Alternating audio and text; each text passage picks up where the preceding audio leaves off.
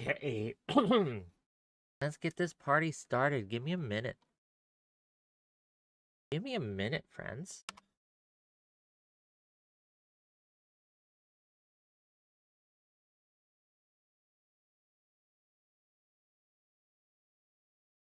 Promo thing. I thought about like putting on, the normal thing I do where I put on the starting soon screen. Where you have the bar sound crowd kind of back alley right behind a hopping bar, right? But I figured we're gonna skip all that because I want to talk to you a little bit before this panel. So, gang, we are going on a Sunday panel in about less than 30 minutes now. We'll have Eudaimonia on there. They'll have this guy named Matt, who seems like a bigwig at some university guy. I don't know him, but seems interesting enough. Whick the Worm, Zesty, Astronaut Farmer, hello. Hello to 𝕍𝖎 as well. Yeah, we're talking with religion. Sunday's hosting the panel.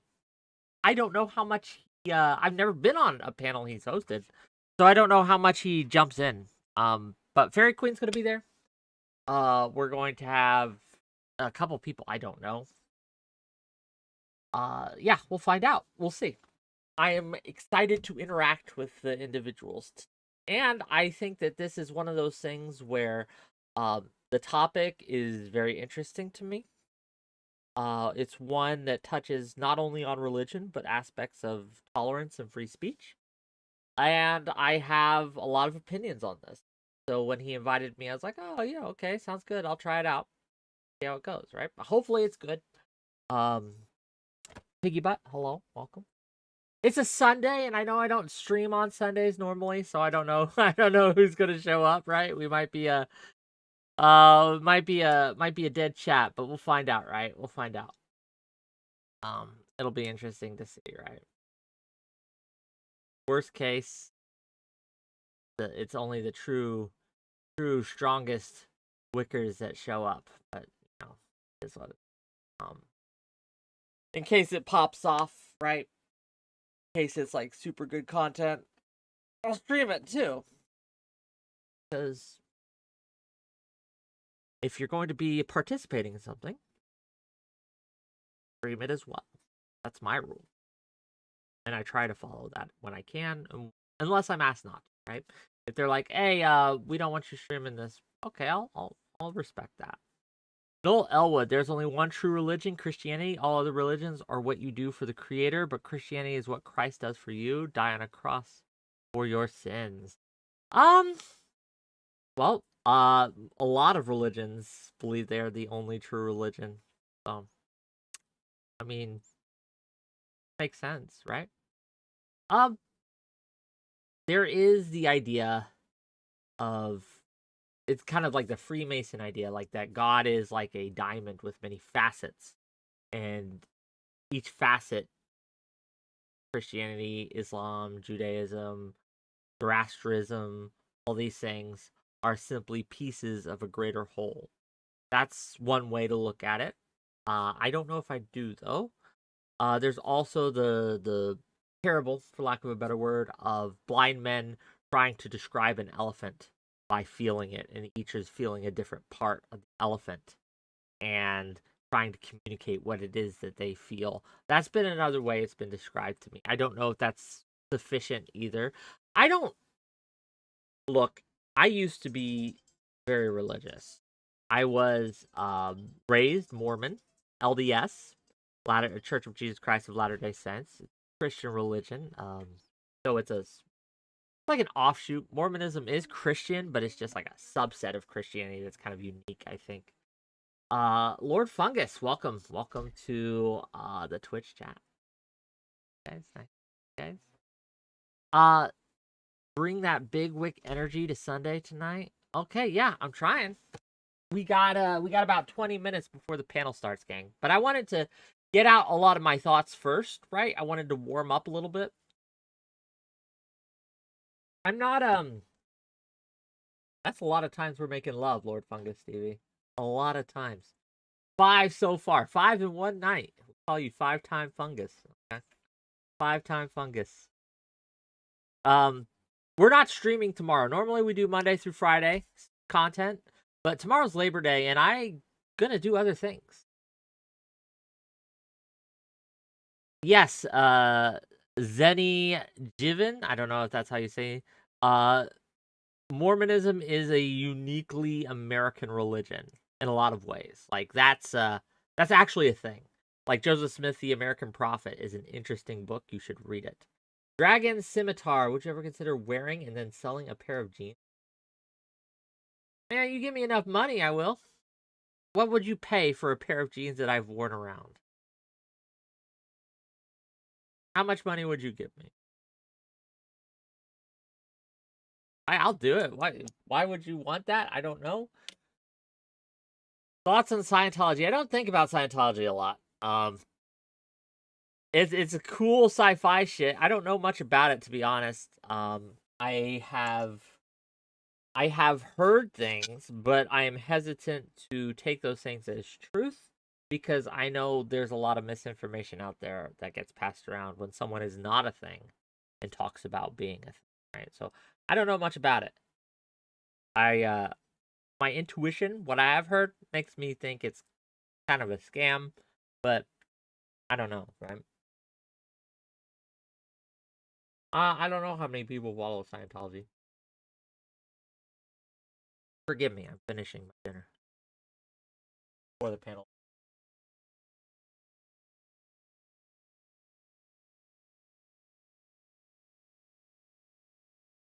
Did you guys like Thursday's show? We had Destiny on, Turkey Tom on. Did you guys like that? It was a much different type of show, a much different style than I normally do, simply because there wasn't any fire, right? It wasn't really a debate, so to speak. It was a conversation. And I had some bigger names on it, so it was kind of a risky experiment. But I wanted to check it. I wanted to try it out. I wanted to test it out. And see how you all enjoyed that. It's doing well on the YouTube, right? Like the YouTube numbers are doing very well, but live numbers were iffy, right? They're mixed. So I'm not sure. I'm getting mixed messages about how people like that. The show was okay. I liked it. Am I agnostic? Yes, I am agnostic. I used to be true blue believer. There are two things that changed my mind or caused me to doubt. I guess that would be the more accurate description of what I am now. I doubt. I doubt. Let me tell you why. When I was a teenager, and I always was told about God is love, right? God loves us. God wants us to be happy. God only does the punishment to teach us a lesson, and once we learn that lesson and repent, he's willing to welcome us back with open arms. But the problem was that this only extended for the period of our life, right? So Mormonism believes in we've always existed, and we always will exist in one form or another, right? The pre-existence, or the pre-Earth life, as it's more technically known, and you have Earth life, and then you have post life, right? Post existence.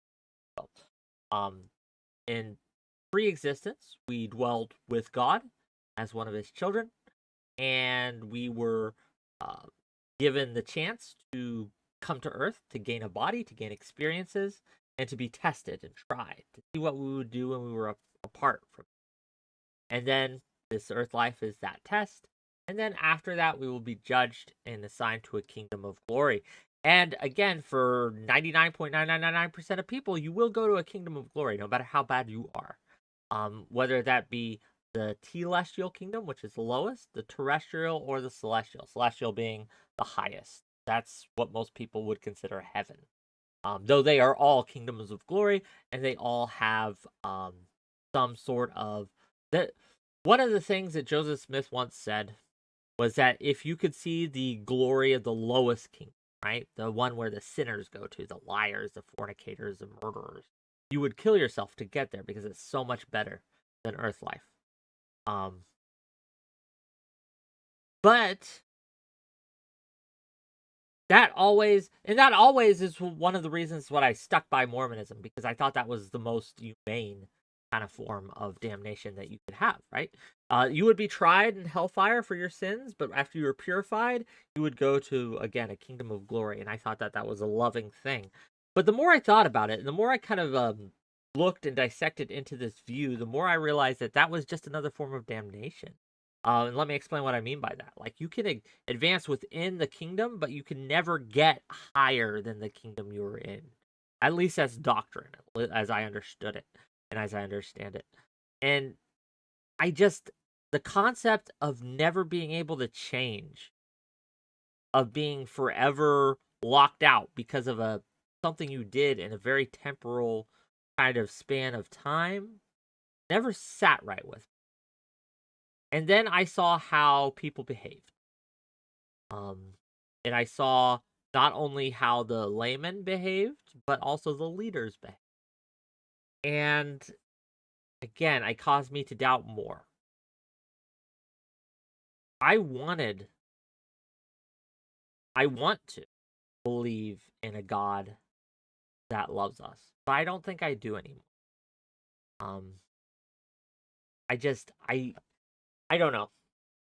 I can't prove or disprove it, right? I think back to some of the experiences I've had, the religious experiences, and they're almost indistinguishable from other times I've been extremely happy that have nothing to do with religion.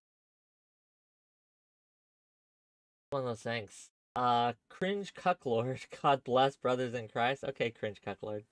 Welcome to the chat.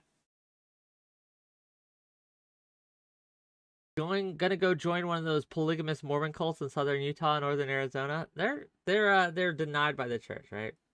Nairsock says you are judging God from a mortal lens. What else can I do? Of course I am. But what else can I do? I have to judge from a mortal lens because I am a mortal person. And while yes, maybe, right, it just is that that's how it works. But if you are all powerful, could you not change at least a little how it works? Like, even if it takes 1,000,000 years, right? Even if it takes 1,000,000 years to progress from a lower kingdom to a higher kingdom, why not at least make it possible? Why not at least give people that option? I don't know. Again, I don't know. I also have a lot of problems with the concept of just the kind of the in-group versus out-groups. And this isn't, to be fair, this isn't a problem with doctrine, because the doctrine speaks a little bit against this. But it is the behavior I see from most Mormons. Is they have a severe problem with in-group, out-group. What I mean by that is, like, one of the things that I always heard growing up was don't date someone who's not Mormon, right? Don't be friends with non-Mormon. But that seemed to fly in the face of what was taught, in that we needed to go out amongst the world and preach the gospel, right? And to befriend people. And also, it seemed to fly in the face of what Jesus did when he was on the earth in Jerusalem, where he would go and he would befriend the sinners, right? The prostitutes, tax collectors, the people no one else liked. It's one of the problems I have with the left. It's one of the problems I have with the left, because I see a lot of echoes of that in the left. And that's kind of what we're going to talk about tonight. On Sunday's panel, we're going to talk about religious tolerance. And can we, as progressives or leftists or liberals even, can we and should we tolerate religious people who have religious beliefs that are phobic, like homophobic, transphobic, etc., when it comes from a religious basis? My answer is we have to. I mean, we have to. We allow this and people with bad beliefs to exist in our groups, because that's the only way we're going to fix their beliefs and get them to be better. if we kick them out, if we don't tolerate them, then that's not, in my opinion, very progressive. But we'll have the discussion in about 10 minutes here.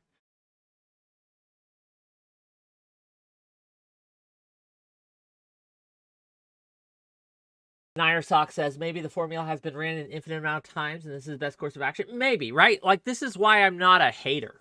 Because I recognize that I'm almost certainly lacking information. If God does exist, he knows more than I do, just by default. And maybe I am lacking information. I don't know. It's just something that I'm having troubles wrestling with. Because, again, I'm not God by any means, nor am I on his level, but he consistently in the scriptures asks us to be like him. So if I am to be like him, that, again, it gives me the impression that I can at least think like him. Or at least I should be able to think like him. Because if that's the goal, is to one day be like him, then we have to have similar thoughts, right? Like, we have to, or not similar thoughts, but a similar grounds, or we could eventually get on similar grounds and have a common language, a common touchstone. And part of the journey would be to develop that touchstone and to see things the way God sees things and to do things the way God does. And that would be the goal, as far as I understood it with Mormonism, right? As man is, God once was. As God is, man might become. Famous kind of quote from Pearl Great Christ. Doctrine and Covenants. Bold of you to schedule this during the best CFB game this week. I don't know what CFB is. What's CFB?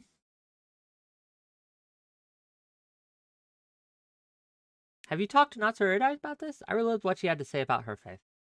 We have not discussed religion 101. I would love to have her on and discuss kind of religion in general. I don't know if that would be boring to people though. Some people just don't like normal conversation. It wouldn't get heated. I don't think.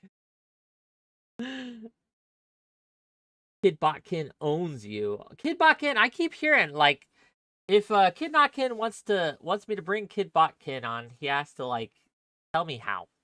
Because I'd love to have him on and just talk to him, right? I just don't know how. I would love to have a small conversation with the AI. I hear good things. I've seen interesting.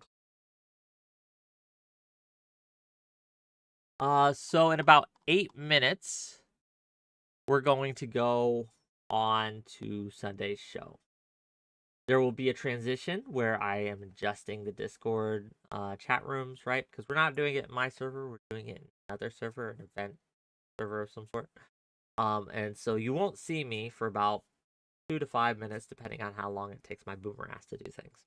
But don't worry. So in about 8 minutes, we'll be having this discussion on the panel. But yeah, I think that, like, the idea of the Latter-day Saint, of Mormonism, right, is so appealing to me on so many levels, because it hits a lot of my my values, which is probably because I was raised in it, right? That's probably has a lot to do with it. But I really believed in those values. I really do. I still do. I still believe we should be kind to others. I still believe we should do good. I still believe in progress and in growing as a person through love, through acts of charity, and through being accepting and tolerant. These are the things that I think Mormonism, at its best, preaches, but it just doesn't practice it, and that's a problem. And like I said, I would excuse it by being like, okay, mortals are mortals, right? We're always going to be imperfect, but it kept being a problem, and I kept getting this dissonance by reading and hearing what was being taught and then seeing how it played out when the rubber hit the road and seeing a awful disconnect and then people justifying the disconnect. And so again, I just kept seeing this over and over again, and I don't know. 𝕾𝖍𝖎𝖙𝖘𝖍𝖔𝖜 has his echo chambers and justifies it. Aurelian, I remember watching a 𝕾𝖍𝖎𝖙 episode and you got banned. Is this just sour grapes? Are you being a sour grape right now? I don't know what you did to get banned. I just saw him yelling at you and then he banned you. But I didn't pay that much attention to it, real.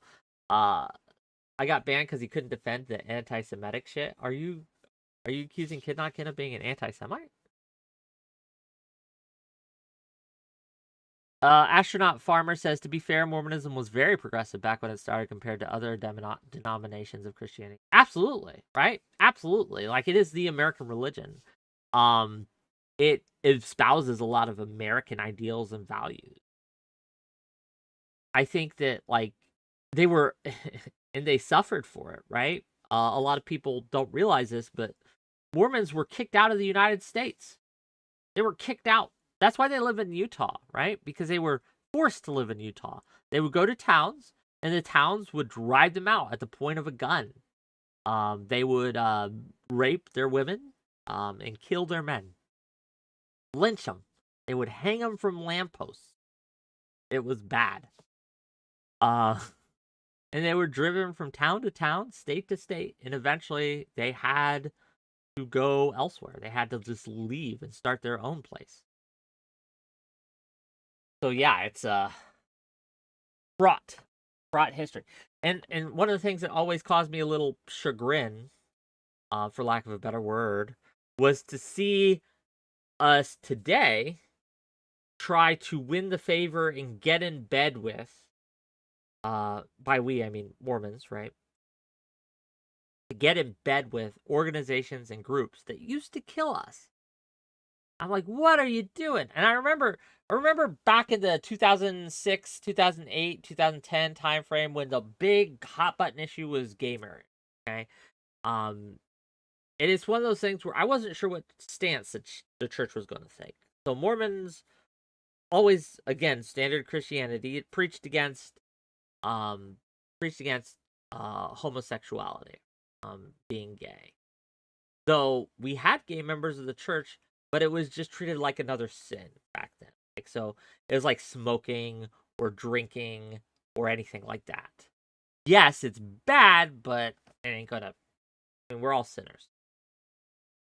So I wasn't sure, because the church also has a history of being very libertarian in that they don't like when the state gets involved, because again, the state used to kill them, right? Like, the state used to kill them back in the day, so they're pretty libertarian vibes there. But for whatever reason, we decided to join up with the other kind of Orthodox Christian organizations and denounce gay marriage as a thing. I thought that was a mistake. I think it's been a mistake, and I think it continues to be a mistake. We can say, hey, this is not something we approve of, but if you want to do it, the state shouldn't stop you from doing it. Much like alcohol, drugs, and a host of other sins that most Mormons you talk to would agree that the state shouldn't be legislating morality. But for whatever reason, they decided to jump on board that train. It was a mistake. Yes, Nyer Socks, unironically. I mean, probably not as bad, but unironically, we had our share of oppression. Well, 200 years passes, and you forget a lot of things. You forget a lot. And not to say that they were perfect back then either, right? Mormon Church had its share of prejudices for years and years and decades and decades. And because of the way it's structured, and the way we kind of trust in our leaders and prophets, change is slow. because tradition and doctrine and policy all get mixed up, and tradition and policy are by a lot of people seen as doctrine when it's never been doctrine and never will be doctrine. But because it used to always be this way, it's always gonna be this way is the thinking, right? And that's been to our detriment. But I'm gonna switch Discord rooms. I'll be back, gang. I'll be back. So I'm not white.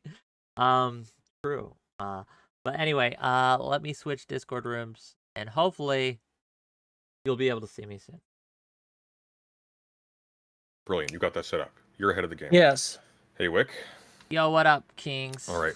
We're going to start in about 5 minutes on the dot. Sorry, we're a little bit late. This is the first one, and just getting everything set up, so we'll be good to go very shortly. Whick, can we get a mic test from you quickly? I know you're probably fine, but just to... Yeah. Give me a second. I'm trying to get my thing to capture it. Sweet. Okay. Oh, and we need to Star Panda the role. There we go. Who's lacking one? Okay. Figured it out. I think we're all good. Okay. Looks good. All right. Cool. Okay. We're gonna start in 5 minutes. You guys do what you like. We'll start on the dot at 4:35. Okay. Cool. Sounds good. All right. See you then. Love it. Nice to meet you all. Hi. Hey. Hi, you too. Yeah. Yes. Hello, I'm Xena. Poppy. This is Xena. Poppy. Hello, Nice hello. Nice to meet you. Hi. Nice to meet you. So, how do you guys know President? Mostly making fun of him on Twitter. Oh yeah. Yeah, Here's usually. in DM sometimes too. Yeah, you do what you can. President Sunny's been a big supporter of our channel. We're still little, and generally speaking, tease him when he's being a little weird and otherwise being good. It's good stuff. So, what about you guys? How do you know him? We've gone the round several That was times. very loud. Me and Sunday, both on Twitter and on his show and on mine. So yeah, we have a love-hate relationship. Were you on the what was it, the political violence panel, weren't you? I was. I forget which side you were on. Were you on the I am no against violence? political violence. Not on the okay. no violence. Not on the no violence. I think violence has a time and a place. I just think that we are all too often are quick to go with violence when we should take a beat, take a step. I think violence in general, at least in a democracy, hurts your cause more than helps it. But yeah, that Fair enough. Fair enough. Yeah. I think the Favorite only says person hello I know too. here is FairyQueen. I don't know any of the rest. Hi, Yeah. FairyQueen. Hello. Nice to see you, Wick. How you doing today? I've been playing a lot of Starfield.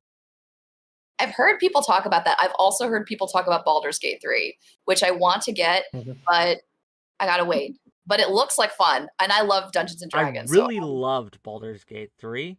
I finished my playthrough of it a week ago, my first playthrough of it, and I'm giving it time before I go back to it, but I'm definitely going to go back to it. It has a lot of replayability. If you like CRPGs, you'll love Baldur's Gate 3. I think it hits all the right notes. It does it very well. My only criticism is a little too horny, but I mean, yeah. Then I'll love it. Excellent. I mean, for some people that's a selling point, but for me, it's like, is it okay. really like this earth-shattering masterpiece that I've been hearing about though? Because like I mainly play like grand strategy games, like Total War games, like Paradox games, and all that stuff. But like that even came on my radar because everyone was talking about it. So like for someone who is like a little RPG casual, would it be a good thing for me? Do you think? Well, that's hard to say. If you don't like the genre, you're probably not going to like the game because it is a CRPG, right? But it is the best in the genre, in my opinion. So if you are willing to give it a go and you want to try the genre out, you might start there. It is the only, I think, commonality it would have with a war game is that it does have pretty interesting tactical battles. I think that being able to build your units or your characters and see how they play out on the battlefield in different settings with different environmental factors going into play. Might be interesting too. I don't know. Yeah, it could be. I mean, I like the RPG genre. It's just the amount of time you have to sink into a character was always a bit intimidating to me because I was like, man, 100 hours to sink into a game. That is definitely like a selling point for like in terms of depth of experience, but it's also like scary considering like my wife will probably kill me if I end up becoming more dwarf than man.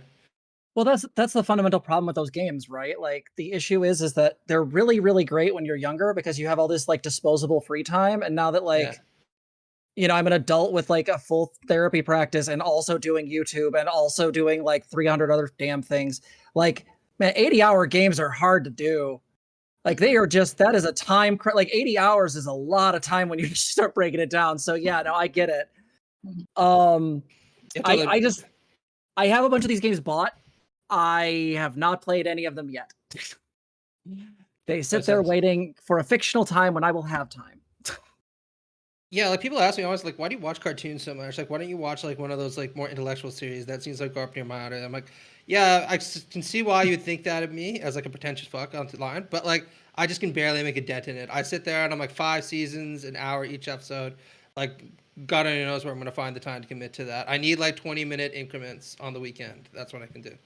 No, I need like Amphibia. I need Owl House. I need something that is just like I need candy. I don't mind it having a little depth, but I just need something that's really simple. I need to not be repeating like the rest of my job. Yeah, my free time. Okay, I need chill things.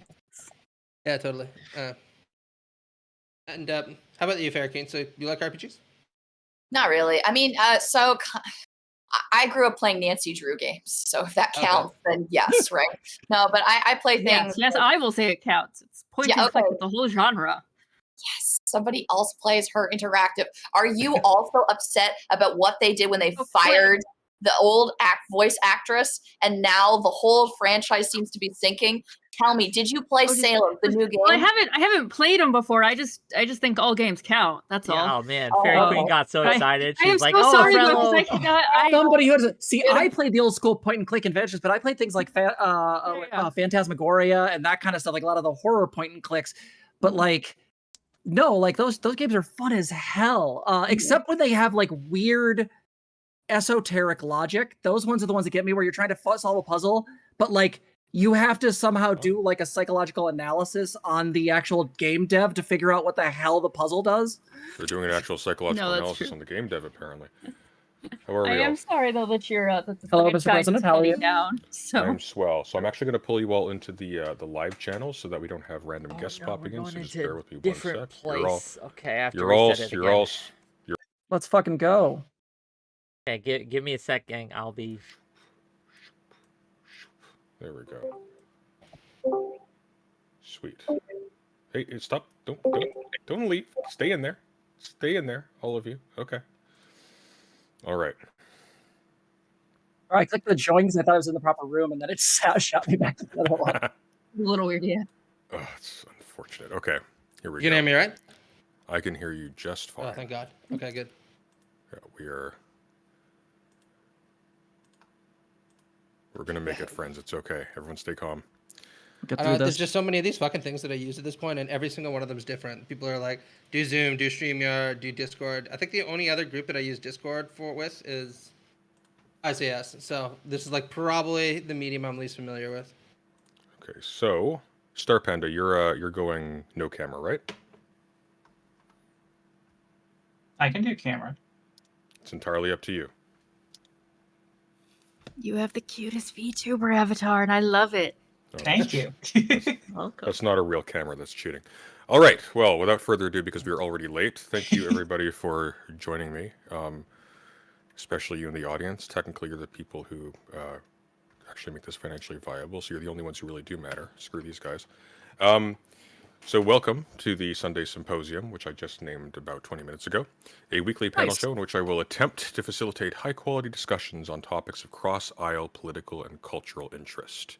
Today I'm joined by FairyQueen, Professor Matt McManus, Star Panda, Whick, and Xena and Poppy, who are cheating and having 2 people on the same screen. It's true. So, We are here to discuss the problem of reconciling the value of toleration of religion and of religious diversity with the problematic fact that many religious beliefs directly oppose that value, as well as the existence of other groups, whether these be groups identified by religious, gendered, ideological, or political characteristics. My role today is as a facilitator, which means while I may intervene to ask clarifying questions or to maintain order in the event that it grows too chaotic. Whick, I'm looking at you. I will not be taking sides or taking part as a protagonist in what follows. So how this is going to go down is we're going to go around the group. You're all going to give a roughly 1 or so minutes long introductory statement so we know more or less where you fall. We're then going to have an hour and a half of open discussion, after which we will be taking call-ins. Now, you are obligated to stay for the call-ins, but it'd be great if you were. If you would like to call in, please join the Discord server pinned in the chat and go into the waiting room, and I will pull you in the order in which you arrive, hopefully. So with that out of the way, let's start from the top. We'll go around clockwise. FairyQueen, would you like to begin? Thank you. I would. So our topic tonight is, can we reconcile tolerance of religion and anti-progressive religious beliefs? And I will come to all of you in humility in that I don't know, but I am prepared to listen to what our conversation will reveal. I am leaning towards the answer that no, I am not sure, and that it probably depends in some circumstances. Before we begin our conversation, I have a few pitfalls I'd like to ask that we try to avoid. Number one, arguing about what the doctrine of a faith actually teaches. The first reason is that even if the doctrine of the faith doesn't actually translate to an intolerant belief, that does not necessarily mean that people do not sincerely hold those beliefs. So an example would be the classic Leviticus translation of the verse, "Thou shalt not lie with a man as you shall with a woman," right?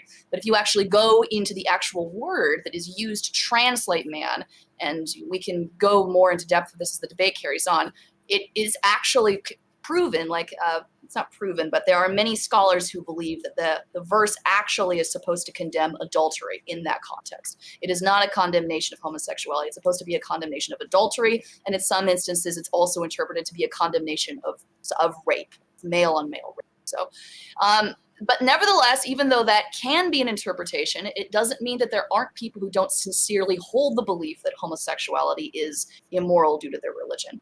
Which means that arguing about whether or not the faith actually is homophobic or is not homophobic is besides the point, right?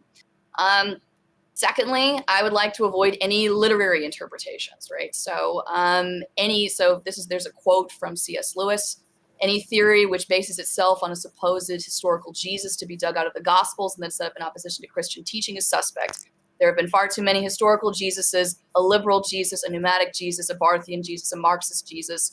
They are a cheap crop of each publisher's list." I believe I'm running out of time. I don't want to. Thank you very much for the 1 minute long opening, FairyQueen. I'm sorry. It's much appreciated. No, it's I'm totally sorry. fine. You'll have lots of time. You'll have lots of time to flesh out. Do you want to just wrap up really quick? Yes. So here are the two things I'd like to ask my fellow panelists, and I can go through the pitfalls later as well.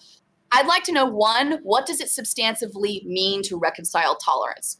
Does it mean that we decry Salman Rushdie when he's stabbed after 33 years after a fundamentalist answered the cry of that 10,000 protesters outside of Islamabad? Or does it mean that we slam Rushdie's work for its insensitivity towards Muslim populations in Europe? Does it mean that we think that the law should not intervene on behalf of a child, of a Jehovah's Witness, allowing her to die on the operating table if parents do not consent to their daughter receiving a blood transfusion? So number one, what does it mean to reconcile tolerance? Number two, I want to inquire on what makes a belief anti-progressive. I know there's a normative understanding. Okay. Matt McManus, I'm terribly sorry, FairyQueen, but I said 1 minute and I gave you an extra one. Matt, you have 2 minutes if you so choose. No, don't sweat it. It's all good. Continue. Please. Of course. Well, first off, thanks a lot for inviting me. It's great to be back. Thank you for being here. It's great to have our new panelists and to get to meet everyone. Very briefly, I'm in a kind of a weird situation whenever it comes to this, because as a liberal Christian socialist, I have my own inclinations about this, but also as somebody who ends up writing a lot about Marx, Nietzsche, and secularism, I'm also attentive to the problems that are associated with the dynamic secularization and some of the emancipatory dimensions of that as well. So my approach to religion is inherently dialectical. I think that there are elements of every religious tradition that we can look at that have emancipatory and progressive qualities. And certainly I'm not alone there. I also think that there are many elements of every religious tradition, certainly that I'm familiar with, that have regressive qualities that support various forms of hierarchical organization that entail the subordination of vast numbers of people. And those are the kind of things that I don't necessarily want to get behind. So in terms of, do I think that we can reconcile progressive social policies with religion? I think the answer is yes, but with a very long but and about 1 million qualifications after that that we'll probably get into over the course of this discussion. Thank you very much. Star Panda. You are inaudible, just so you know. Yeah, there you go. Fixed it. So I wasn't sure about the question. I didn't necessarily like that it seemed to presuppose that religion is inherently anti-progressive, but maybe I'm wrong on that. But essentially, it feels like this is an issue of a culture of anti-progress and anti-intellectualism, where I guess people don't really want to think critically, like in the general populace. People want necessarily an easy answer and often don't want to take nuance into consideration. And ultimately, this isn't really a religion problem to me. It's more like anyone seems to be able to be anti-progressive, and it seems clear to me that even atheists can lead the charge in that respect. So that's my position. Thank you very much. Whick, take it away. Yeah, so it comes down to, do we tolerate the beliefs of others, whether religious or otherwise, who seem to be antithetical towards progressive values or antithetical to our own values? And I think that we can do naught else to do, like often is brought up, and I'm sure it might come up today, is the paradox of tolerance. Popper's paradox of tolerance. I reject the framing that if we do not stop the intolerant, and by we I mean the state or other institutions, that people will simply fall into intolerance from those preaching it. I have faith that people can be and should be and will be better. That if we allow people to make their own decisions and you give them options between tolerance and intolerance, yes, sometimes they may choose the intolerance. But if we take away their choice and simply exile or censor anyone or anything that espouses any intolerant views, we've taken away their choice, and I think that's fundamentally anti-progressive. We'll get into it in the open. I'll stop there. Thank you very much. Xena and Poppy, so there's two of you on the one screen. I've just received confirmation that Eudaimonia will not be making it today. He has some personal obligations that have popped up or something along those lines. If you would both like to take a minute, be my guest, because we are one man short. So. I can start us off, and then you want to go? No, well, we mostly kind of figured out our opening statement together. So. Yeah, so... yeah, go ahead. So, I guess I find myself in a place of sort of, again, it comes down to looking at things in a practical sense. Is there a way to reconcile this? And to me, I don't have a problem with someone necessarily having an intolerant belief until that belief becomes political action. So for me, the issue is that you can have an intolerant belief, but when you try to exercise that belief in a way that then does harm, for example, preventing a child from transitioning, from allowing a person to explore themselves or to do whatever is necessary for their own personal growth, benefit, medical well-being, etc., that's when you've stepped in it. And to me, the issue here is that, at least from our perspective, the way we've talked about it, is that I think it comes down to a fundamental philosophical discussion about what beliefs should be tolerated in a just society. I think we have to come down to actual individual beliefs. And again, I agree with the notion that we shouldn't get hung up on this notion of what, the doctrine actually says. I don't give a fuck what the doctrine says. What I give a fuck about is the people and the way in which they enact their beliefs. So if someone thinks that me and mine are going to go to hell, that is unacceptable. I don't care what their magic sky daddy tells them. At the end of the day, that should not be allowed within a just society, because that belief, fundamentally, if it starts being used as political action, will lead to some form of social violence, one way or the other. Go ahead, ZZ. Yeah, no, I 1000% agree. Yeah. A lot of the issue comes down to, okay, on a personal level, like things that just exist within me, totally cool. As soon as those beliefs start fueling actions and affecting how we treat others, then we have a problem that we actually need to start looking at. Okay, how are we treating others? Are we doing that with kindness, or are we harassing people? All right, thank you And very in much. fact, I think. Oh, I'm sorry. You're especially- still going. My Oh. apologies. Sorry, yeah. No, it's okay. You paused. I thought you were finished. Continue. Especially on, the left and in progressive spaces, there does actually tend to be a wide variety of religious beliefs among everyone. Just, I've been finding that a lot of people tend to just keep those close to the chest. So, I would rather find a space that can be open and accepting to various beliefs. All right. And solidarity to everybody this Labor Day. Feel very important to get that out there. Thank you very much. I want to, if I may, is this open now? I don't. It is. I was about to say it's now open. So be my Okay, guest. sorry. I sometimes forget. We're gonna go for an hour and a half. It's It's all good. It's because you're in the center of the screen. I understand why that would give you an ego. I want to talk to Xena and Poppy. Sure.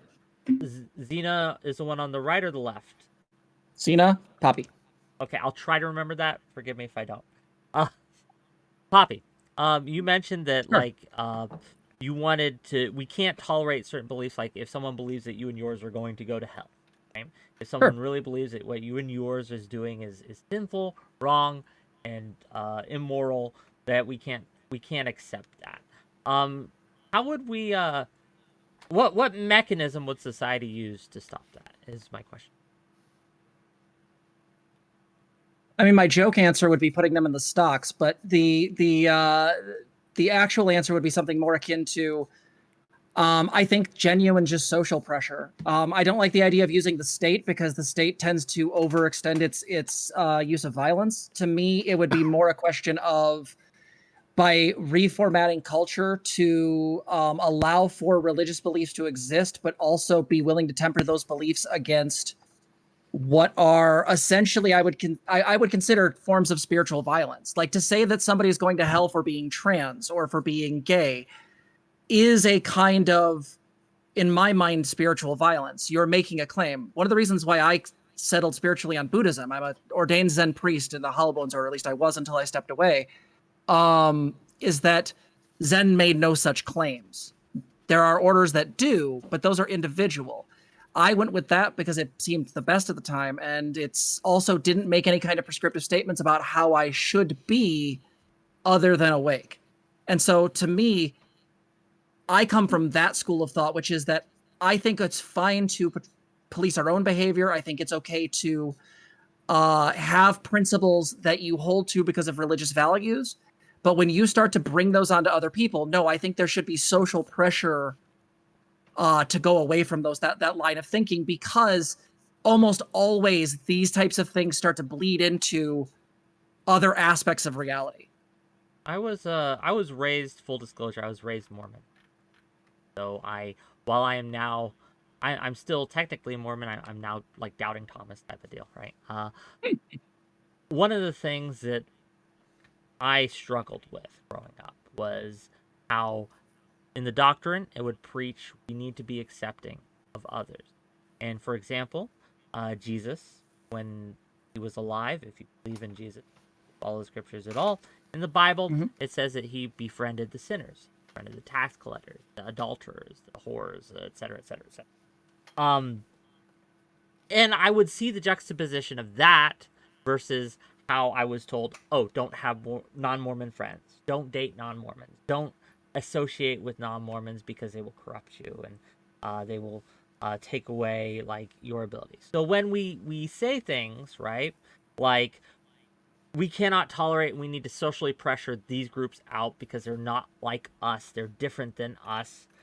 I hear echoes of that, and I understand what you're saying, that you don't like the spiritual violence term is interesting. I want to investigate a little later, but this idea, right, that we cannot tolerate those that have beliefs that contradict and are at odds with us. I don't know if I believe that. I think that like social pressure, I don't want to social pressure them out of their beliefs by exile. I want to social pressure them out of their beliefs by just example, by providing a better way, by showing them benefits of tolerance. But yeah, sorry, go ahead. Could I interrupt on something there? Because I think there's a miscommunication we're having, and that is that so when I say social pressure, I'm not necessarily saying punishment.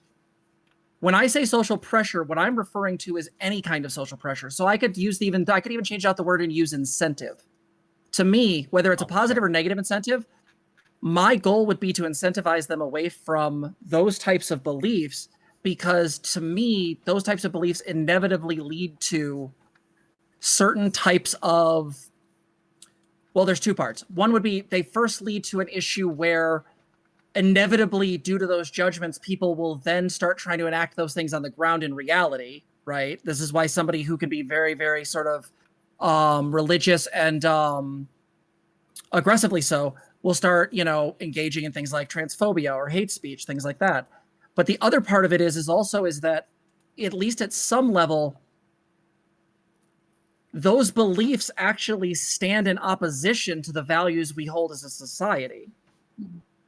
And that's, if we believe in right? Okay, very quickly, I want to let Whick respond, then I want to see if anybody else wants to jump in. Yeah, sorry, I don't mean to monopolize things. Apologies. Oh, you're no, it's okay. So that's the crux of it, right? I think that even if there's groups in society that want to change society, and they don't have to be religious, right? That want to make society less tolerant, and this is where kind of the crux of the issue is that if we are to make our society less tolerant for those groups, then, I mean, we've done their work for them in a way. I think mechanisms and procedure are very important, and what is decried as a hateful religion or an intolerant religion one day can be expanded by bad actors, either on the legislative level or on the cultural level, and by feeding into that, we have to stop the bad guys by pressuring them out, is going to lead to bad actions. And that's my only worry and concern. And I've seen it play out. And I think we have to, and as unsatisfying as that may be, is we have to accept. We have to turn the other cheek. We have to accept the spiritual violence, as you will, because to fight against it just makes us worse as a society. But anyway, that's me. Thank you very much. Does anybody else want to jump into this? I had a question for both groups, if that's possible. Whick and Xena and Poppy. That cool? Yeah. Sure. I know Xena had something too, so Xena can go after that, but go ahead. Okay, cool. So this is just whoever wants to answer the question. So just a little bit of way of background, right? I grew up in a actually a very conservative town. The leader of the Conservative Party of Canada is now in my writing. I grew up Roman Catholic. I tended to believe that homosexuality was wrong, abortion was wrong, and it was a real transition, and a difficult transition, I should say, for me to give up those beliefs. But I'm very happy that they are gone. And one of the things that really inspired me to transition away from these kind of belief systems when I was like a teenager or something was the fact that I had queer friends and queer cousins and a trans cousin, all of whom said, this isn't right. You should change your attitude about these things. And gradually over time I did, because I realized that I was being an asshole about these things and that I didn't want to be that kind of person anymore. And I'm very grateful for that. But I think it was a tough thing for me reflecting on this, because on the one hand, there is no doubt that having positive queer role models in my life was essential for me to give up some of my more reactionary views. On the other hand, it makes me really uncomfortable when I hear people say, like, well, this is what the thing, they should model this kind of good behavior for you or other people like you in that similar situation, and that will lead to the kind of transitions that we think are important, because it kind of lays the onus on the victims of prejudice to actually model the kind of correct behavior to enable people to move away from prejudice. I don't really have a good answer for this, and I'm just wondering if you guys kind of know what you think the right formula would be. You want to go first? No. Sure. I mean, I know ZZ and I've talked about this on our channel before, but the big thing for us is always again, it's exposure therapy, right? I'm a therapist by trade. And so for me, this comes down to exposure therapy. Representation is huge. So making sure that people have good examples of queer, we'll use queer people because that seems to be coming up. Queer people is a good example. Again, a little girl, a 4 or 5 year old little girl sees, even if she's in a conservative family, watches She-Ra, parents are off doing whatever they're doing, and she sees, Catra kiss Adora. And even though the social systems around her prescribe this as being wrong, if she's a little gay girl, that seed is now planted. Like, wait, girls are an option? So to me, representation is huge. Giving people the opportunity. I am a big fan. It's interesting because, like, even though Whick and us seem to come down on a different perspective, we're also a big fan of choice. And so to me, part of the way you create this is by giving people as many options as possible without, obviously creating like the paradox of choice. My issue, and I think 𝕍𝖎's as well, is just giving people as much examples as possible. The more there are trans people in existence, the more people get used to our existence, and it becomes less and less of an issue. I think this is actually a really good place for me to hop in. Go ahead. Because part of the thing with choice is that you actually need to have the knowledge to make choices, right? If the only thing you've grown up with is this thing is the bad, then that's all you've got, and that thing is bad. And so I slightly disagree with Poppy from earlier. I do think that there are a few ways that our legal system can still help with this issue. I'm a big fan of enumerations on non-discrimination policies. That has been shown to do a lot of good as far as bullying and harassment. And so this is helpful in schools, in the workplace, and a lot of other places to make it clear to people, like, no, these groups are protected. We're not going to go harass and harm them. Okay. And I think that the more education we can do, particularly like in schools, okay, or even on like just a local level, just hosting events, can be really, really helpful to be a social pressure to move people away from these things. Because suddenly there is now more options for them to learn and see other examples. And usually when you're doing events, it is a bit easier to solve like the role model issue of, okay, not everyone has to be a role model, but now you have people identified in your communities that are. And like, I grew up in a town that is very, very Christian, has all kinds of mega churches, and actually it does have some of the fire and brimstone churches, and like put in the paper that certain people were going to burn in hell, all right, for supporting gay rights. Like, that was a thing that happened. So, I think we do need to find demonstrable ways to actually like address this stuff, even if we want to let them have the choices. What they're doing is essentially harassment. Is that so harassment though? But I want to answer Matt. Is that your name? Sorry, Matt's question first. But then I want to talk about that. So to your question, like about putting the onus on the victims of oppression to be the examples. It feels icky, but I think it's the only way forward. It's not fair. It's not just, but it works. Contact theory works. And while in an ideal world they wouldn't have to, I don't know if we live in an ideal world. In fact, I think we don't. And I think that we need to just go with what works. And while people who aren't members of those oppressed groups can be allies, it's not the same. And it doesn't have the same effect that it does when members of those groups do it. I think that, again, being an example is just powerful. It has a lot of influence. And yeah, like it's maybe not a satisfying answer. I just, again, over and over I've seen where you have to give, even if it hurts, in order for people to tolerate you. And it's not fair, but it is. All right. Would anybody else like to jump in?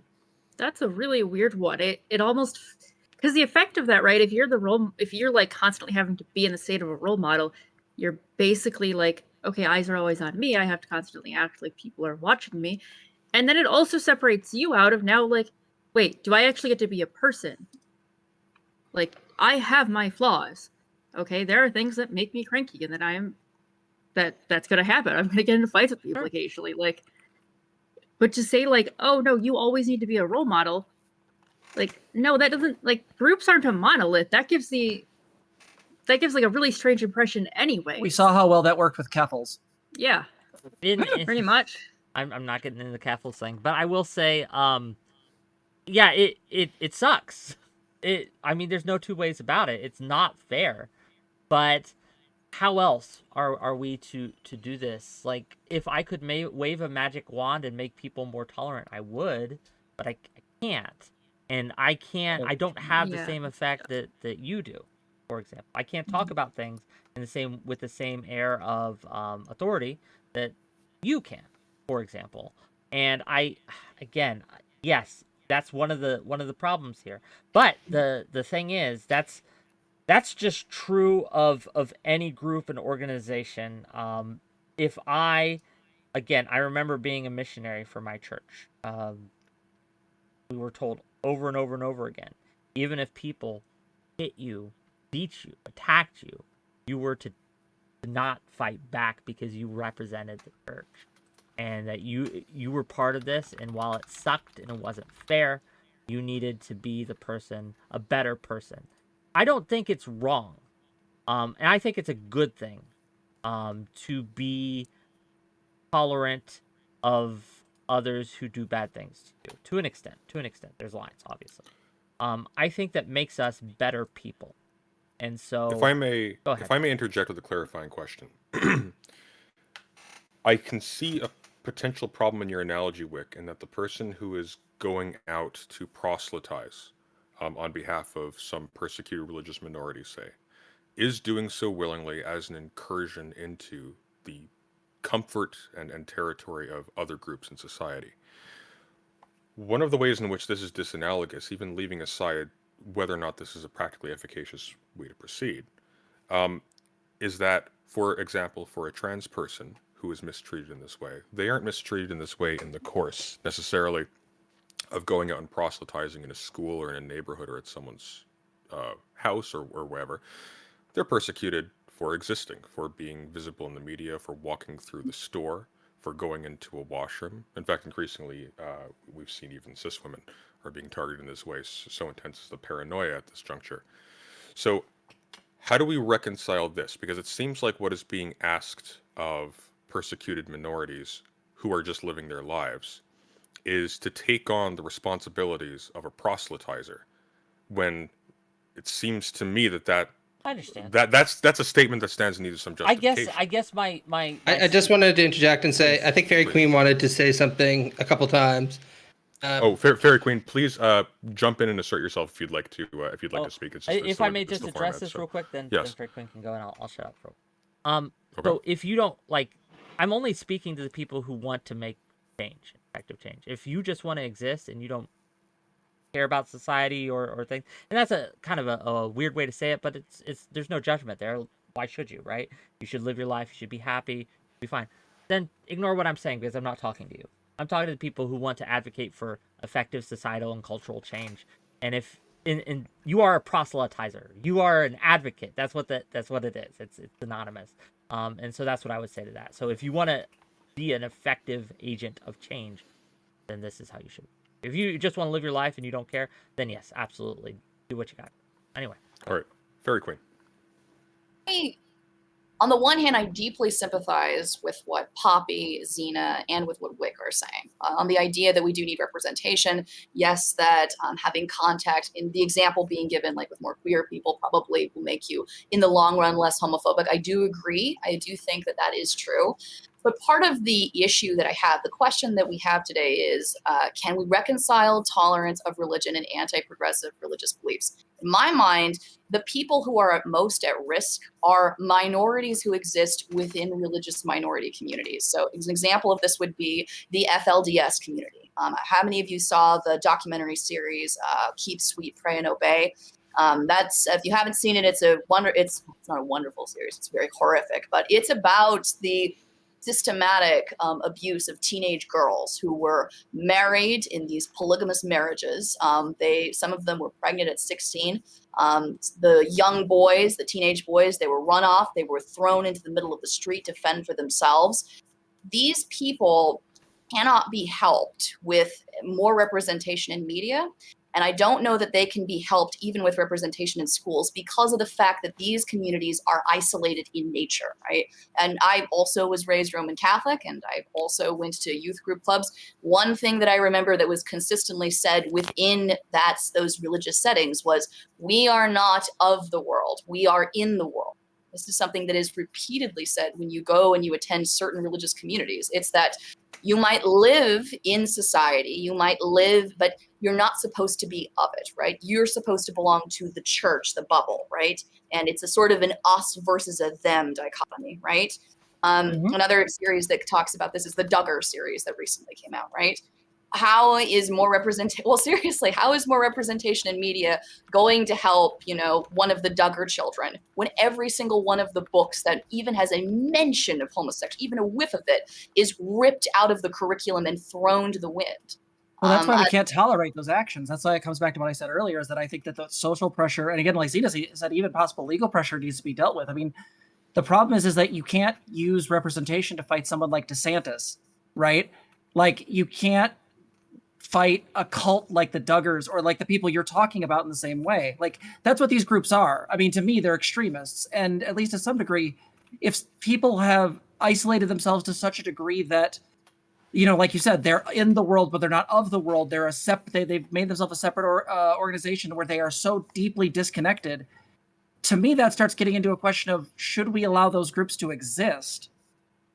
Well, and like the stuff that you're mentioning, especially, is starting to bridge on abuse, just straight out abuse. And I mean, look at the Duggars. Yeah. So I think those almost fall into another legal category of, okay, now how do we actually like structure laws to protect from abuses happening in those situations? And that's a little bit, you know. Yeah, we don't allow human sacrifice. Very quickly, Star Panda, I see your mouth moving. I don't know how much you can actually gesticulate with your VTuber. Did you want to weigh in on this? I did. Probably not what was said just now specifically, but there was something from Whick that rubbed me a little bit the wrong way. So when you were talking about, what was it? The good role models for certain minority communities, it rubs me the wrong way because even if you do have those good role models, if you're going to, like, let's say a very conservative place, they're going to be deep in that sauce, and they may see that one person as like one of the good ones. So it doesn't really help that much in that way, where like it happens with like Black communities too. They'll see a person as one of the good ones rather than seeing it as the whole community being like people, right? So like you need diverse kind of perspectives, I guess. So if I can be able to, you know, if I can just very quickly, just for the sake of clarity. So what you're pointing out is that in the event that you even have maybe like a high concentration of people who are deliberately attempting to model good behaviors on behalf of the group so it looks decent and acceptable to groups on the outside. Nonetheless, there might be a perverse effect that takes place where the people who sign on to the bad view of that group in the other groups that are judging it, they may be taken as the good examples of that group, and the rest of them are essentially canceled out. Is that more or less reflective of what you're saying? Essentially, yeah. Okay, thank you. Basically, like, you can't really control how other people see you, and it becomes frustrating, even if you're an advocate, when you're trying to like put out this good image, I guess, and they just see the good image coming from you, but then like extrapolate other things from the other parts of the community. Yeah, I wanna... If I could just add to that. Okay, I wanted... Matt, and then Whick, and then whoever else wants to jump in next, put your hand up, okay? Continue, please. Thank you. My comment is extremely brief. I think that's a very good part by Star Panda. I spent a lot of time writing about the right, sometimes to excess. But one of the most consistent features you can see of right-wing talking points is their ability to rhetorically deflect any association with hate while still advancing what are ultimately bigoted policies. You can see this in multiple levels, right? I am not a racist, but, you know, I don't want these people living near me, and also, you know, I want my community to look the same as it did before. Really common one we can hear about from Tucker Carlson. I just reviewed Matt Walsh's extraordinarily transphobic book, you know, What is a Woman, for Jackman magazine. And he consistently says, you know, I don't hate trans people. There are even trans people that I like. He doesn't use that term, right? But, you know, love the sinner, hate the sin, right? And to my mind, that is about as fig leaf as you can possibly get for advancing what is an extraordinarily hateful very transphobic rhetoric that is abetting any number of extraordinarily cruel policies in red states right now. So I think that we need to be very skeptical of instances where we see that kind of rhetoric deployed for exactly the reasons that Star Panda mentioned. Thank you very much. Whick, please. There's a lot to. I'll be as brief as possible, but I want to tackle what FairyQueen said, and I also want to address Star Panda's criticism. So I guess it comes down to whether or not you believe contact theory works, and I do. I think it's a sound theory. I think I've seen the effects of it, and I think we've all seen the effects of it as society. Like, I'm a little older. I'm 40 years old, right? I have seen society shift because of these good examples, and that's the thing. It doesn't happen in a month, a day, a week, even a year. This is a generational shift that goes on. It's incremental and it's frustrating. I understand. I get it. But the arc of justice is long, or the arc of the universe is long, but it bends towards justice. I'm fucking up that quote, but you know what I mean. And it's very true. We see through the sacrifice that individuals and groups have made, we have come a long way, and we have a long way to go, but we are much more tolerant today than we were 50 years ago. On almost every metric, life is better today for minority groups in America than it was 50 years ago. So while yes, it can be frustrating in the now because we don't see any shifts, we don't see any changes, and we see some backlash coming out, and we can't ignore the backlash, like the Matt Walshes, the Tucker Carlsons, the DeSantis's of the world. There are problems, and what we need to do is take away their base of power. Right? The reason that they have influence and power is because they have an audience that wants that kind of thing, that are looking for justifications towards their prejudice and things like that, and their fears. If I can, please go for it. And then Xena and Poppy, you were waiting. FairyQueen, and then yeah, I did want to get to FairyQueen's point. Okay, but you responded to one, so I'm going to do is I'm going to let FairyQueen respond, I'm going to let Xena respond, I'm going to let you come back to it, and then we're going to switch gears a little bit. FairyQueen, please. Whick. So I don't disagree. I believe, obviously, that over the course of history, that obviously we are in a much better position than we would have been 50 or 100 years ago. I also think that point is besides the point. Because even in the golden hill that we are all striving towards, you are still going to have some people that are within, if you promote religious tolerance, who are going to have extremist views on the fringe, who are going to want to self-isolate, who are going to probably discriminate against minorities who are within the minority community, right? So even if it's true, and I don't disagree, and I certainly hope that it's true, and to be very clear, I'm not disagreeing that representation doesn't matter or that it doesn't work. What I'm saying is it is not going to be effective in all cases. And when we're talking about discrimination within these communities, we are talking about communities that are often on the fringe. We're not talking about your average churchgoer. We're not talking about your average person. We're talking about people who have deliberately extremist views. And I do want to respond to something that Poppy and that Xena said. And listen, I sympathize with that, and I agree that, especially with the FLDS and with the Duggar family, clear instances of abuse. But you're going to come into a problem, and this is why I really wanted to interrogate what that meaning of the word an anti-progressive belief really is. This is the reason why I brought up Salman Rushdie and the Satanic Verses, right? That's a very clear example where different people on the sides of that argument had very different ideas on what it meant to be, what a progressive value was, right? So what if, for instance, you go into a community, it's a closed Muslim community, and you have a man, for instance, who has 4 wives? Is that something that we should socially pressure men to not be able to do within our society? Because you can provide that. But if you do, you're probably going to get some pushback that your pressure is Islamophobic and that it's intolerant and that it's a colonial Western attitude that is being imposed upon these communities, right? You're going to find that that's true for many religious communities, which is a concern and something we're thinking about. That's a very interesting point you've actually brought up, FairyQueen. You know what you should actually look into, though, is not necessarily the treatment of Muslims. You should look in the treatment of Indians in Britain and Canada, in particular, in the last century. It gets really interesting that way.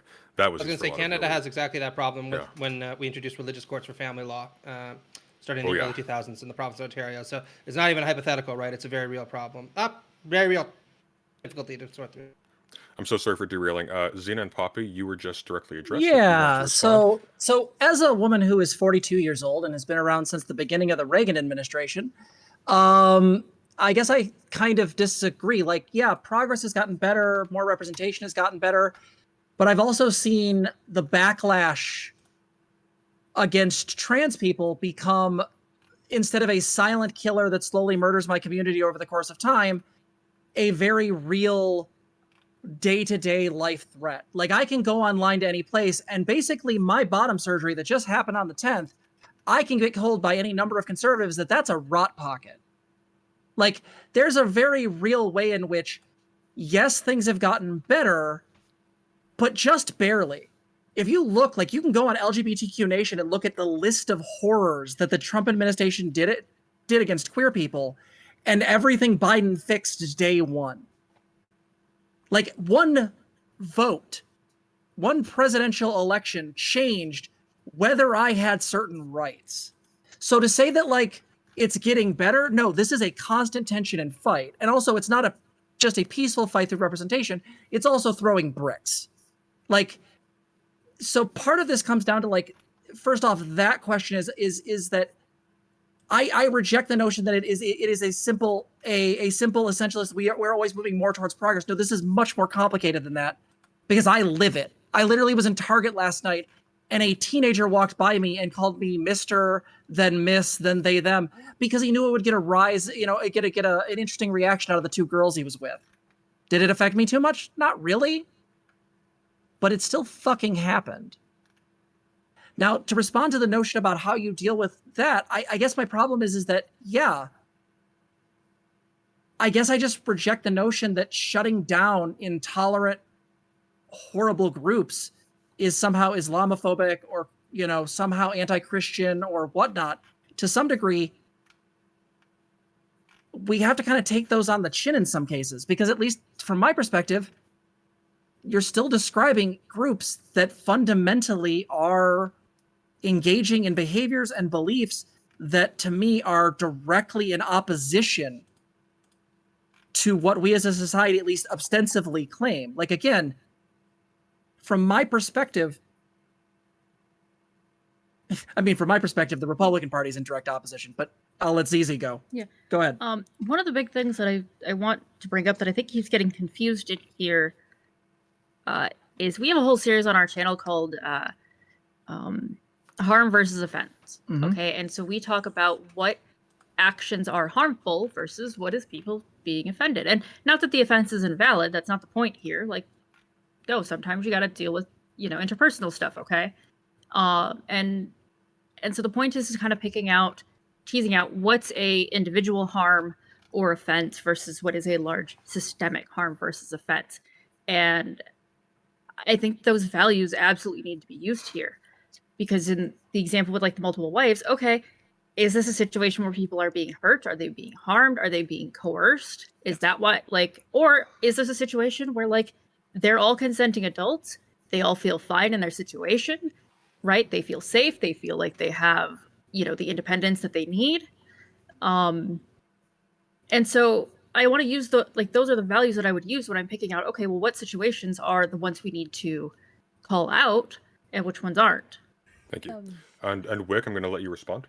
Sure. I think that there's like almost two separate categories that we need to deal with. There are where we talk about abuse. I would say abuse rather than harm, because I think some levels of harm are just going to be with us. Well, we're generally talking about, like, systemic harm. Sure. But in this case, that's what but that I'm series means. trying to address FairyQueen's point about abuse in, like, the FLDS movement, things like that, where people are literally kept prisoner, right? And married off at 14, 12, 16, right? Like, really, really young. We can recognize that there are certain things that are beyond the pale.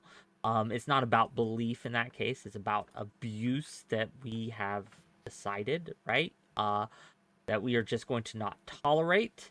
And I think that's a separate thing than a belief. So my separation is, I would allow someone to advocate for that thing. To say, hey, I think we should be able to marry 12-year-olds. I would think it's abhorrent, but I wouldn't shut that down. Clipped. I wouldn't. Sorry, continue.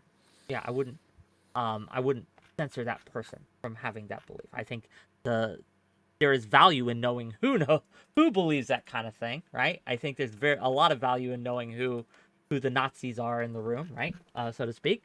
But I wouldn't allow them to act on that, right? I think that society can enforce its laws, and I think the laws of you don't get to perform human sacrifice even if it's your religious belief. You don't get to rape people even if it's your religious belief. You don't get to marry kids even if it's your religious belief. I think that's where I would draw the line, but I would keep the ceiling high on that, right? Into those cases like the FLDS. I'm not familiar with the Duggar family. But the FLDS things, the fundamentalist Latter-day Saints, absolutely. That's a very, very high bar that you clear. Someone who marries 4 women, a Muslim who marries 4 women, I don't think that's necessarily abusive, and I think we can and should tolerate, so to speak, with that. So I wanted to address that, and then I wanted to talk to not Poppy, Zena, sorry. And I hear you, right? When you say that there are people still pushing for very homophobic, transphobic, racist things, that absolutely is the case. I am not saying or advocating we do nothing by tolerating them. I think tolerating it is a positive action that will help to fix it. It won't solve it. It won't solve all of it. It's not doing nothing. It is, in fact, combating it. Through killing them with kindness is probably the wrong way to put it, but by being better than they are. I think that it won't fix all of it, but I think it will fix a lot of it. And it's unfortunately going to have setbacks, and it's going to be a long time. You are right in that we can't just expect it to happen. We have to work towards it happening. That's why I advocate for people to be better and to be to turn the other cheek in a lot of ways. Anyway, that's me. Sorry, No, it's okay. I'm going to let Zena respond, and then I'm going to give Star Panda. You've been quiet. If you want to make a comment, feel free. Matt, you too, and we'll go in that order. So Zena, Star Panda, Matt, and then we're gonna change it up a little bit. So please. Yeah. I'm honestly finding like the tolerant talk to feel like doomerism right now, because it doesn't really feel like you actually have like a lot of ways to actually deal with this stuff. Well, if we're talking about child brides, for one, that's already a big deal, like in the political scene. We already know that there's massive issues with that, because there are some really conflicting laws with how children are able to represent themselves. Okay, and they can't actually get out of those situations because of conflicting laws, and this all depends on what state you're in. We also have data about this that describes how harmful this is to kids. That's a thing, right? So like that's already covered. And as far as like the tolerance, like, yeah, we might not be able to reach every single person in every single corner of the world, but the more we can add in, education in our schools, education in our cities, okay, the better we are. And this can be any kind of religious tolerance, including various groups. Most schools already have clubs that are geared towards this. There's ones called WISH, Will Intolerance Stop Here. A lot of schools have some form of a gender sexuality alliance or other versions of, diversity clubs, right? And the thing that I would advocate for is absolutely backing them up, giving them more resources to do the work, and also like support policy decisions that some of these groups are working towards. We've had cases where, like, at my community college, we worked with our school to get preferred names on everybody's IDs, and that be allowed. And that was extremely effective in reaching the entire school for, for helping like diversity and tolerance. And we can do similar things with religion and making sure that like everyone actually has access to education about this. Sure. Can I ask? Just I'm curious. I was just going to finish up what I was going to say, because we got to let other people take a turn. Yeah, hang on. So Zena, finish up very quickly. Whick, I'm going to give you a couple seconds to reply. Then it's going to be Star Panda. We're going to proceed as before. Please. Yeah. Right. God damn it, I lost it.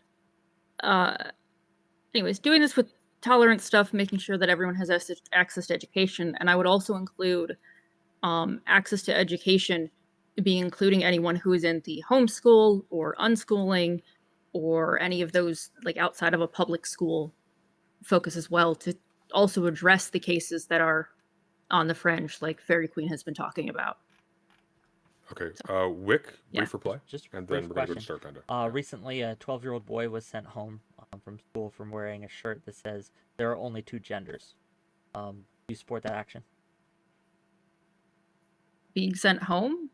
He got, I don't know if he got suspended. I don't know if he received any other disciplinary action, but he wore a shirt that said there are only 2 genders, right? And he was sent home. Yeah, I mean, there's trans kids. What does that say to them? Yeah, the same way I would send home a kid who's wearing a flat earther shirt. No, hang on. And beer shirts. I think Okay, we need to make a digression on that in a moment, because that's an interesting distinction there. Star Panda, I'm going to let you weigh in if you would like, very quickly. Sure. So I think I have 2 things. Like, real quick. There are rules in school, like from what was said just now. There are rules in school for what you can wear. And usually, even if like you have a beer shirt or like inappropriate attire, you'll be sent home or told to change that shirt. Like, this doesn't just happen with like people who have, you know, just like political statements on their shirts, right? I'm sure someone who is who's like super lefty kid will also be sent home if they have like an Antifa shirt or something. But like for something else, for before, what Whick and Zena and Poppy were talking about, there was something that you said. I don't mean to take umbrage with everything you say, but like you did say before that I guess generally that our rights were getting better, or like it was getting better for minorities. For gay and black people, I would say it has gotten a little bit better. Specifically, like certain things have gotten better. Certain things have gotten worse. But in particular, I would say, and you can correct me if I'm wrong, like anyone, but for trans people, it has gotten significantly worse, because in the 50s, I remember there being, like, not me personally, but like I remember seeing articles from the 50s being like, not trans, but like a man becomes a woman, and it was all like celebratory and stuff. Like it was a GI or something who had become a woman and gotten these surgeries. Like there was no ill will in that. And nowadays we have so many like conservative news sources who are going after trans people, like for pretty much anything, like just being existing, basically. And then there's the fact that there's like 500, 600 plus anti-trans laws that are going through. Some of them being stricken down, but they're all going through, like to restrict people's rights, specifically to target trans people, trans kids, and all that. So I think in that way, trans people are getting a lot of the brunt of all that, and it's getting significantly worse, very clearly. 2 questions. Okay. Very quickly, Whick. Matt? I don't mean, like, sorry. I can shut up if you guys want me to, right? It's just everyone seems. No. I want to let the people who are in the sequence go first, and then you can reply. So we just hold that thought for a second. No, let them go first. Yeah. Matt, please. Yeah, thank you. I just want to comment very briefly about some of the rhetoric that we're using to describe this, because I think it'd be helpful to interrogate that a little bit. I'm deeply fond, as Whick is, of Dr. King's statement that the arc of the moral universe is long, but it bends towards justice. I think that is a spectacular example of progressive rhetoric. Not only that, it's quite telling that it comes from a Christian socialist or a democratic socialist. That really demonstrates, again, how it is that you can integrate religion very successfully for progressive causes. People often forget that the most successful religious movement in this country's history in terms of advancing a religiously tinged politics was the civil rights movement, followed quickly by the American evangelical movement, which is deeply disappointing when you think about Ronald Reagan. But one of the things that I think is problematic about Dr. King's splendid statement is that it does imply that there's a kind of direction to history. In academia, we usually call it like a telos, right? That's the pretentious word for it. And it can be very tempting for many progressives to buy into this idea that once we've won rights for X, Y, or Z group, they're there, they're not going away, and there's really nothing that can be done to take them away. I think that we've seen, as many people have articulated here, very clearly on the trans issue, that is not the case when it comes to many things, right? Oftentimes, if you look at this country's history around things like, say, racial equality, it's been one step forward, two steps back, or two steps forward, one steps back, depending upon the time period. Reconstruction, desegregation, and I think we're seeing something very similar right now when it comes to the attempt to achieve human dignity for trans citizens in the United States of America, where there have been strides taken certainly since, say, 2002, 2003 with Lawrence v. Texas, and a few other decisions that were essential in advancing the queer community. But the level of vitriol that I've seen directed against trans individuals is incomparable with anything else I've seen in my lifetime, which includes the immense wave of Islamophobia that broke out during the War on Terror. And this makes me very deeply concerned that the arc of the moral universe will not bend towards justice when it comes to security for trans individuals. It may very well bend towards very, very serious danger, especially in many red states. I don't even think it will. It might. It is bending in that direction. So I just think it's very important for us to inoculate ourselves against this temptation of assuming that just because we've won very partial dignity for a X, Y, or Z given group that has been long dominated, that is secure forever, and that there aren't millions of people out there who would be very happy to claw back those rights and then go back even further if you're somebody like Terrence Thomas, if the opening was available to them. If I can be permitted a brief comment before I move to FairyQueen, and then we'll let Whick respond to the addresses made towards him. I think in addition to that, Matt, something else that might enter into the calculus as well is even if the overall arc of history tends toward justice, the arc seems to have teeth where you have in the last century alone, like a significant number of situations where on balance, does the justice actually compensate in the end for the immense level of deliberate destruction of entire human groups in the process? FairyQueen, if you could be very brief, Whick has a few things to respond to. I don't want him to lose his thought, so please go fast. Of course. I have a very brief question that is very similar to Wick's. So he mentioned like the case of the boy that went home, was sent home for the shirt. I'm going to give you the example of the Supreme Court case with the Westboro Baptist Church. Do you think that they made the correct decision? Do you agree with the Supreme Court case decision? Can you specify what that is for the audience, for those who aren't familiar? Yes. So this is Snyder versus Phelps. This is a case. This is a landmark decision, and I'm reading off of Wikipedia. It's 2011, in which the Supreme Court held that speech made in a public place and a matter of public concern cannot be the basis of liability for emotional distress, even if the speech is viewed as offensive or outrageous. So for context, the Westboro Baptist Church often would picket fence at the funerals of veterans. They would often have signs that would say, and I won't say it on stream, but horribly homophobic statements about gay people like going to hell. And this speech was supported. It was upheld that they have a right to have this public display. What are your thoughts on that? Because I think that's the gesture of what Whick is getting at, right? Okay. It's okay. Thank you very much. So Whick, you've been addressed by 2-3 people. I'm going to give you a few minutes to make a reply. Okay. That FairyQueen, thank you for that, because that plays into kind of my argument here that we may be getting a little lost in the sauce. So one of the reasons I oppose almost any legislation to combat intolerance, almost any. There's, again, in extremis, like when kids are being abused and that, we can make exceptions. But because any tool, any mechanism, any procedure that we fashion in order to combat this, if we believe, and I do, that there exists systemic discrimination against minority groups, such as trans individuals, such as gay individuals, such as black individuals, we can recognize how these tools that we give the system are going to be used, again, whether intentionally or not, to primarily hurt those groups, because of course they are. Because of course Do you have data on this? do I have data on this? You want me to have data on whether or Well, not a systemic like tool? non-discrimination policies all across the board already have religion in them by and large. So, like, what you're saying seems to be in conflict with that's already there. Like, you're saying that that is being used, essentially. That sort of thing is being used to further discriminate Well, against let's religious look groups. at let's But look I at don't think that's what this. I've Okay, never hang on. seen data that that's actually a thing that happens Okay, when finish that's your been point. legislated. Okay, now Whick, respond. Okay.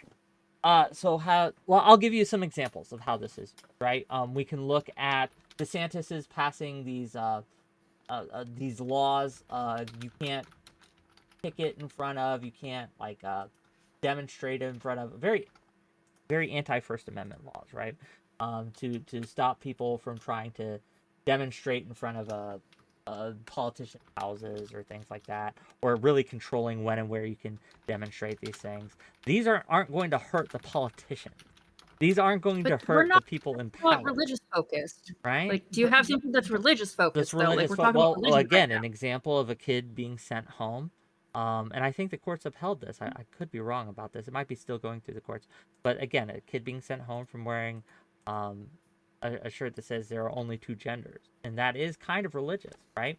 In a way. Okay, so It's not I think for specifically clarification here, I think what 𝕲𝖎 is asking is, in this case, given that we are talking about different religious beliefs, do we blanketly consider something religious, quote unquote, if we draw a connection to a religion sort of outside of the location itself?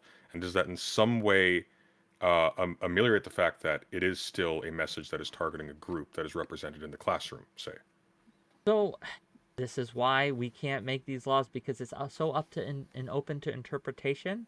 I think that if you ask 10 different people whether or not Christians believe that there are only two genders, most of them will say that yes, a Christian kind of belief. Whether that's accurate or not, I don't want to get into the debate. I think that we can see, at least through the rhetoric of a lot of Christians in media and in general, that we see that as the case. Matt mentioned that we can't take advantage of this idea, or that we can't expect these rights not to be stripped away. Again, the way that they are going to be stripped away is through building these tools to take down misinformation, disinformation, all these things. As soon as Trump gets into power again, if he does, if God forbid, in 2024, Trump is elected president again, right? He's going to use these tools that we have built in order to destroy and to target these groups. We saw this happen with the filibuster. In 2013, Harry Reid did the nuclear option, if you will, about the filibuster, where he said, "Okay, you can't filibuster presidential appointees," right? And so that was intended because the Republicans were really filibustering Obama's appointees, and so Harry Reid's like, "No, we're going to shut this out. We're gonna stop you from abusing the system." Mitch McConnell, 2016, is like, "Okay, you open this door, we're gonna walk through it," and he made it impossible to filibuster Supreme Court nominee. And we all know what happened. We had the overturning of Roe v. Wade. And so, while I wouldn't put the blame on Harry Reid for this, I don't think he is directly responsible in that way. We can recognize that he made it easier for the Republicans to enact this thing, that we saw rights being stripped away from half the population because we decided we wanted to change the rules to try to stop this intolerant kind of pressures being. So that's a very recent example. We can go back further. Okay, if we but want that more. doesn't All right, line very up quickly, with 𝕲𝖎, I'm going to let you reply, and then FairyQueen. yeah. A lot of the Say Roe v. something Wade after hasn't. that too, please. Okay. Yeah, Poppy's got one after me as Yeah, well. I've had my hand up for a while. Do you want to go first, or do you want me to? Respond to Whick, and then I will. I have mine. To go real quick, the Roe v. Wade example kind of goes against the whole thing that you've been advocating for this whole time, which is that you don't want to use state power to interfere to like spread progressive values. Okay. No. Maybe I miscommunicated. My advocacy is we can't use state power to oppress groups that we find anti-progressive. Right. But that if a group is anti-Roe v. Wade or anti-abortion, like the state's still overruling that. Like that's still a thing. And then as far as all the other examples, like you've just brought up a lot of like politician examples, and I'm having a really hard time with this because this is a panel about reconciling with religion, and a lot of your examples aren't really on point. And so a big thing that we've been noticing as trans people is that the laws, in fact, that are supposed to protect people are being used to protect the really toxic ends of religion.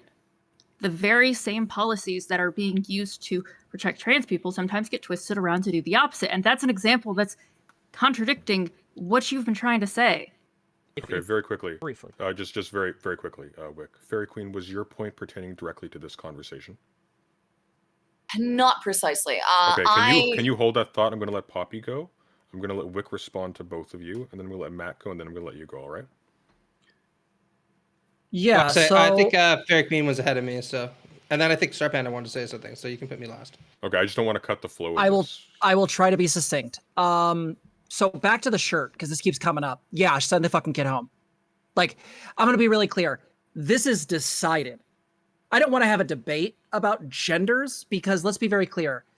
The DSM-5 clearly outlines that within the notion of gender dysphoria, it specifically outlines that a person who has gender dysphoria either wishes to be the other gender, i.e. within the masculine-feminine spectrum, or another gender. This has already been outlined for like the last 10 years, give or take. Like, this is literally my job. I literally diagnose people with this so they can get gender-affirming surgeries.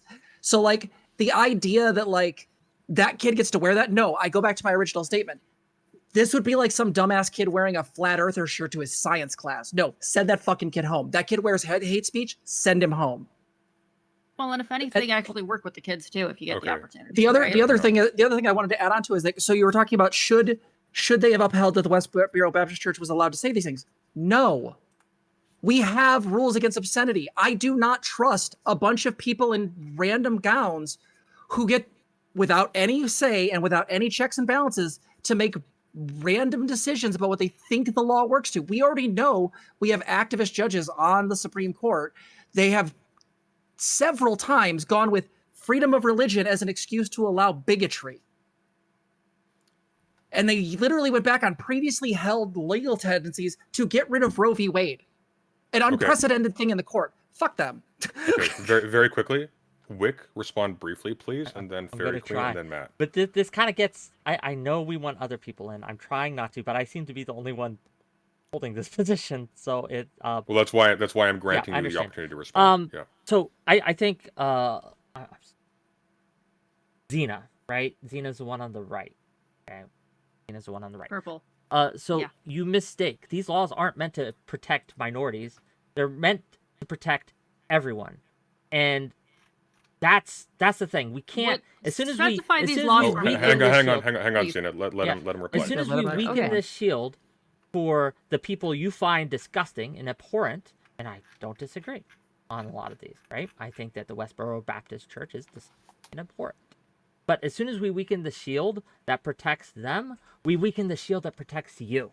It's a shield that protects us all.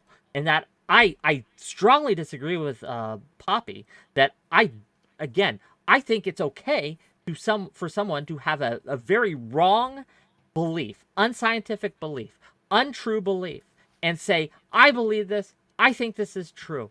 I think that because we are so bad at figuring out what is true, we do not have a way to know forever that something is true. And because we don't, because humans and society and culture and the state are really, really bad at saying this, free speech and freedom of expression is a tool that protects us from being trapped in false beliefs. If it was not for freedom of speech, if it was not for freedom of speech, we would not have the rights that you have today.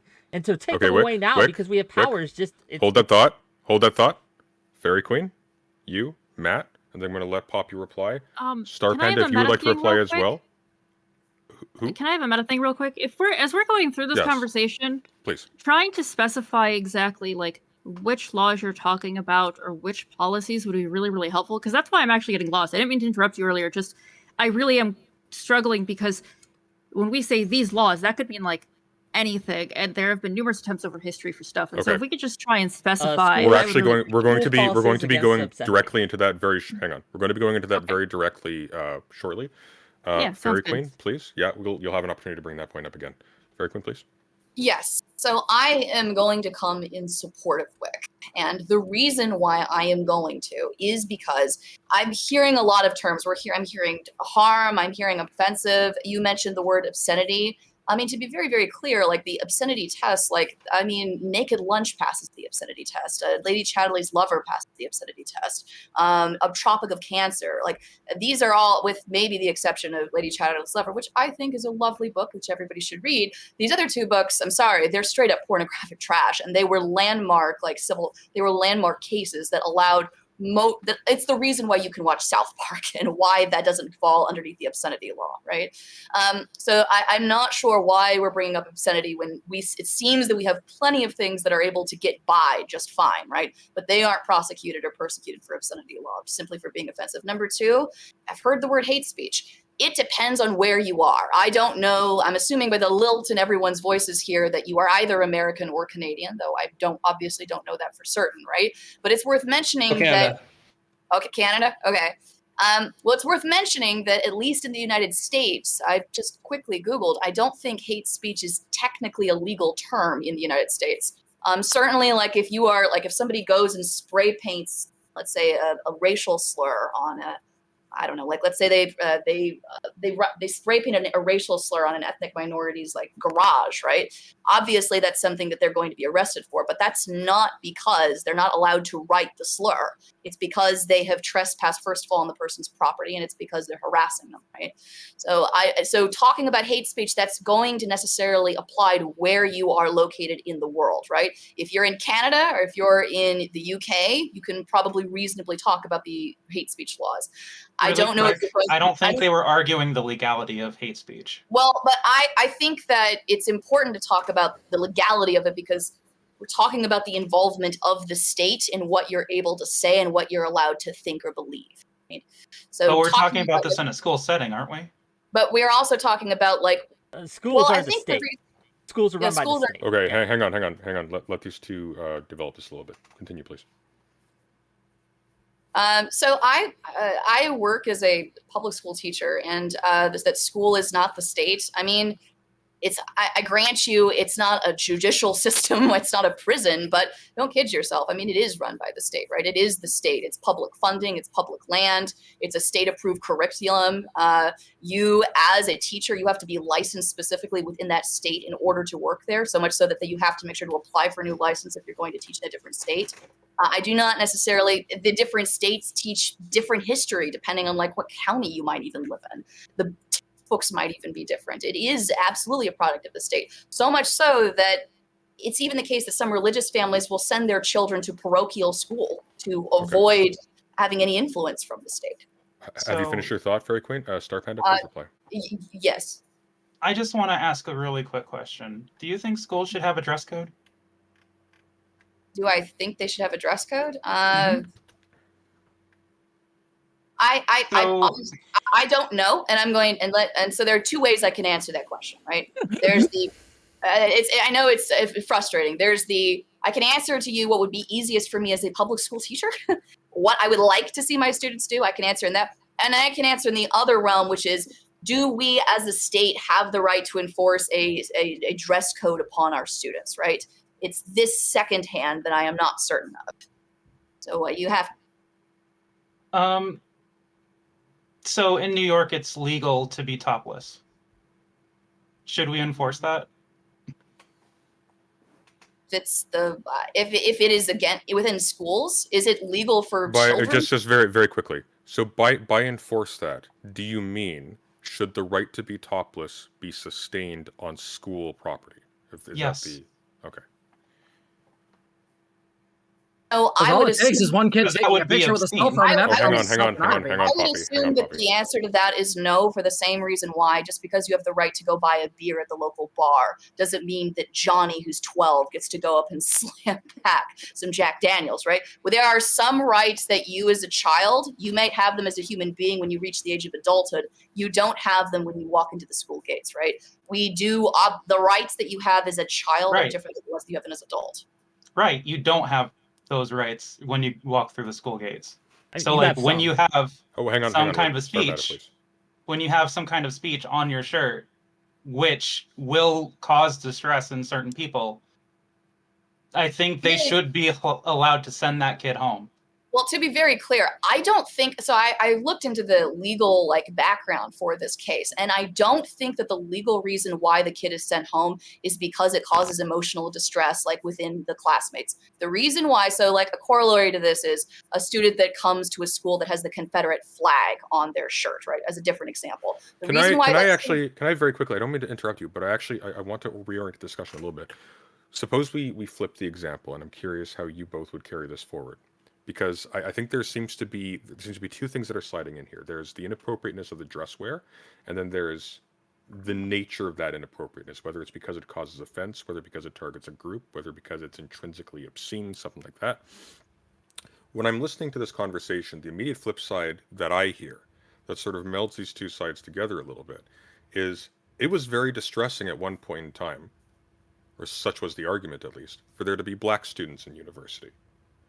Right. So how, in the light of that, how would you parse this out? How would you parse these different things out? What would be the precise reason that you would give for why the offense of one should be permitted and the offense of the other shouldn't, or whether blanketly they all shouldn't be? Could I weigh in on that, actually? Because that's related to the comment I want to make anyway. Be my guest, then FairyQueen, I interrupted you, and then Star Panda, please reply. Continue. Okay.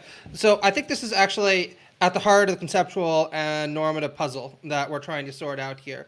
And there are two things that I wanted to say about this. The first is that there is evidence that compelled integration does work and does have positive and ameliorative effects in the long run. Now, on the LGBTQ issue, there isn't as much historical data to draw upon, but let's take the issue of desegregation of schools along racialized lines. It's very important to note that this was not brought about as a result of long and tedious arguments that eventually compelled people to abandon segregation, right? We could very well still have segregation as far as many people in the South are concerned if it wasn't for Brown v. Topeka, where the Supreme Court essentially said, it's over, move on, get on with your life. It's just in a different way, but go on. Sorry. And then, Dwight Eisenhower, against his own inclination, forcibly sent troops, basically told George Wallace that, it's not going to really matter, and gradually schools were integrated over time. And it's worth noting, to build upon Whick's analysis, Danielle Allen has a very good book on this called Talking to Strangers, where she talks about how it was actually a combination of legal reforms coupled with the fact that people were now compelled to interact with one another on an interpersonal basis that led to very marginal shifts in attitudes that gradually compounded over time. And the example she gives that actually speaks to FairyQueen's point is that for a lot of students who went to these schools, now desegregated, this would be their first encounter with a white professional who was treating them sometimes a little bit coldly, but with a certain degree of respect because there was a white teacher. And the same is true inversely, where a lot of whites felt that, well, we now have to interact with blacks, and our attitude is going to have to shift in response to that. And the ties of loyalty that emerged as a result of this are gradually, according to Allen at least, what ameliorated the circumstances. So I don't necessarily think that that's an either or in terms of should we use the state to compel integration, or should we look to interpersonal examples and the social cultural realm? I think the two can go hand in hand, as it very much did in the history of this country when it came to racial issues. The other thing that I want to say that I think makes us uncomfortable is that these kinds of examples of compelled integration and compelled liberalization are the ones that the right is very adept at weaponizing to try to accuse the left of hypocrisy, which is what I think that many of us are concerned about here. And I'll just give a good example drawn from the post-liberal tradition, since I know Eudaimonia isn't here. One of the arguments people like 𝕾𝖎𝖎𝖙, very famous legal scholar, Catholic, will make, or Patrick Deneen, very famous, conservative intellectual, will make, is listen, liberals are just as intolerant as conservatives, because if they get their hands on state power, they will use it in order to ban the expression of conservative views wherever it is that they want. The only difference, therefore, between liberals and conservatives is we are open about the fact that we have a theological viewpoint that condemns certain kind of activities, and we are willing to use state power in order to advance that, whereas liberals aren't willing to be honest with themselves or others because they constantly flip back and forth between saying we're neutral and we want to be tolerant and allow everyone into these spaces and saying, no, you're not allowed to do this and you need not apply. And I think that that is a bogus argument. I certainly think that there are gradations of toleration that one can show in a society, and that liberalism and progressivism and indeed democratic socialism does a lot better at integrating people regardless of their background and normative views, certainly than a socially conservative Catholic or evangelical state would. But it is a tricky puzzle that we have to think through. And I do think that a combination of Pelled integration by law and the use of state power with interpersonal examples and a shifting cultural conversation on these issues is probably the way things are going to go, and the way that we're eventually going to get to the shining city on the hill that we all seem to be wanting the United States to become in Canada.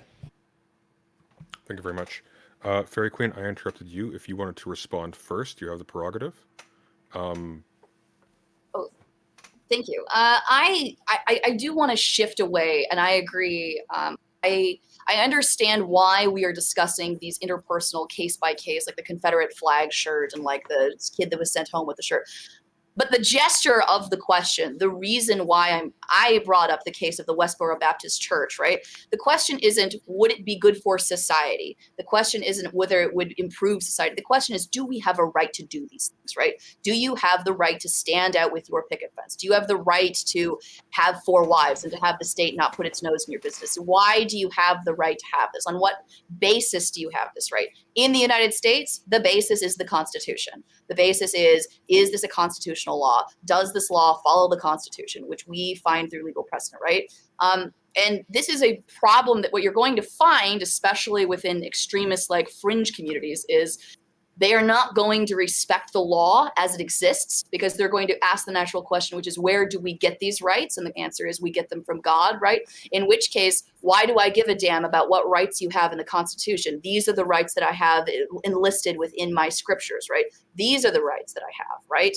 Which is the reason why you have people that are willing to break the Constitution and are willing to break the law in order to do things like uphold like the FDLDS community. I'm glad you went in that direction, because that actually segues directly into where I would like the conversation to go now. Because naturally, and you're going to go first. Don't worry, we're going to go counterclockwise this time. Naturally, when we are talking about issues of toleration, we are also talking about the threshold beyond which rights are in some sense curtailed. We are talking about like what is to be allowed or disallowed at some level inevitably. That seems to be embedded in that discussion. However the disallowance or the allowance takes place, whether it's through social pressures or whether it's through legal pressures enforced at the barrel of a gun. If we can give our positions on the threshold, if indeed there is one, maybe some of you are absolutists when it comes to this, I would like us to go counterclockwise in that direction, to give a brief, emphasis on brief, try to keep it to within a minute, statement on that. And then we're going to open the floor again for about 15 minutes, and then we're going to let call-ins come in. Very quickly, if you want to call into this conversation, we have room for 1 slot at a time. Join the Discord server pinned at the top of the chat. We'll try to get through as many of you as possible while respecting the time of the guest, so you won't be on for long, but you will be able to ask a pointed question, and I will allow you to reply. All right, Poppy and whichever one of you wants to go first. I'm going to let you both go, Poppy and Xena. Try to keep it to 1 minute each, okay? Sure. Could you repeat the prompt, though, because I want to make sure I understand what you're asking. Absolutely. So when we are talking about questions of toleration, we are fundamentally talking at some level about at what point, where is the threshold at which rights may be curtailed? Is it low? Is it high? Is it at the point only of harm? Is it at the point of offense? Is it at the point of prospective offense, prospective harm, et cetera, or however else you want to reorient that. But if that clarifies things, yeah. Please. So this actually goes into what I was going to say. Is so one of the things I have a frustration with FairyQueen about is that I feel like she's conflating offense versus harm, like extremely. So like, for example, we were talking about things that the Supreme Court has ruled on as far as that are art. Like these are things are protected under free speech because they are defined under that artistic ideal.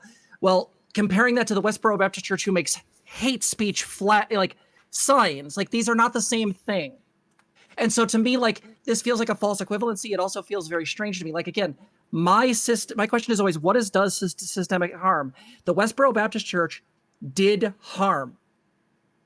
The people who are making the laws against trans people, my people, are doing harm because they want us to commit suicide and die. I am really frustrated with a lot of the people here that aren't queer, or at least as far as I can tell, aren't queer, because it feels like this feels like a lot of like mental masturbation, when in reality this is, hey, depending on who wins the presidency, I could end up in a mass grave. So can we please, like, actually, instead of jerking off about where these lines are, let's talk about where these things actually do very real systemic, very real societal harm. The Westboro Baptist Church did harm. That was their intentional goal. That's what their stated goal was. All right. Thank you very much. That's about Easy go. Yeah. Going off of that, I'm very much still on the belief that things that interfere only with you as a singular person and only inside of you, cool, fine, whatever. Okay, I don't care what people think. Not like hugely. Okay, the problem is when beliefs and certain stuff lead to actions and how you start interacting with other people. At the point where you are acting with others, we're in a society, and at that point, that's where we start to ask the questions of what's appropriate ways to treat each other and what isn't. What are legally protected ways, and what are ways that, like, the legal system can come down on you if you start hurting others. So, yeah, offense versus harm still takes into account, you know, the individual versus the group, and that's where we got to figure out what's going on there and how much harm is actually being done. Thank you very much. Are you concluded? Mm-hmm. Yep. All right. Whick, please try to keep it within a minute if you can. Do my best. So I think the threshold, there is a threshold. There is a line. I just think it's way up there. It's very, very high.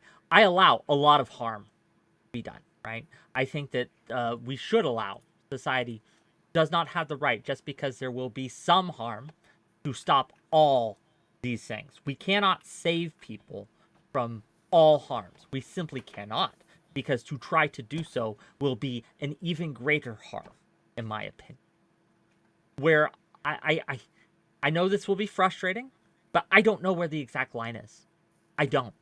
I am not smart enough to be able to make that distinction. I don't pretend to be. I can point out extreme examples, as these are obviously over that line, such as child marriage. I would like the state to step in for that, right? Human sacrifices, you know, things like that, obviously. But the Westboro Baptist Church did harm, but I think that trying to shut them down would, in the long run, do more harm. And that's my statement. Okay, it's a good line to end on. Star Panda, please. I apologize. Can you repeat the question again? Absolutely. So when we're talking about questions of toleration, we're talking about questions of, at some point, there's going to be a threshold beyond which you curtail someone or some group's rights to some kind of action. Where do you think that threshold lies, or should lie? If indeed you do. Maybe you're an absolutist about these kinds of things. You don't think the law should curtail verbal positions or ideas at all. I rather suspect that's not the case, but just laying out the question as given originally.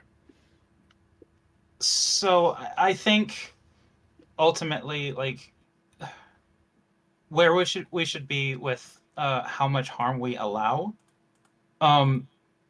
I think we should do our best to curtail as much harm as we can while giving as much people freedom as we can.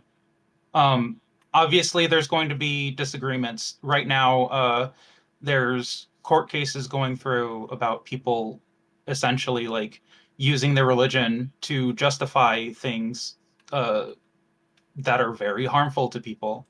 And it doesn't really matter if it's constitutional, they're still putting it through.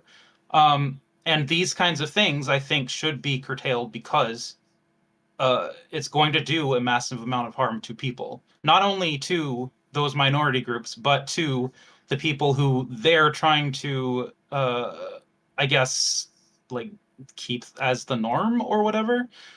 So essentially, I think that Sorry, there's a little bit of an echo that's going on. It's not noticeable on our end, so you're good. Yeah.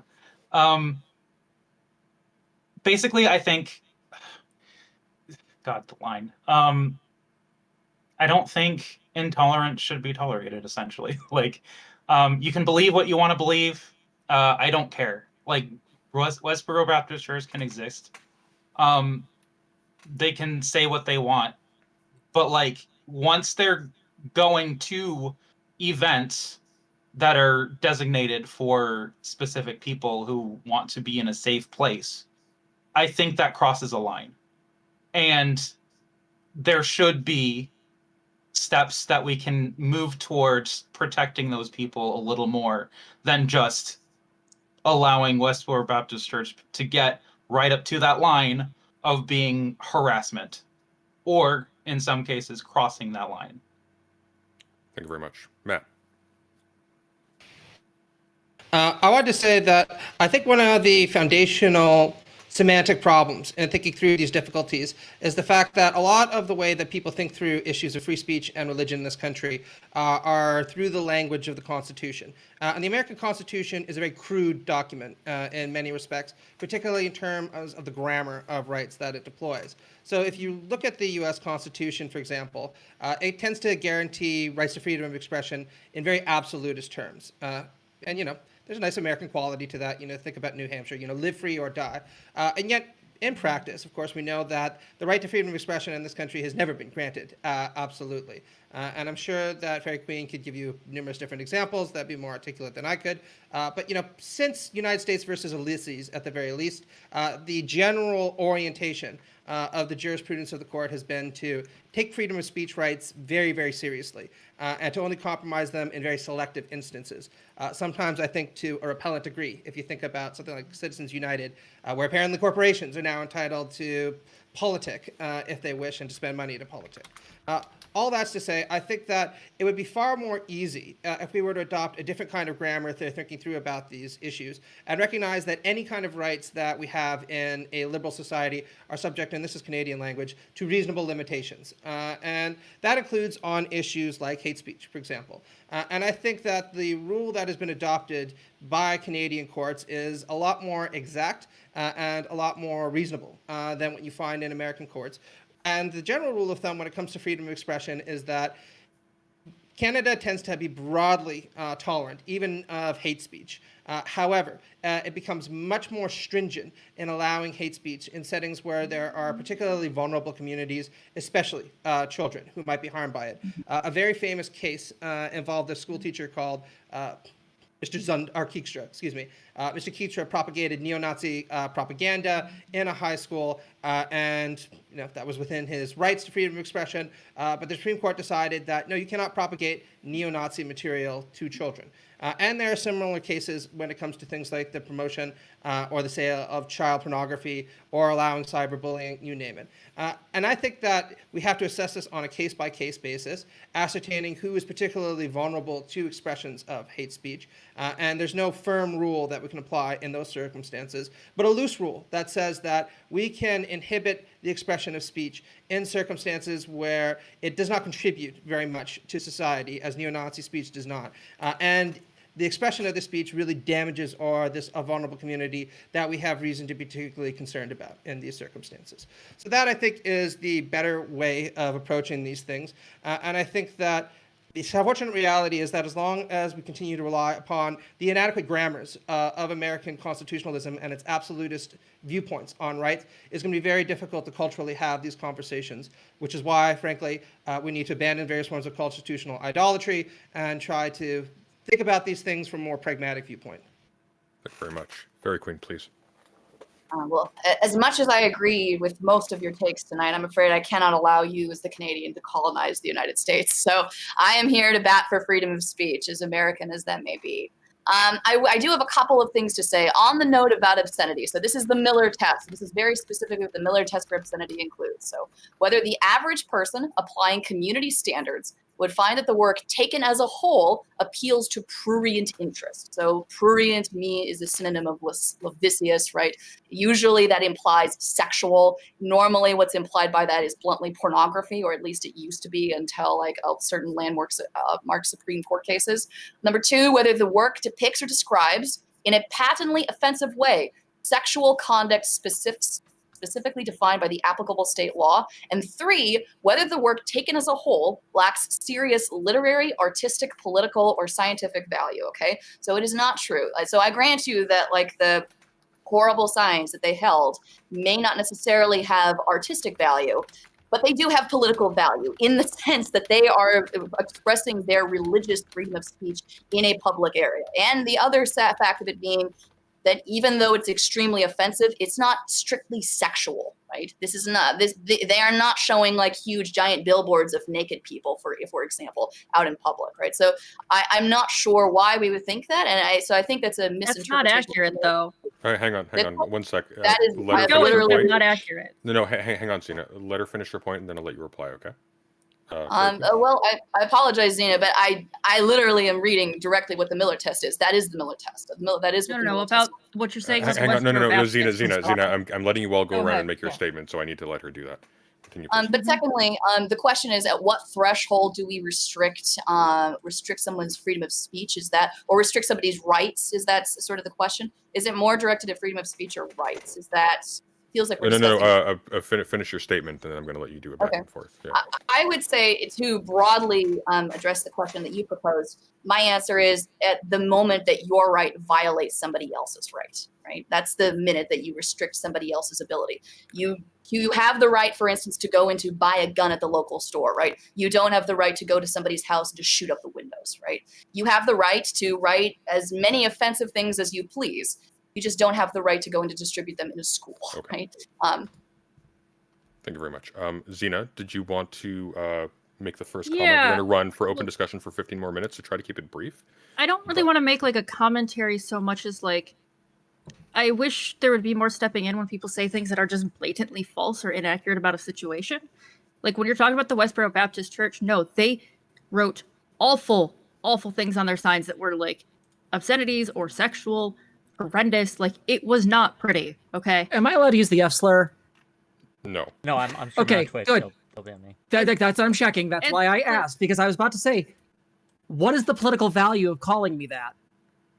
And so like I think my thing is like, if we're gonna have this discussion, like we do need to actually like be accurate about the stuff that we're talking about, because that's where I'm taking issue. I don't want to interrupt you, but like if you are outright saying things that are false about a situation, that is utterly misleading to the entire conversation. So I am specifically referring to the sign, and I will not say the slur, but God hates, fill in the slur word at the end. Okay, that is not a sign. It is a derogatory statement. It's a hateful statement. It's a disgusting statement. But it's not a sexual statement. It doesn't matter that it's sexual. It still does harm to the community. That's what I don't understand. Also, that wasn't the only kind of signs that they had. The Miller test. That's why. I don't care about the Miller test. I'm using these terms in a generic sense, not in a legal sense. I'm talking about how do we actually prevent people like me from dying?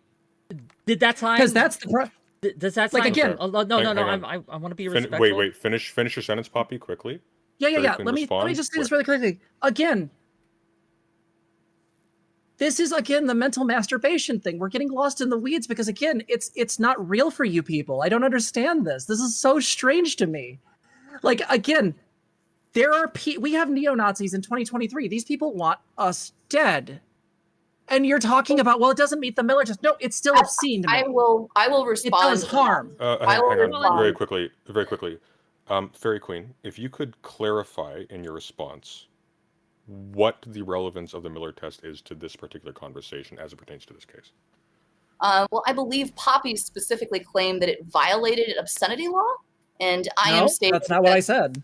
I believe you said it was obscenity, which is why I'm focusing on the Miller test, because it's supposed to judge what is obscenity and was not obscenity. No, it was obscene to me. I didn't say it was against obscenity as the Supreme Court. I apologize. That was a misinterpretation. I thought you were saying it was illegal because I was saying it could be under that. To me, that could be under that thing, because to me, if we don't allow things such as child pornography and other things because they are demonstrable harms to society, why the fuck are we letting these people do this at military funerals? Can I Okay. chime Yes. in real Yes, you quick? may. I think the thing with me, Zena, and Poppy is we don't care about the legality of anything right now because essentially we are being legislated out of existence. So, like, I don't care about what laws you bring up. I don't care, like, what you're saying about what should or shouldn't be legal. Like, they want to kill me.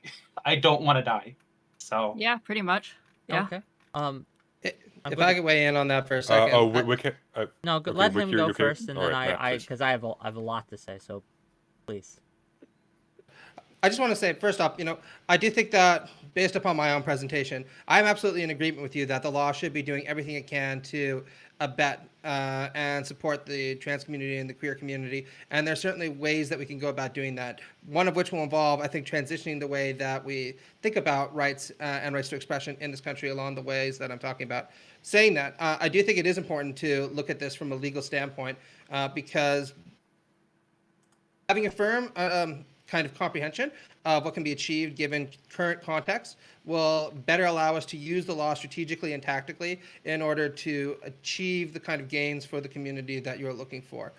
And the reality is that it's a very difficult course to chart right now because the judicial system is becoming increasingly reactionary and, as you know, is dominated by 6 Supreme Court judges who have very little interest in supporting the LGBTQ community. If we look at the Dobbs decision, we see Clarence Thomas actually chomping at the bit to roll back LGBTQ rights. So I don't think that there's anything wrong with asking what can we expect the law to do in these circumstances and how can we chart the right legal course going forward. But that does mean being clear-eyed about what is obtainable at these moments. I almost have to paraphrase Gramsci right now, right? Optimism of the will, pessimism of the intellect when it comes to something like law right now. with all due respect, I don't care what's, attainable. Like, my dreams for attainable are, like, whatever I can do to keep myself safe, right? And if the law doesn't allow that, then I'm going to do whatever I can to make it allow that. What would you do? Someone who held a sign. To What would you someone? do? Yeah. What would you do? Nothing. Well, then On how a will you stop them? interpersonal level or a legal level? Either one. I mean, interpersonal level, I would punch them in the fucking face. Or I stare at them probably very wouldn't. disapprovingly for a while. I'm sorry. When you're disapprovingly based, okay, that's fair, right? when your belief is that, like, because of who I'm attracted to or who I am is going to send me to an eternal damnation of fire,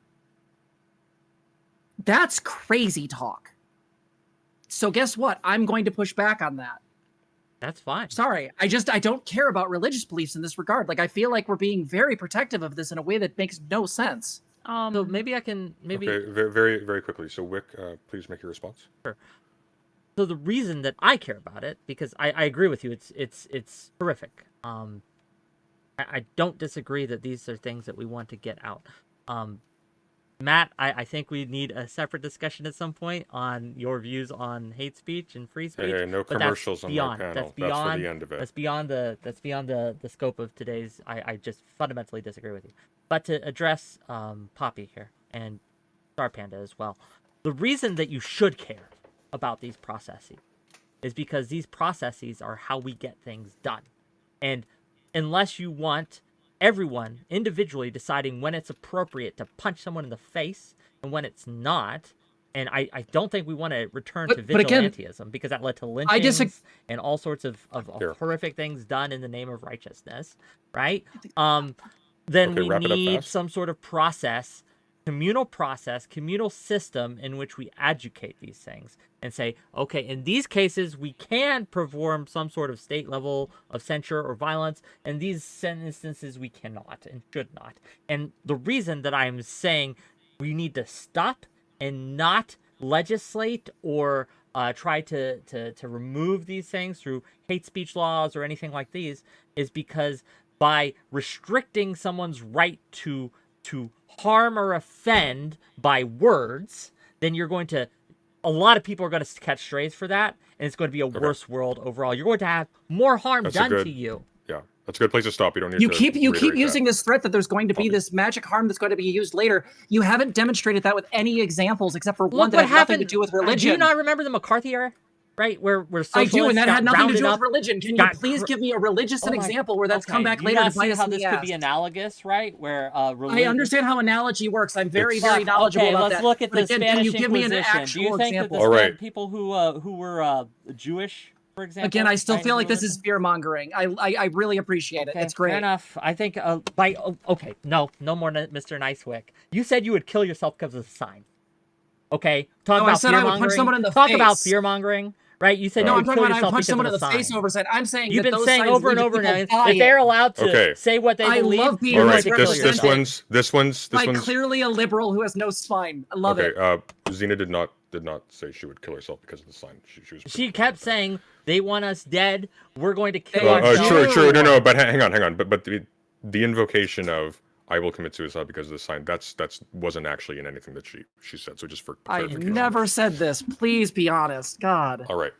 So it seems that the interesting point that we're kind of spilling all around here is at what point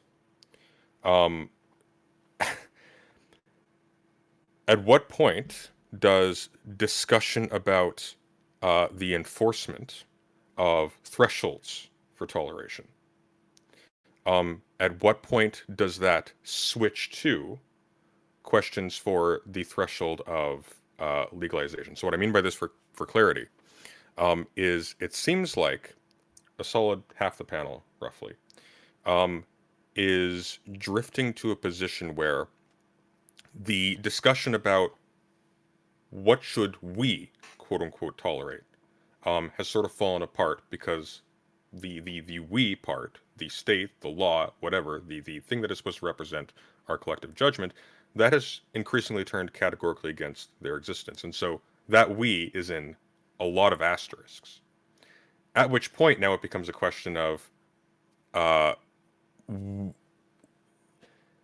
tolerance in the form of, do you abide by the social norms that allows that we to sustain in a normal situation? It's a long-winded way to put that, but I hope that was more or less clear. In your closing statements, I would like you to comment on that, about the investment in the collective enforcement of thresholds of toleration.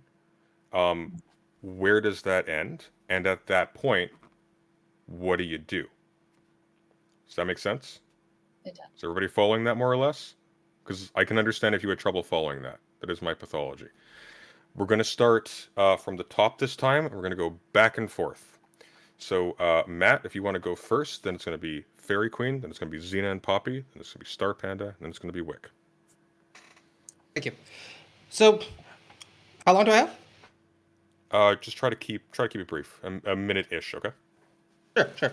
I think if you look at the history of this country, it has consistently demonstrated a willingness to take the kind of steps that are needed to move in a progressive direction. But I also think that if one looks accurately at the history of this country, it's also demonstrated quite consistently that it is willing to take as many steps back as it is forward, and sometimes more steps back than it is forward. And I think that looking clear-eyed at the history of progress in the United States demonstrates that there will invariably be some combination of state-imposed integration and shifting cultural norms, which will occur in order to bring about a less homophobic and less transphobic society.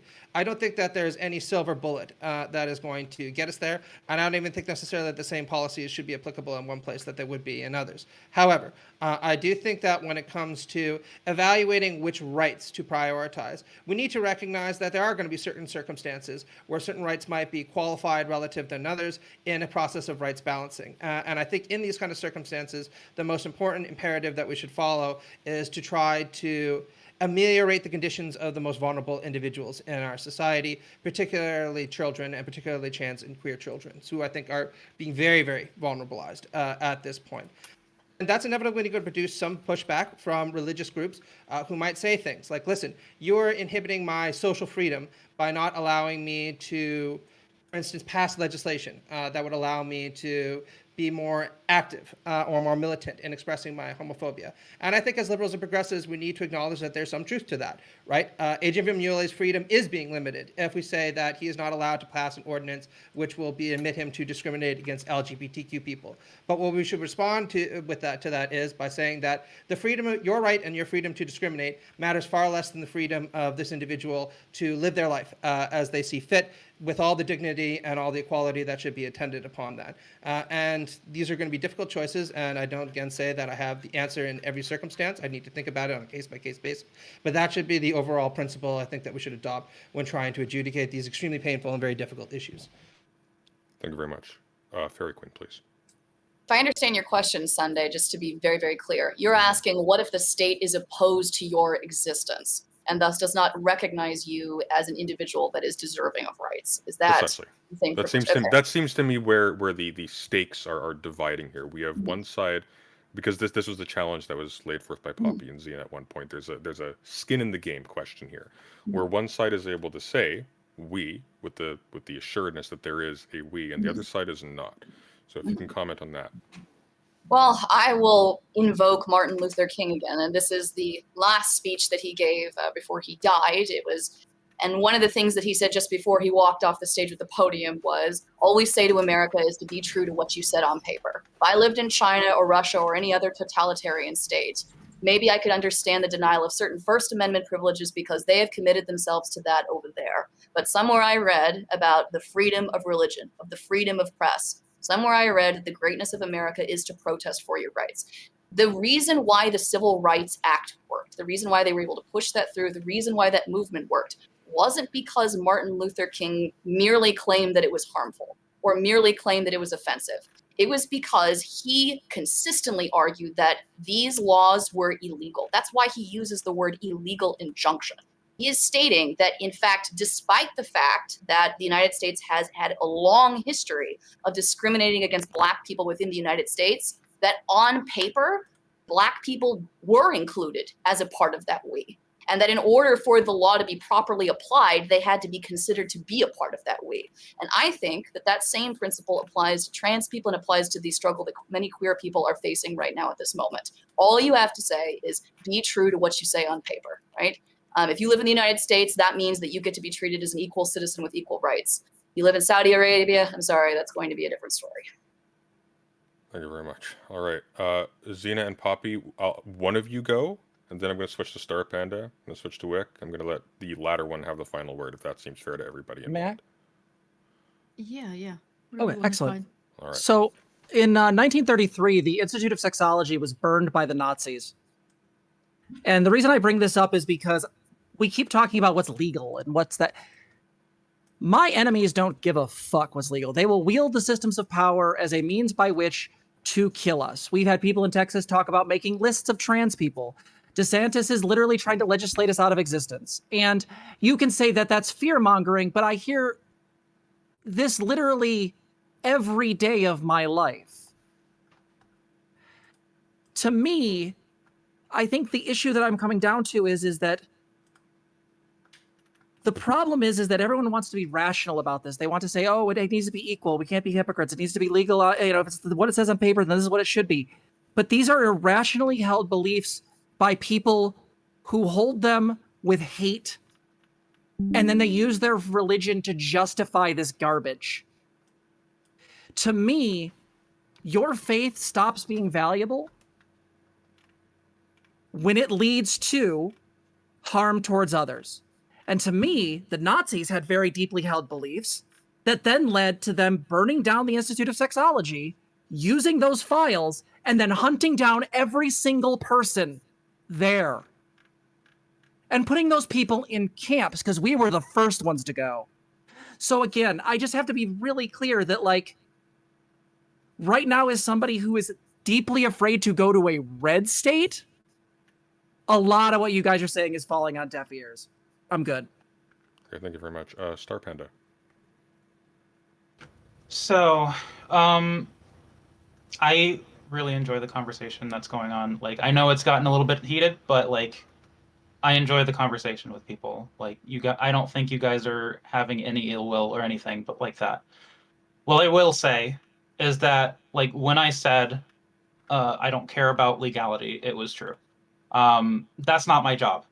Like, I'll leave that to ACLU and whoever else is doing that in the courts, because, like, I can't control that. I don't have enough knowledge. I don't have enough of that to, like, do anything about that, you know? And when you're asking me to think about that, what you're really asking me is to be civil about what we do in the face of people who want to kill us. Like, they're literally trying to legalize, or I'll say this. In Florida, they have a law where you can legally leave a trans person to die if it is on the basis of religion or a belief. And those kinds of laws should be unconstitutional, but they're still there, right?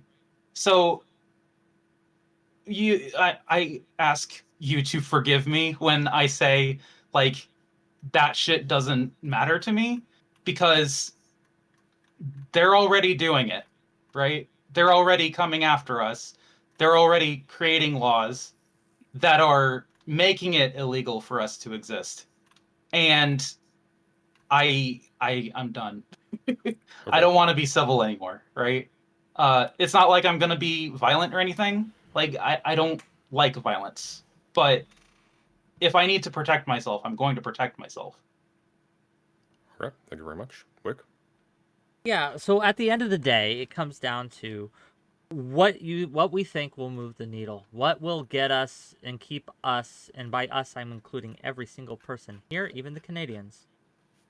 You're welcome, okay? But we want to make sure... Look, we burned down your White House once. We can do it again. We want to make sure that everyone has dignity, has the right to be wrong, and the right to say what they honestly believe. Now, when it comes to actions, we can step in, right? If someone's coming to your house to take you away or something because of any reason at all, we can step in and say, "Hey, don't do that. We're going to stop you." But if someone wants to be wrong, I don't think we should come in, step in. They should stop that from happening. Hate isn't bad just because it happens to you. Hate isn't bad just because it happens to an oppressed group. Censorship isn't bad just because it happens to a oppressed group. These things are just bad, regardless of whether they happen to a bad person or a good person. These actions and these things that we do one to another are bad. Punching someone in the face,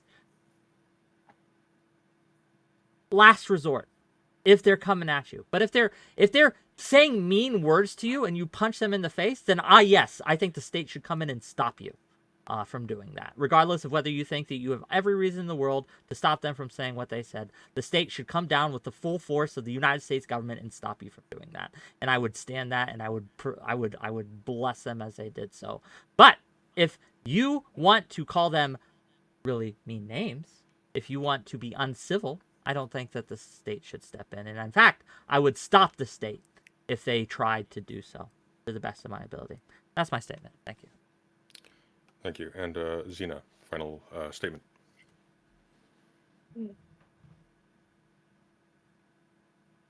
So, on the matter of having skin in the game, I still look at this stuff as offense versus harm and look at where the harm actually is, and making sure that our response to things is in proportion with that. All right, it's one thing to say that something is mean words. It's another thing to understand what those mean words lead to. Okay, and we do have data in a lot of situations of how this applies. You could look at, trans kids, or, how Muslims are treated across the country, or any other demographics. And I think the biggest thing for me is that, like, as a society, I have a belief that, like, every person, when we say that dignity part, people all have needs. We all need to show up in public in some format and get our groceries. Okay, we need our car fixed, or we need transportation, or we have to show up to work. And without valuable, legal and social protections, like, a lot of us will just get harmed. We will lose our jobs. We'll be discriminated against at work. And this could be for religious reasons, for any number of religious reasons as well. Okay, and So I would advocate for, in any way possible, having laws that actually address the issues, right? And working towards addressing those issues. Wherever there is harm, doing what we can to minimize the damage from that is a plus in my mind. Thank you very much. Mm-hmm. All right, so I don't see in the event server, I don't see anybody waiting. Oh, I do see one person. So we're going to bring on one guest in a moment. Before I do, we're not going to spend a lot of time on this because there's only one person waiting. Brooks for the $10 has a question for the panel. Thank you very much. I'm going to let whoever wants to respond to this respond. The question is this: why do you believe that quote-unquote religious beliefs should gain a special exception amongst all the possible reasons for you to be stupid and bad? Because of the establishment clause. Um, And that's the reason. That's the short reason. Because it's in the Constitution. It's explicitly outlined as a protection that's provided to you under the American Constitution. That's I think that religion shouldn't have any more or less protection. Everyone's to protect. Okay. I think that religion is a very personal thing, and whenever it becomes not that, it becomes problematic by its nature. And to me, honestly, like, I don't think it should have special protections, but I also think that there are things that people should not be able to do because they promote harm. There was a statement made earlier about the use of bad words or offensive words, but again, like, words have systemic and long-term histories to them. There's a reason why no one on this panel can say the N-word. Like, to me, the idea that religion is this protected thing is very strange to me, because it seems to work when it works, and it seems to not when let's be clear, evangelicals weaponize it. And that's what's been happening for the last 20 years. Last 20 years, there's been literally everything under the sun has basically been put under religious freedom because they keep abusing us with this. Well, if I had my way, it would be out of the fucking Constitution. Anyone else? I think that religious speech is important speech, and I think it's because the grammar of religion, or sometimes called the grammar of assent, is meant to express what each of us individually and indeed as communities take to be of highest concern or ultimate concern, metaphysically, normatively, and spiritually. And I think that therefore we should cherish our ability to interact with one another and to share our religious beliefs. However, I do think that there are limits to one's right to have one's religious viewpoints expressed within the law, particularly in a liberal and progressive society. And again, this is where I think we need to recognize that a religious person's liberty to express their religious viewpoints is something we should cherish. But their liberty to advance a homophobic or a transphobic piece of legislation and what is ultimately supposed to be a partnership where all are created equal and all are treated as equal, that is something that I have to deny. Okay, thank you very much. Is anybody else? We do have some callers waiting, so if you don't, we can move into that. But if anybody else wants to respond to the question. What was the question again? The question was, why do you believe that religious beliefs should gain a special exception amongst all the possible reasons for you to be stupid and bad? And of course, we'll extend that to maybe you don't.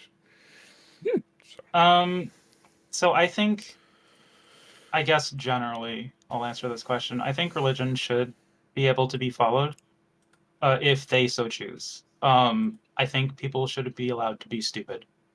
But when we cross that realm into it harming someone, I think that should be curtailed. And when we talk about harm, we're not talking about, somebody's feelings are being hurt.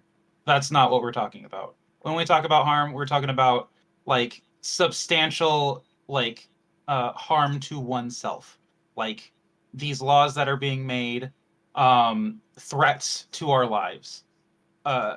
And when people are gathering and, like, let's say holding signs up, saying awful things, saying we should kill ourselves, I think that is extremely harmful to people, like, in general, not just the minority group, but like, if these kinds of ideas spread, it can spread to constitute other groups being discriminated against. And then it depends on whether you're on the in-group or the out-group. And I'll just leave that there. Thank you. Xena, did you want to say something, or shall we move on? I think Star Panda and Poppy covered my thoughts pretty well already, so I feel like we can move on. All right, so we're going to bring on our guests one at a time. When you come on, I will give you same rough amount of time I've given our panelists to make statements. If somebody wants to respond, you may try to keep it brief. There are 4 people waiting, after which I will let the guest reply again, and then they're going to be kicked because we need to get through these reasonably quickly. So first, I'm hoping I'm getting these in the order in which they've appeared. Cascadian Unionist. Welcome. Try to keep your comment or question as brief as you can, please. But take it away, Cascadian. Nope, Cascadian is gone. All right, we're bringing in Brooks. Brooks, same deal. Try to keep it as brief and efficient as you can. Your comment or your question. But yeah, it's mostly just a follow-up. Oh dear because... God! Hang on. You're so loud. Let me fix what that. What the fuck? It's because I boosted you the last time you were on. It's my bad. Sorry. Oh, God damn it, Sunday. Does that count as my time, you dick? Did you do that on purpose? Only if you piss me off anymore. Fair enough. I actually just wanted to follow up on my question because I found the answers of a few panelists basically deeply unsatisfying. The question being that why is religious belief versus other generalized bigotry created as a separate thing? Why are you allowing it as a separate thing? And if your reason is literally the exception clause, I mean, there's no rules around religious belief actually as a thing. The word belief doesn't come in there. So I'd ask where exactly you as a person, why you believe religious belief versus say astrology or any other sort of justification a person may have for bigotry allows them to be in a place of basically treating people horribly. Okay, very quickly. First of all, that looks like it was directed at FairyQueen, so I'm going to let her reply first. Brooks, just a heads up. Also, your audio Matt nodded. Matt as well. Your Brooks, your microphone is like blasting. It's so doing violence to me right now. This is the one time I will agree with Whick. Everyone in this panel right now. We're actually united on this one front. You need to turn down your gain. It isn't on my side. I'm just letting you know, Sunday. It ain't on my side. It's definitely not on my side. I'll just respond very briefly by saying, again, I want to reiterate that I don't believe that one's religious viewpoints are a license to be able to pass discriminatory legislation, particularly in a moment like this where the trans or the queer community are very vulnerable to the forms of discrimination and marginalization that were very powerfully articulated by Xena and Poppy and Star Panda. However, I do think that we need to respect that people's religious viewpoints matter a great deal to them, precisely because they have this character of expressing our most ultimate concerns about metaphysical, normative, and spiritual issues. And appreciating that does not mean licensing people to act on those viewpoints in any way that they wish, but it does mean respecting the gravity of those beliefs to them so that we have a good understanding of what precisely is at stake in these very, very tense political times. I mean, I will simply go back. I'm not quite sure what the substantive difference is between your follow-up question and your original question, to be perfectly frank. Why do you allow a categorization of the difference between religious beliefs or other beliefs? Why is not just having the belief itself a thing, and that is the thing we're going to discuss? Why do you separate out religious beliefs as being basically categorically different? Because it is spelled out as being categorically different within the Constitution. That's it is not. The word belief isn't used there. Okay, well, nonetheless, it is strongly implied there. Let's see if I can find exactly what the Establishment Clause states. While I hate to be pedantic about this, but while she's finding it, I'll reiterate. I don't think there should be I don't think that a minority group or religious group should have their speech protected in a way that is fundamentally different from any other reason, right? I think I believe in equality in this. I think that even if you believe you're right and you're an atheist, you should be able to say what you believe, right? I just categorically would say that we should stop trying to treat different groups differently in this regard specifically. Which is basically my point. Someone like Sam Harris, who comes out with the Islamophobia and pushes laws in that direction, or other people who basically espouse a sort of atheistic transphobia or homophobia, utilizing science or some other thing, they're put in a very different category. We actually very much shun them in society, yet we actually very much terrified of this religious belief versus other somehow more rational beliefs or other things that we consider to be different. And I'm curious why that is. All right, I'm Well, I think there's a let long whoever... genealogical reason for this that we need to appreciate, right? So when we look at the history of the Establishment Clause, this is very much predicated upon the debates that took place within liberalism over the course of the 17th century, many of which concerned the extent to which various different religious groups should be tolerated, the extent to which the state should promote one of those groups over and above others, or whether or not liberalism could flourish and coexist with a wide variety of different religious viewpoints, and indeed whether or not those religious viewpoints might actually benefit from the adoption of something like a liberal approach. Excuse me, just please let me finish. Sure.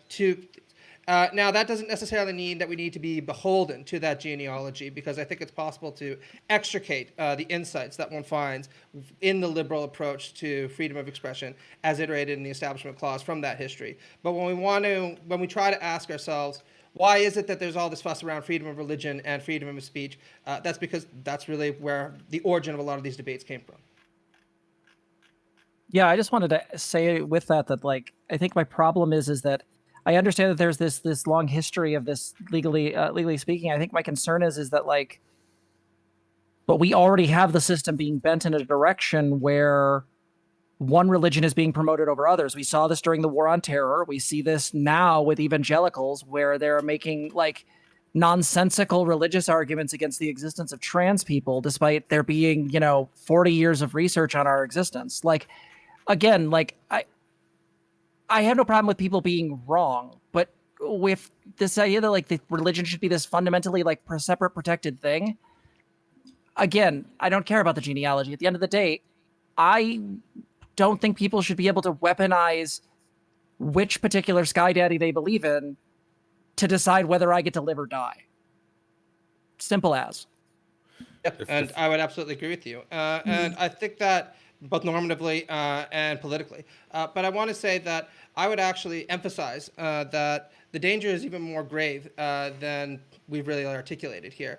So for instance, there's been some very interesting research done sociologically on the rise of Christian nationalism and its association with white nationalism by people particularly in the Midwest. And what they frequently found is that Trump and MAGA supporters, particularly evangelical MAGA supporters, about 45 to 55% of them are okay with Christian nationalism as a term. Now, what that means to them varies quite considerably. But when you look at the ways Christian nationalism overlaps with other kinds of symbolic and political associations, it's always tied to whiteness, heteronormativity, misogyny, a very, very important one that's sometimes less discussed than it should be, and of course, support for things like militarization, and of course, minimal intervention of the welfare state to try to elevate the least well off from their current social conditions.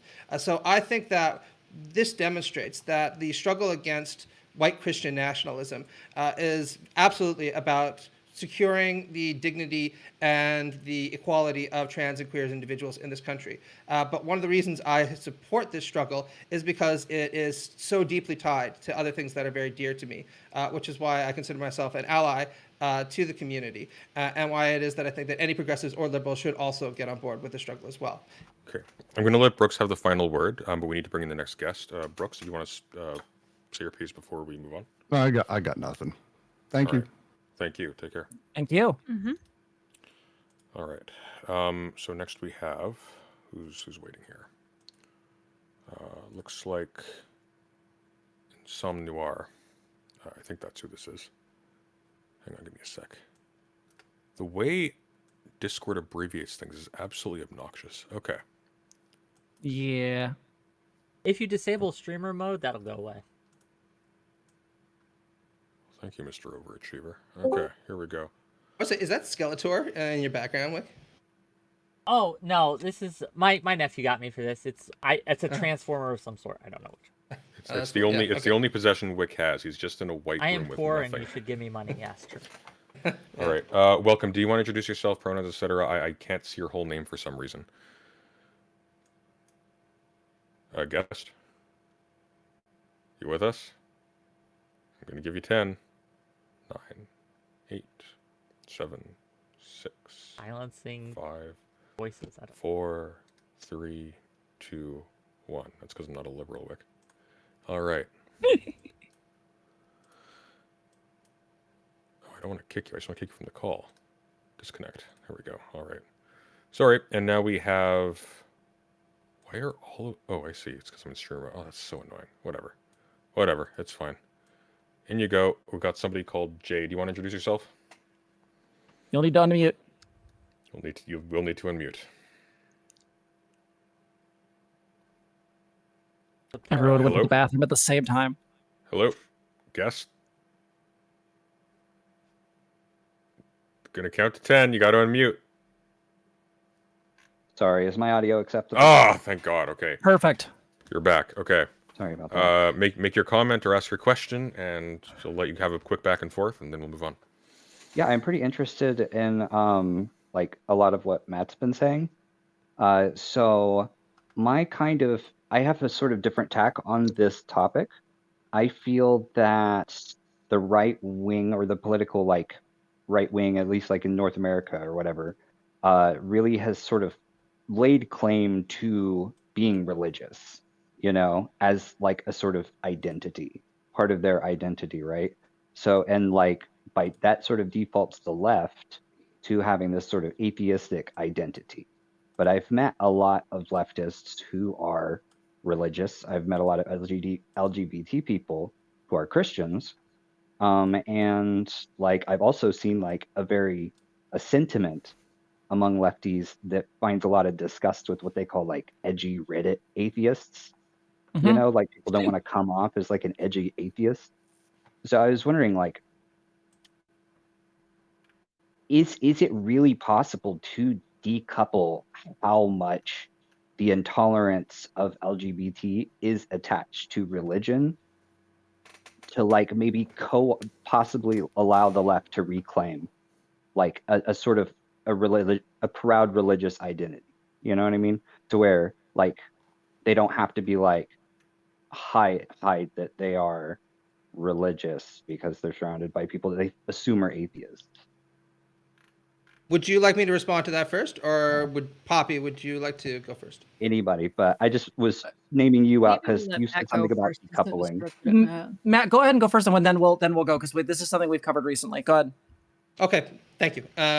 Well, this is a very complicated question, and I'm not going to be able to do the question justice here. But there are two things that I want to say. One is that the association of the political right with a religious worldview has deep roots in the history of European thought and European political practice. Now, I'm not going to get into all the details here, but the short answer is that the kind of religiosity that the right is attracted to is very much a synthesis of Aristotle with usually a particular religious belief. And the reason why they're attracted to this is Aristotle laid out a worldview that is, from their standpoint, harmonious, ordered, natural, and hierarchical. It's defined by a model of what Charles Taylor calls hierarchical complementarity, where everybody within the society has a role that they are intended to fulfill, but that role is by no means equal in its dignity. And people who do not understand their place within this hierarchically complementary society, they have to get into line. And what really occurred starting in the 17th and the 18th century was various progressive groups challenged the religious worldview that was supportive of these fundamentally conservative worldviews and opened up space for the emancipation of those who had previously not been guaranteed equality within society, whether we're thinking about, male property owners who come from the lower middle classes, but also women. It's important to note, starting in the 18th century, and then gradually that has come to include demands for racial equality, queer and trans equality, all of which I'm extremely supportive of. And to the extent that the religious right mobilizes around these rhetorics, they're following in a very ancient tradition that leftists must be absolutely critical of. Saying that, there is very much a counter tradition of progressive religiosity that it is very important to acknowledge. Early on in this presentation, I talked about the civil rights movement as an exemplar of that. But you can also think about the group that I'm part of called the Institute for Christian Socialism. And the general argument that progressive leftists will make is this, usually, again, drawing on the Christian tradition, but you can find parallels, for example, in Marxist Islamism or Marxist Judaism, et cetera, et cetera. But the basic argument of progressive Christians is, listen, Nietzsche is absolutely right that liberalism, socialism, and progressivism are all the secularized offspring of what is fundamentally a Christian worldview that holds that all people are equal before the throne of God, that gradually translates into just the belief that all people are equal, and that is the least well off and the most vulnerable in our society that deserve the most moral attention. Now, this is idiomized in various different forms. But, the progressive Christian movements that I tend to support carry on this legacy. And I think that it is absolutely an authentic position to take. And if you are a Christian leftist and you want to talk to me about it, I'm happy to talk more about it. But there are a flourishing number of groups in the United States, including ICS, the Institute for Christian Socialism, that take this project of trying to resuscitate an egalitarian, emancipatory, trans-inclusive, and queer-inclusive Christianity for America in the 21st century. It's just a brief statement. Go ahead. Oh wait, I thought Poppy was had a response. Poppy was, but what do you guys want to do? Whick, go ahead and just say your thing. Yeah, I think that if a properly practicing Christian cannot help but be a leftist progressive, in my view. I think that if you are trying to be a Christian, you are generally going to and actually practice, like, in following the footsteps of Christianity and Christ, you're going to be progressive. No argument.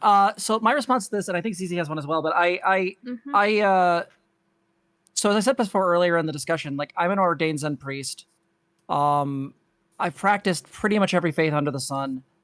ZZ is what I would call an eclectic pagan, or, witch. And the thing is that to some degree, like, as much as we have been somewhat antagonistic in this argument, the thing is that we've discussed on our channel before the fact that we're very sort of more so antagonistic towards anti-theism or Reddit, what's considered Reddit atheism, because I actually think it hurts us on a very, very real level. The pragmatic argument would be is that I think that there are a lot of lefties, especially like genuine leftists, not just liberals, but leftists who can't talk about their spiritual beliefs or their abilities, their desire to want to practice, because we have such an absolutely allergic environment within the left to spirituality. Some of that's earned, right? That allergy comes from the right weaponizing religion, but some of it also comes from, I think, an almost pseudo-religious take of certain philosophies being sort of weaponized in and of themselves. The whole religion is the opiate of the masses bullshit. It's like, yeah, well, if you're talking about institutional systemic religion, sure. But if you're talking about an individual person's spiritual beliefs, that's a very different discussion. And so I think the thing is that, at least in our goals, is I think that there is a way to marry spirituality to your goals and your sense of personal growth and development. That's something we talk about a lot with mental health, especially like development in the integral or the psychological sense. But as far as it affects politics, I always am skeptical of of that interaction, because the short version is in my experience, human beings always have a desire for power. It comes from our natural tendencies to be fearful, moral, in some ways, mortal creatures. And by definition, we are prone to, when given access to power, to use it because it creates a sense of security. You can see this with a father who is overly authoritarian. You can see this with Xi Jinping.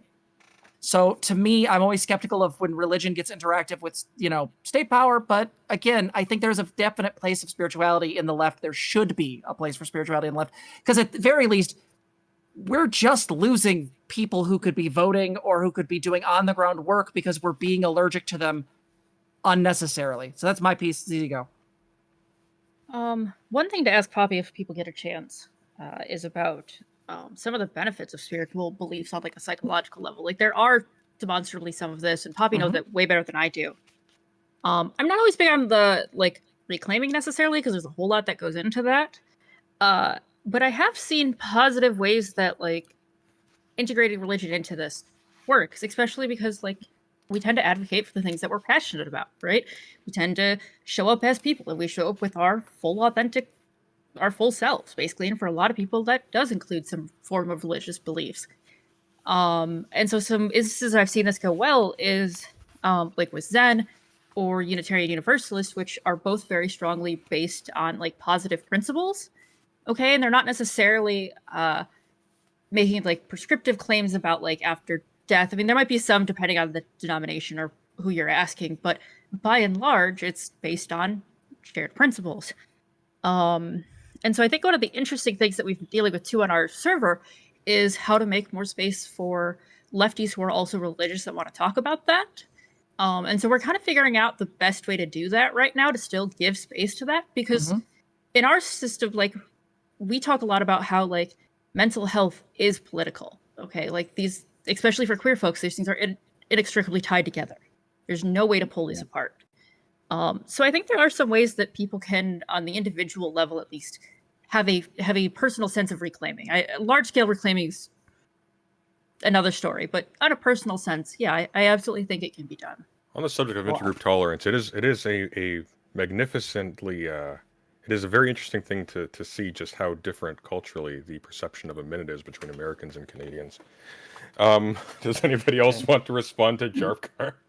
I just wanted to say one more thing, which is that I found the great equalizer. No, I thought Zena and Poppy's articulation of their own efforts to try to reach out to leftists who are religious very moving, and actually I see it as a very positive sign for the future. Just again, coming from my own standpoint, using the Christian idiom to reflect my own religious beliefs, which isn't to say that there aren't other ways to do so. I know that, FairyQueen didn't want us to talk about the substance of a religious view and whether or not it's correctly interpreted or not.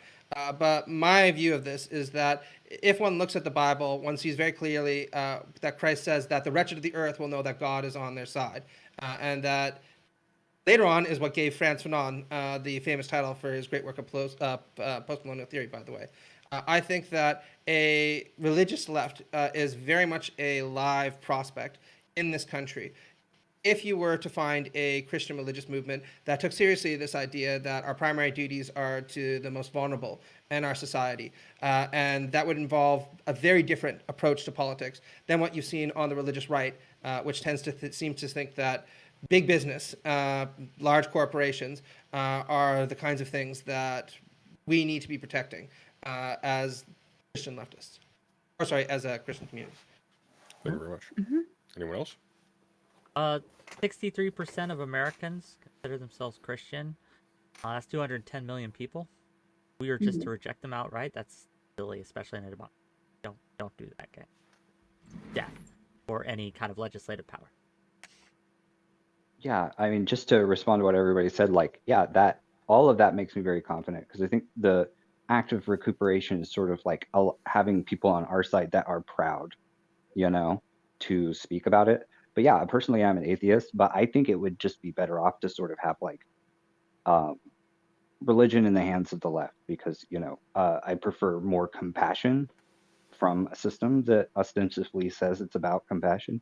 But yeah, before I go, one last thing I have to say, look at my avocado. It's huge.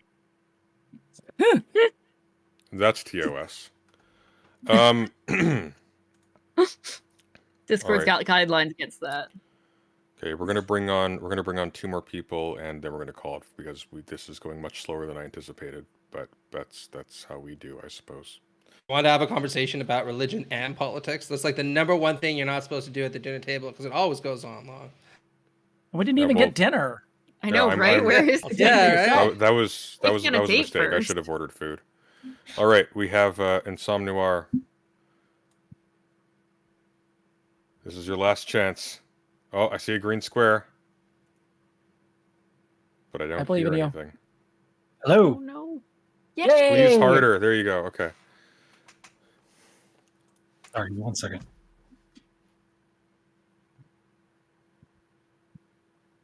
Sorry about that. I was having some.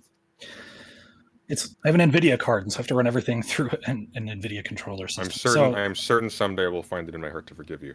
Please. Okay, so first of all, you can call me Insomnia. Insomnia Noir is my full name. I'm sure Whick knows who I am. I've harassed him on and off. Yeah, and I don't really have the kindest of words to say here, but hopefully now that you've heard my tone, you'll know that I'm trying my best to be nice. Don't do that. Be mean to me if you feel. Free speech is for everyone, including you. So go ahead, hit me with it. Be as no, vicious I don't as want to you'd give you like. it. No, I don't want to give you another panel topic. So first of all, I go by he, they. I am non-binary, specifically gender, extremely neurodivergent, and so you'll have to forgive me if I seem very monotone. But anyway, you're on the President Sunday channel. It's okay. You're among friends. You're among your people. Yeah. So there's a few things I would like to point out. I myself, everyone who's in the cathedral knows that I am a Christian. I am a leftist as well, and yes, it is very difficult for. Oh yes, I have 4 years of undergrad, 4 years of graduate studies in Old Testament specifically. Damn. Wow. Yeah. And right now I'm actually, for various reasons, I have switched over to a master's in social work. I feel like I can do more. I feel like I can do more damage to the system that way. So there's a few things I would point out. First of all, it is unbearably apparent as to who has skin in this game and who doesn't. And so, as a Christian, I would like to apologize to any minority identities in this call for the actions of people who proclaim the same faith that I have. I do not espouse any hatred towards any group. In fact, I fight for equity. Just to be clear, Insomniar, I think the only person you're actually highlighting in this conversation is Matt right now. I think that's a little unfair. Oh no, I'm going after. I think he's the only one who's identified as a Christian here, isn't he?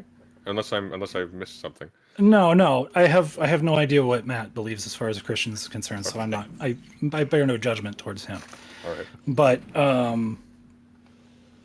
yeah, it's interesting to me those who are speaking in theoretical terms, and then you have, I believe, Star Panda and Xena and Poppy literally saying, "Hey, this is our life you're talking about."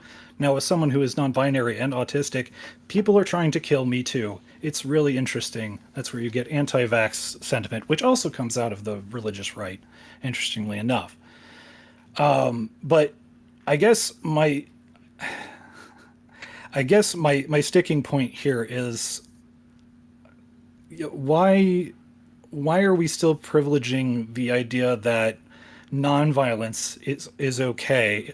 Nonviolence is the preferred method when we're talking about survival of particular identities that have been existed. Just in the interest of expediency, can I suggest a quick modification of the question so people can answer it more clearly? So how about this? Yeah, and let me know if this is satisfying, okay? Why are we privileging nonviolence as the preferred response to systemic/state violence and things of that sort? Is that a fair representation of your question? Yes, you've saved me from my autism. Thank you. 2 reasons. I'll be brief. 1, go for it. The pragmatic reasons. If you get in a fight with the state, you will lose and you will die. Second of all, if you on the moral level, if you are, it's an interesting point for an American, but continue. I'm just saying, if you fight with the state, you will lose, right?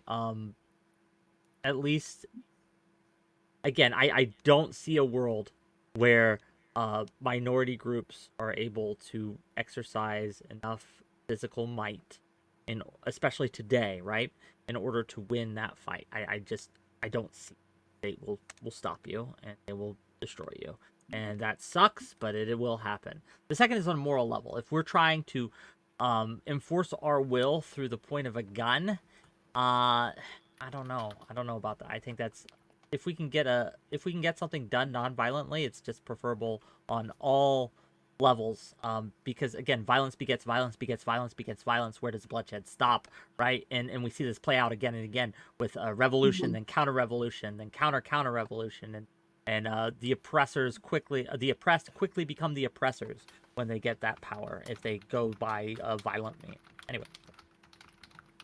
All right. Anyone else?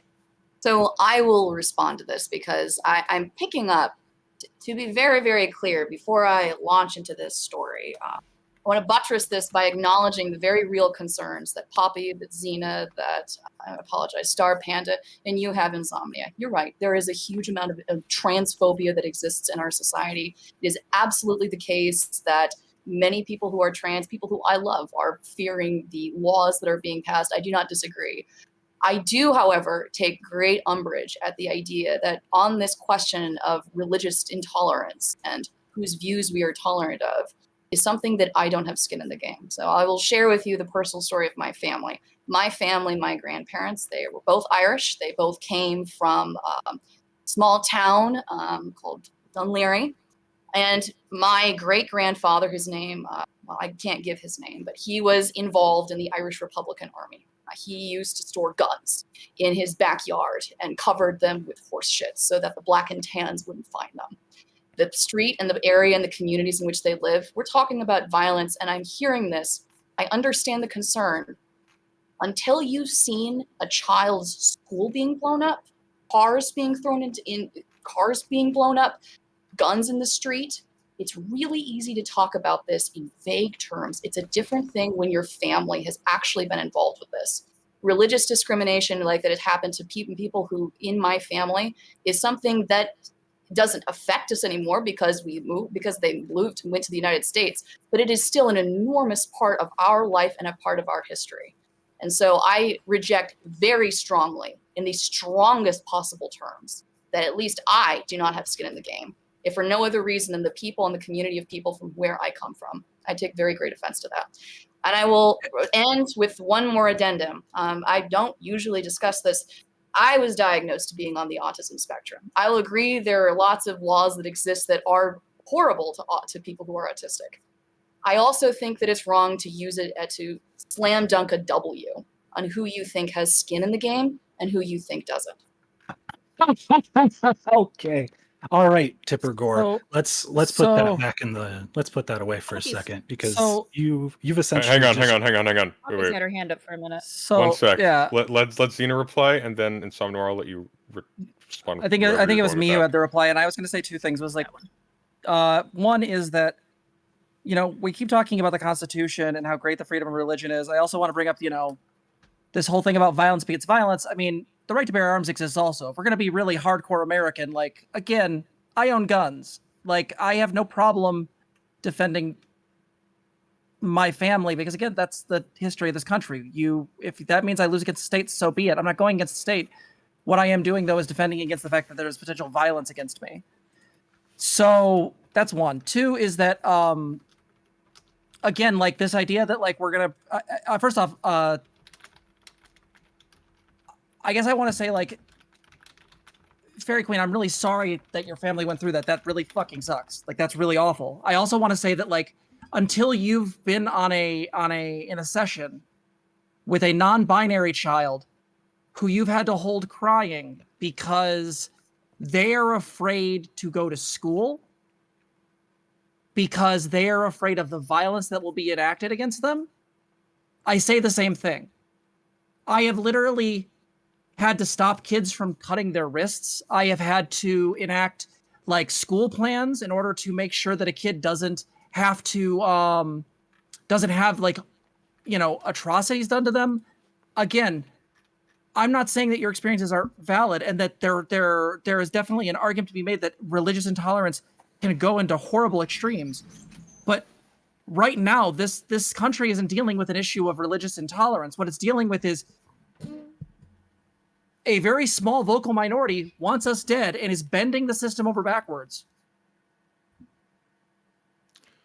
All right. I'm so sorry, but I will respond to that. First of all, I do have experience with people who are trans in my life who have. But you're not trans, right? And you're not Irish. You don't have family members in your life who you are related to who were dragged out of their houses, had their entire shop burned to the ground, and had machine guns put up against their skulls, at least to the best of my knowledge, not for religious reasons. So it is not to for me. religious reasons. I will reiterate. Okay, I have great empathy, and I do know and take very seriously the concerns that we have. But the flippant way that we are discussing religious violence and the consequences that we can have, I don't even quite know what to say to that. Especially the idea that this feels as though you prioritize. But again, it feels as though you're prioritizing one group over another, and that's the issue. Is you keep saying you have compassion for us, but I don't care about the compassion. What I care about is people who genuinely actually get it. And it feels like there's such a concern for this potential fear of religious violence that, again, we're having real violence happen right now, and we're arguing about whether how we deal with that. Like, again, I literally pointed out historical references as to how this has happened. You're saying like our people haven't been hurt? What? To be very clear, I'm not the appeal that I was making before was more of the taking umbrage at the idea that this issue did not personally matter to me, or that I didn't have skin in the game. I take very personal umbrage with that. That's the issue. I'm not having an intellectual conversation about the history of transphobia or the history of religious discrimination. I'm taking issue with the personal point that was levied at me and the other people at the other half of this panel, and the assumptions that were made that were unfair and not well received. If I could say one thing also. Please. Now, I just want to be very clear when it comes to your characterization of my language or some of our languages, theoretical and abstract. I'm actually willing to say that I think you're correct about that. And I think that part of that does come from a lack of firsthand experience. However, I would like to make clear that I don't think that the deployment of a theoretical or a legal language to try to adjudicate the proper way to respond to these problems is inappropriate. And actually, I don't think it's anti-leftist either. Fundamentally, I would say that my position is a Gramscian one. Now, we all know that Gramsci, of course, faced circumstances that are actually fairly similar to what's going on, say, in Florida right now. You see the rise of a highly revanchist right-wing state that is willing to use extraordinary amounts of authoritarianism to discriminate against highly vulnerable groups with the association or with at least the tacit consent of big business and other major players in society. In these kinds of circumstances, there's absolutely a place for affect and expressions of disdain and anger. And I think that those should be encouraged in many circumstances. However, it is also incumbent upon us to intellectually mince these problems, not so that we can kind of pedantically, count, the number of different references to Hegel that we can throw out there, but because we need to have a clear idea of what it is that we're facing so that we can have an equally clear idea of how it is that we can most effectively confront it. And I think that analyzing the right legal routes, for example, to be able to obtain protections for the trans community and the queer community more generally is a very viable and indeed necessary option. I am not optimistic about the potential going down that road given the current makeup of the Supreme Court, but we should be looking into that as a potential strategy. The same is true when it comes to trying to win the intellectual debate against people like, say, Matt Walsh, or like, say, some of the individuals I mentioned, 𝕾𝖍𝖎𝖙, who are going to try to argue very vehemently that there is something fundamentally wrong with being trans because it violates, say, natural law. I think that there is a place there for people to offer theoretical arguments, as, I should add, Zena and Poppy very rightly referred to demonstrate why that viewpoint is wrong. And I don't think that precludes other approaches. I think that we have to have an awful lot of tools in our arsenal in order to fight against bigotry. And theory and rationalism are some of those tools. There are others, and they're just as important, but we shouldn't abstain from using those where we think that we can win. And I think that ultimately, because trans individuals are individuals and they are entitled to human rights and they are entitled to dignity and to respect, that will be on the winning side of this argument in every single circumstance where ultimately we are confronted with bigotry and with bigots who would like to advance junk science and junk theology to support what are fundamentally hate-filled positions. All right, and 𝕻𝖎, if you want to make your final comment, we need to move on because we're running on the clock. So. Yeah, and I have to apologize for my laughter earlier. That was more of a nervous tick, and I accidentally hit my space bar. Totally fine. So, here's my sort of where I land in a country now where we have somewhere between 100 and 130,000. My numbers might be off because who knows, where you have over 100,000 trans people basically fleeing as refugees within their own country, where people who specialize in the study of genocide are issuing warnings, red letter warnings, that there is a genocide happening in the US of transgender people based on the rhetoric that is being used and weaponized by the religious right. See Matt Walsh, Me or him? That was you, Whick. What the frick did you do on my stream? 𝕻𝖎𝖏, you're back. Okay, I don't know where I left off. So my point is, we live in a country where there's over 100,000 transgender folk living as refugees in their own country. They are actually moving to other parts of the country to avoid persecution, where we have institutes who specifically study genocide, issuing warnings about the language of Michael Knowles, Matt Walsh, and these people that you claim that you can defeat in this sort of realm of ideas, which I wholeheartedly reject, because these are ideologues. They have no reason to change their mind. With that in mind, I understand the need for rhetoric, but at this point, I have to push back on the idea that violence and we'll say this in a video game, violence in a video game is not off the table. It has not been off the table historically. We have seen this happen before. Pride was a riot because of a transgender woman who may or may not own up to the fact that she threw a brick. Okay, so let's perhaps couch our ideas of theoretical knowledge in the fact Then that stop talking vaguely. Who do you want to do violence against and how? Tell us. Come on. Who do you want to hurt? The people who would seek to do harm against others, specifically trans people, members of the LGBTQI community. And I'm not saying that it is the only resort. I'm saying that it should be on the table, and that it should not be at the whim of some neoliberal who thinks that, oh, we can just vote. No, if you try to hurt Okay. other people, I'm going to stop. Hang on, Whick. It's a good line to end on. We need to bring in the next person. Thank you, 𝕻𝖎𝖏. Can I say something real quick? Really quick. I will try to be brief. Succeed at being brief. FairyQueen, I appreciate your concern with the trans community. I'm not trying to take away from that. You have brought up MLK twice in this conversation, saying things that he said.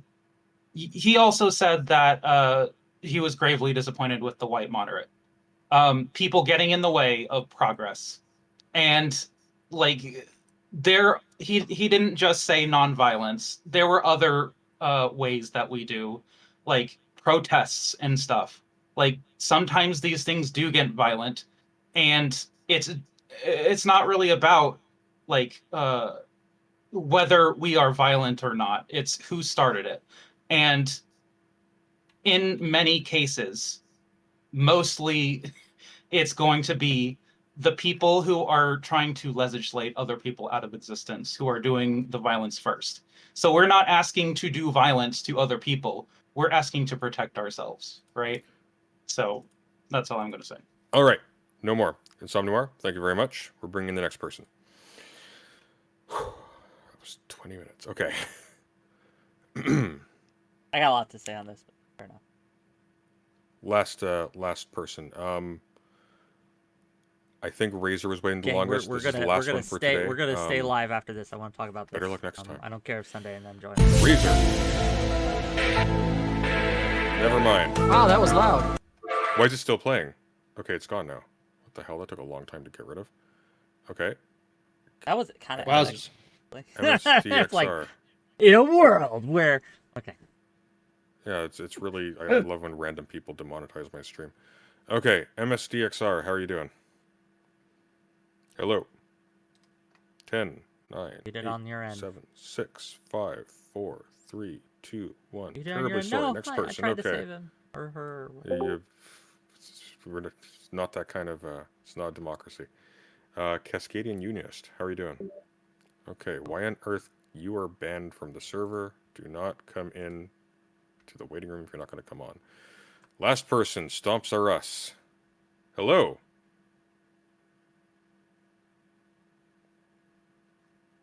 Hello? Stomps? Everyone fell asleep. All right, that's our show. Have a good night, everyone. Thank you very much for thank you to our panelists. Hold on. I'm sorry. Razor did an accident when he did play that song. It was like a setting in Discord for some reason. So if you want to try again, if you don't, that's fine. I really don't, but I'm going to. Cause... Okay. I'm going to take one more question. Okay, Razor's now banned. In clockwise order, shout out your channels, please. FairyQueen. I apologize. Hi, I'm FairyQueen. You can find me on Twitter and you can find me on YouTube. Thank you. Matt. Yeah, I'm Matt. You can find me on Twitter, or you can read my books and articles, you know, wherever things are printed, basically. Star Panda. I am Star Panda TV everywhere. You can find me just typing in Star Panda TV. Thanks. Whick. WhickTV on Twitch and Kick at Whick-TV on YouTube. Check. Yeah, Xena and Poppy, I'm not going to let you shut yourselves out, actually, because I'm sending everyone to your stream anyways. Find Xena and Poppy, Wholesome Degenerates, apparently, on YouTube. That's true. Cheerio. That's true. Have a good night, everyone. Good night, everybody. Bye, 𝕵𝖎𝖙. Bye. Bye. FairyQueen, Right, I'm gonna keep going on my end on my server. If you want to join me in Yeah. I guess other Yeah, other, but because I want to talk about this because I'm frustrated and yeah, let's talk. Yeah, I am too. Let's switch to my server. Hold on. Sure, absolutely. Okay, gang, hold on. We ain't done yet.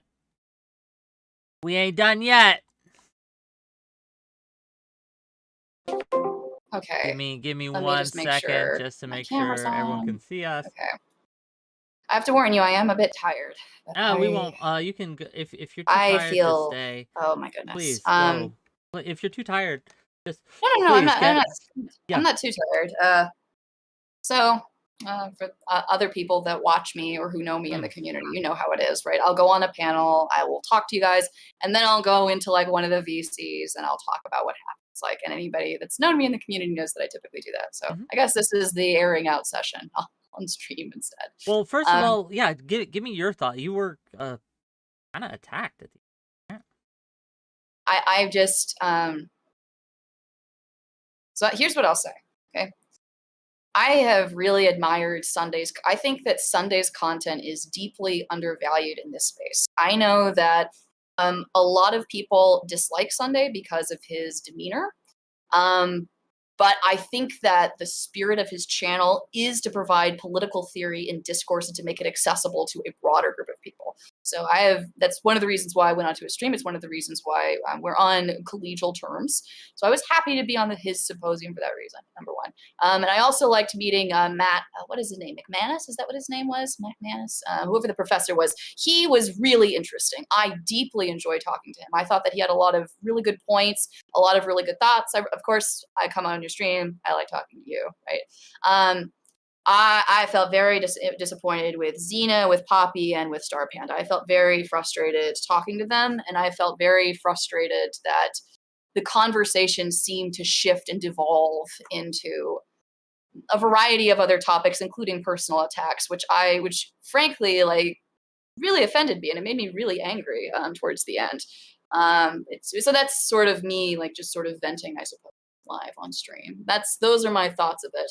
I was appreciated the invite. I was happy to go. I was glad that I could speak to Sunday again. Always a pleasure. And glad that I could speak to Matt and get to meet him. And glad to talk to you. But I felt very frustrated with that at the end. I understand. I think that this happens far too often. Is we take our personal issues and we try to make things about us. I understand why it happens. But it becomes almost impossible to... What am I supposed to say when you really believe, not you, but someone really believes that if someone else is allowed to have their say or to express themselves, that it will lead to the death of hundreds, tens of thousands of people? how do you talk?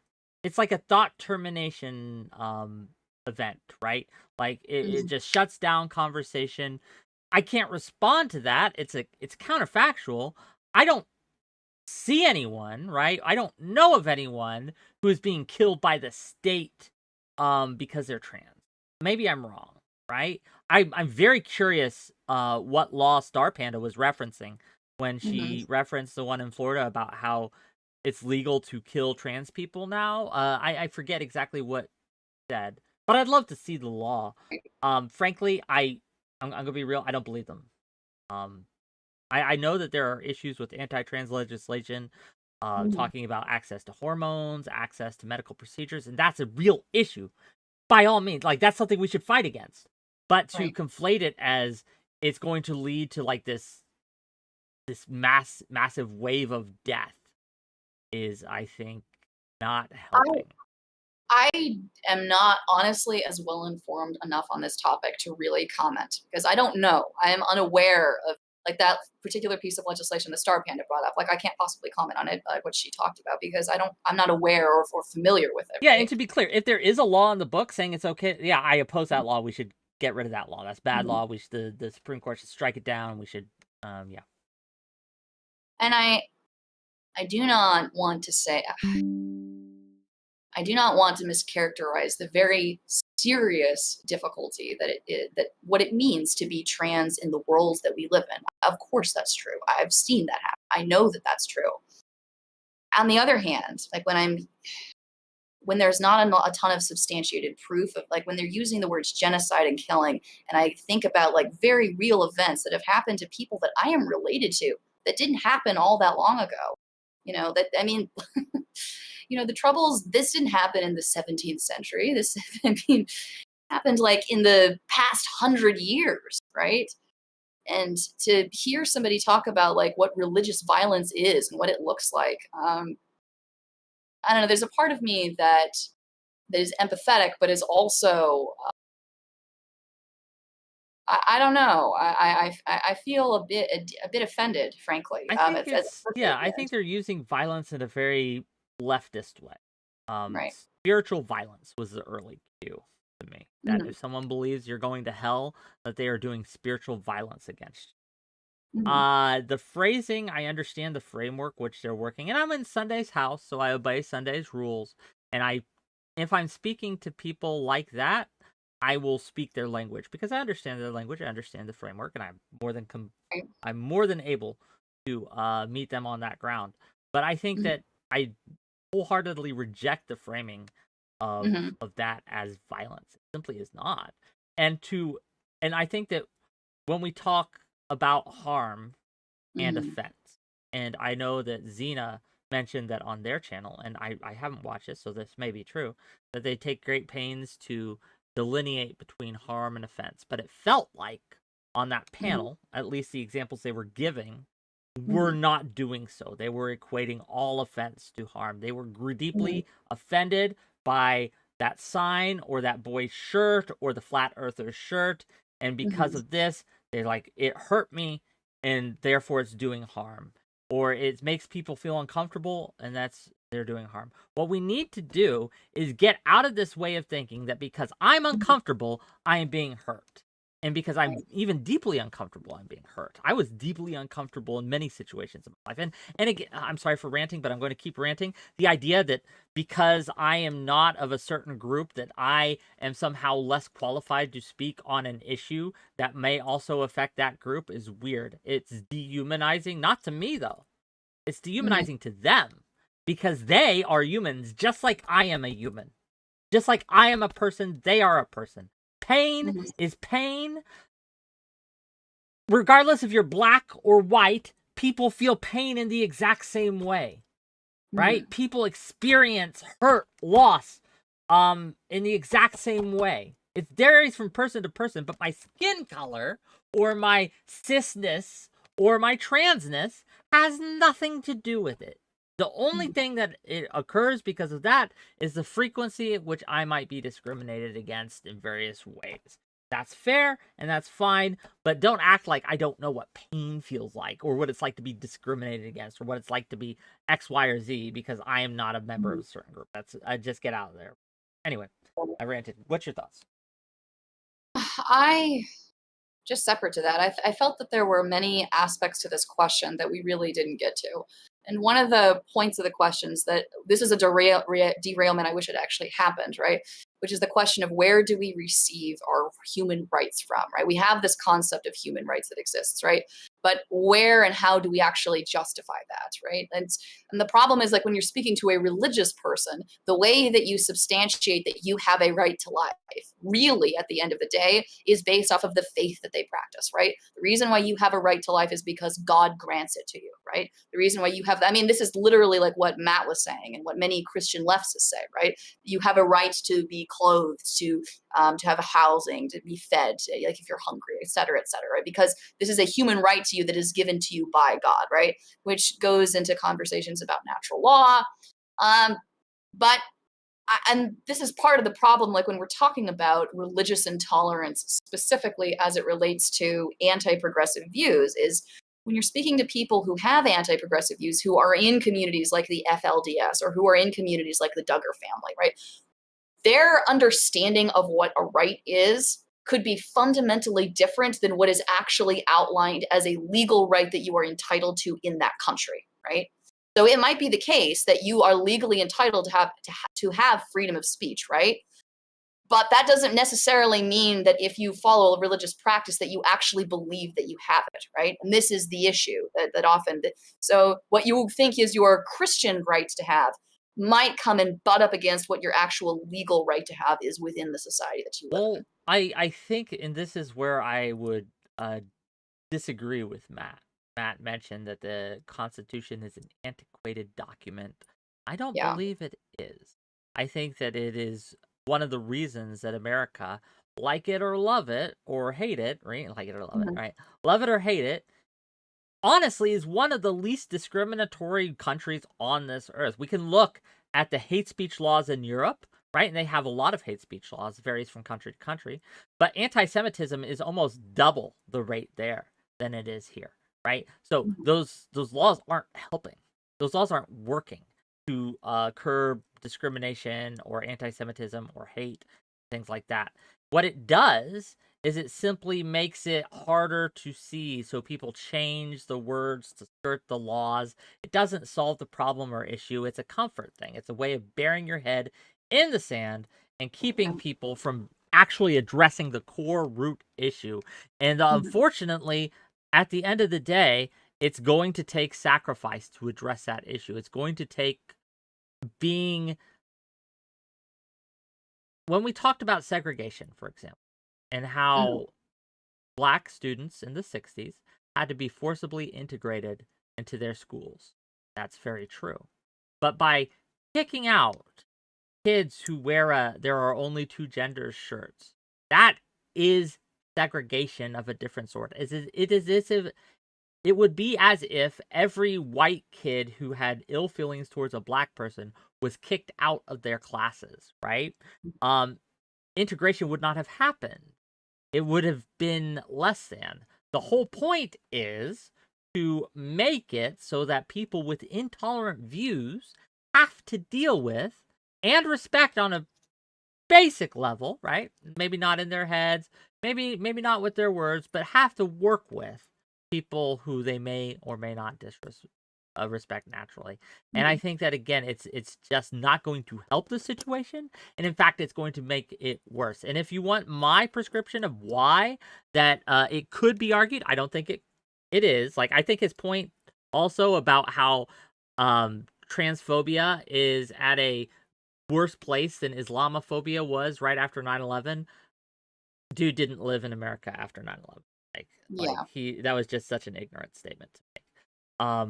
Well, this is the problem, right? Because it's similar to the point that I was making with the Troubles, with the struggle between Northern and like the Republic of Ireland, right?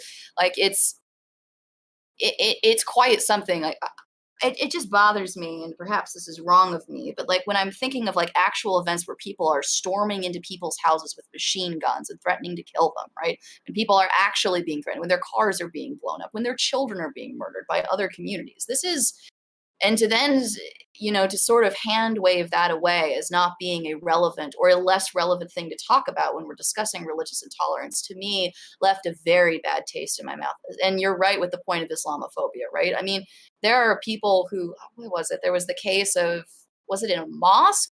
There was a case of at least a group of people who were shot and killed in a mosque, right? I mean, that's the flip side of this. Like the idea, like, people, like, there are gunmen that go into churches on the basis of religious intolerance and shoot them. I recently went to meaning like this past summer, I went to the oldest Reformed synagogue in the country. It's the first one that was ever founded. It's in Charleston, South Carolina. Very old. It's a beautiful, huge synagogue. When I walked there, as old and as historic as the synagogue is, there was a distinct difference between that synagogue and all of the other equally historic cathedrals there. And the difference was that when you walked there, there was a security guard, a wall, a huge wall surrounding it, and men, and it's a huge alarm system and men with guns. That exists for a reason. There is a reason why there's that level of security. There's a reason why if you go, and I promise you, this is true for many people who are probably listening, if you try to go to many mosques or to many Hindu temples or to many religious facilities that are not Christian in nature, you will notice that there is a huge amount of security to get in, because the threat of somebody coming into your community and shooting you is not a small one. It really does happen within these spaces.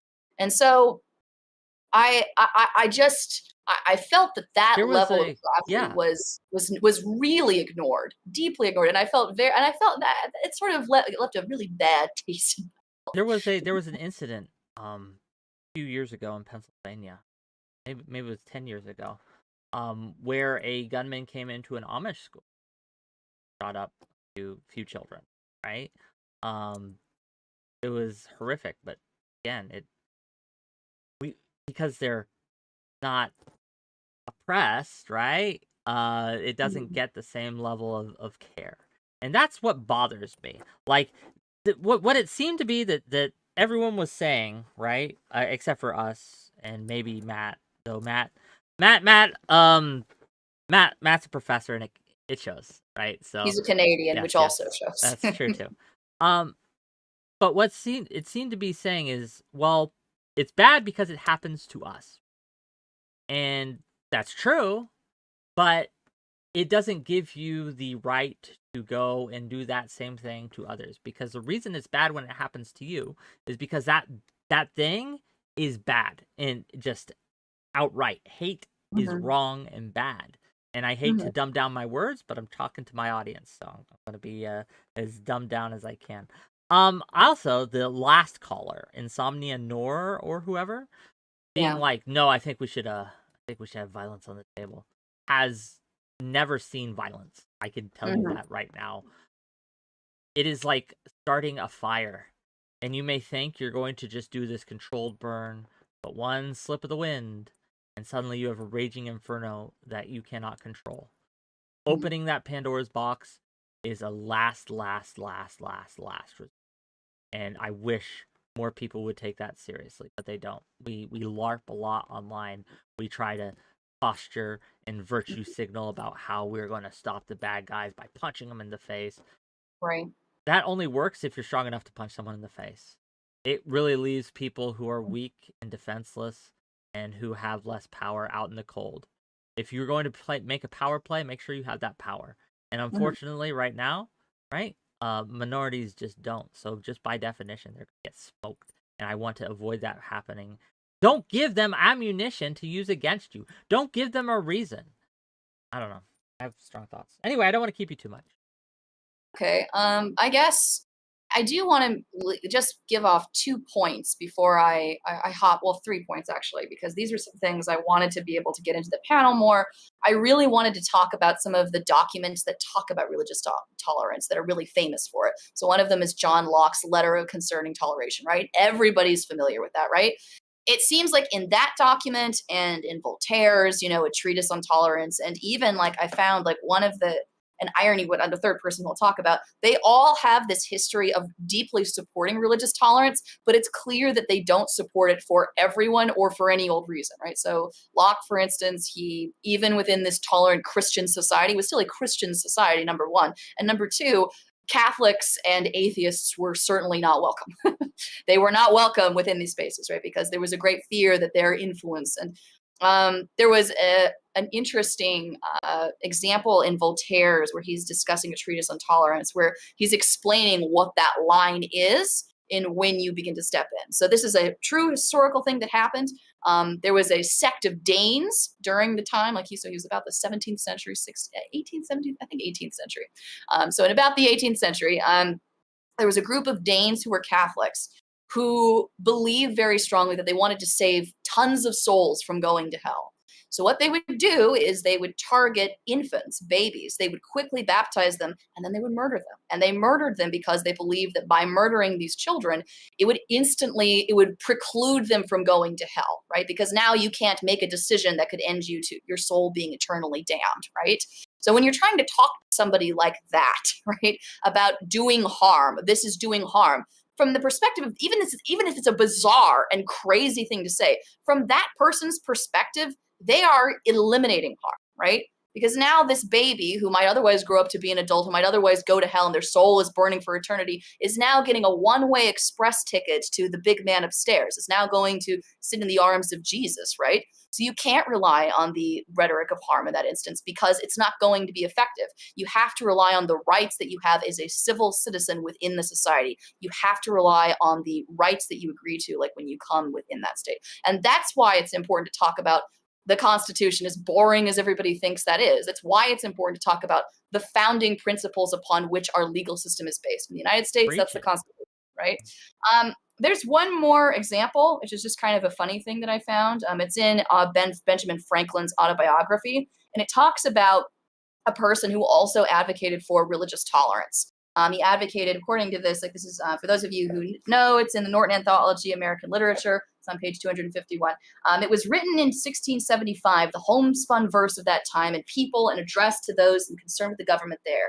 It was in favor of liberty, conscience, and on behalf of the Baptist, Quakers, and other secretaries that have been under persecution. Okay, the guy that he's talking about that's saying this is Cotton Mather. Okay, the ringleader of the Salem witch trials, right? And this is sort of the irony, is that a lot of people who claim and who are in support of religious tolerance, like in the genealogy, very clearly state that this is not going to apply for any person, right? And do have a standard on who it is applied to and who it's not applied to. And there's one more point that I'll give before I hop off. And this is, and I have to admit, I stole, am I boring the audience? I can ship out. Keep going. Okay, so this is a point that I stole. Objectively, I stole it. It's from a really good panel with a ton of professors and journalists who talk about the concept, who talk about religious tolerance. It's on YouTube. I watched it. You can go watch it too. This is one of the key insights that one of the panelists gave that I wanted to share with you guys. And that's the idea that your religion is something that is separate from you. It is a thing that you do on Shabbat. It is a thing that you do on Sunday. And then the rest of the day, week, you're an American, you're in the store, you're doing your thing. Oh, I'm going to do my service here. I'll pray over my meal. The idea that is completely separate from your life is not historically true. That is a construct of the 21st century. Historically speaking, the reason why you cared about why something was sinful, it's not because people were deeply more spiritual like in the medieval era. It's because when you stated that something was sinful, that meant that thing was illegal, right? It meant that thing was against the law. You could be burned and tried for heresy. William Tyndale was burned alive for translating the Bible into English, right? The benefit of being able to even read the Bible, the significance of that, it's not merely because you're developing a personal relationship with Christ and you want to go into the woods to connect with spirituality. The reason why it matters is because the text upon which your legal system is built, you are now able to read and you are able to argue with priests and people that are instituting this into law, right? And I think it's interesting when I talk to people who think that there's this great big separation, and I just don't think that that's necessarily true. Even though it is true that it shouldn't be, it is a system of thought. when it's something that you're raised with, that's hammered into you, that is so culturally ingrained with you, even if you want to throw it away in adulthood, it's very, very difficult to do pragmatically, right? Because basically what that means is you're throwing out not just a system of belief that you have. This isn't like becoming a Democrat and then transitioning to becoming a Republican, right? You're throwing out your family members, the way that you might get married, the traditions of marriage. You're throwing out holidays that you used to practice, the school that you might have gone to, the community in which you were raised. It is very much often intrinsically bound up in our concepts of selves, that to say that there is this great big divorce that exists, I don't know if that's true for a lot of people. I think for a lot of people, when you are insulting Catholicism or you're insulting or anything apart of it, right? The reason why that stings more is you're not just insulting a thing that I believe, you're insulting a thing that is intrinsically a part of me, that even if I write it off later when I grow up, I'm never really able to get rid of it. Like, I experience this now, like, as I'm living in the South. Well, I don't care if I don't. I'm living in the South right now, okay? My family is Roman Catholic, deeply Roman Catholic. I graduated from high school at a Roman Catholic school. My family is Irish Catholic on my dad's side. Catholicism is a big deal to our family, right? I had never heard of anti-Catholic sentiment before. I thought, oh, that's just the construct of the early 1900s, right? You know, if I want to know about that, I'll just watch The Gangs of New York, right? That's over. That's done with, right? Wrong. If you come into the deep South and you start talking about like the faith that you were raised in, you'll discover very quickly that people do not like Catholics. People really don't like Mormons. Absolutely. People are absolutely willing. And when you're sitting there, I'm sorry. I told the story before the stream, right? Like, the reason that Mormons live in Utah isn't because they just wanted a nice vacation. They were forcibly driven out of the United States at gunpoint. They were hanged, lynched, raped, destroyed, driven from state to state, city to city, because of the massive amounts of hate, persecution, and intolerance that people had for anything different from the orthodoxy of the time and the place. So absolutely, I 100% get what you're saying. And even today, while no one's hanging us, there is, again, a lot of discussion among Christians about Mormons being a cult, dangerous. They perform satanic rituals in their temples, etc., etc., etc. Like, these are deeply held beliefs, and it comes from a place of ignorance if you are trying to downplay these dynamics. But go ahead. I didn't mean to interrupt. No. It's absolutely true. It's absolutely true that exists. It's absolutely true that that's a part of the. And it's weird because I'll find myself in a very odd position where I will go home to my family, right? And we will have severe disagreements on the history of the Catholic Church, which is bloody and brutal. The Catholic Church has done horrible things. It covered up the sex abuse scandal in the 90s and early 2000s. It's resulted in the rape and torture of indigenous people in South America. It was an early form of neo-colonialism, in my opinion. Like, there are many things that are absolutely true that you can slam the Catholic Church for. If you want a clear example, you can go to the huge giant tomb of 𝕾𝖍𝖎𝖙, right? Like, in the middle of Spain, the Spanish fascist dictator who is literally buried in this marble mausoleum in the side of a mountain, right?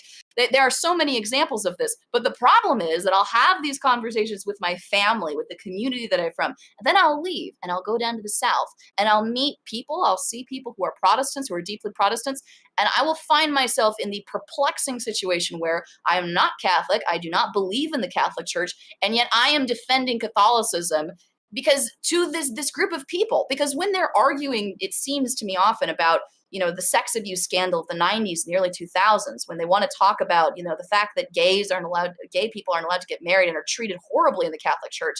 Oftentimes, these people, frankly, do not give a shit about the sex abuse scandal. They're not from communities where that happened. They're not from schools where that happened. And they're not talking about the blatant homophobia and the abuse of the Catholic Church because they really care about the lay people or the victims of it. They're doing it basically because what they want to say is, you are the other. You and your people and the people that you come from are disgusting and gross, and you don't deserve to be here. That's the message. What's really being discussed, right? Even if nominally the topic is about like sex abuse, Absolutely. which I completely agree. Like, what's actually going on in that interaction is, and it's so weird, and that's why I find it so strange. Yeah, It would, I'm not Catholic, and yet I'm sticking up for Catholicism, even though I really don't want to be, right? But anyway, that's one of my rants. I hear you. I agree with you. I think that you see shades of this, because I don't think it is strange, to be honest with you. I think it's very a human thing to do, because this otherization happens when people, again, on a different scale, and it hits differently. But when people are saying your opinion matters less than ours about this because you're not part of our group, and that happened to us on the panel, right? Your opinion, you are not this.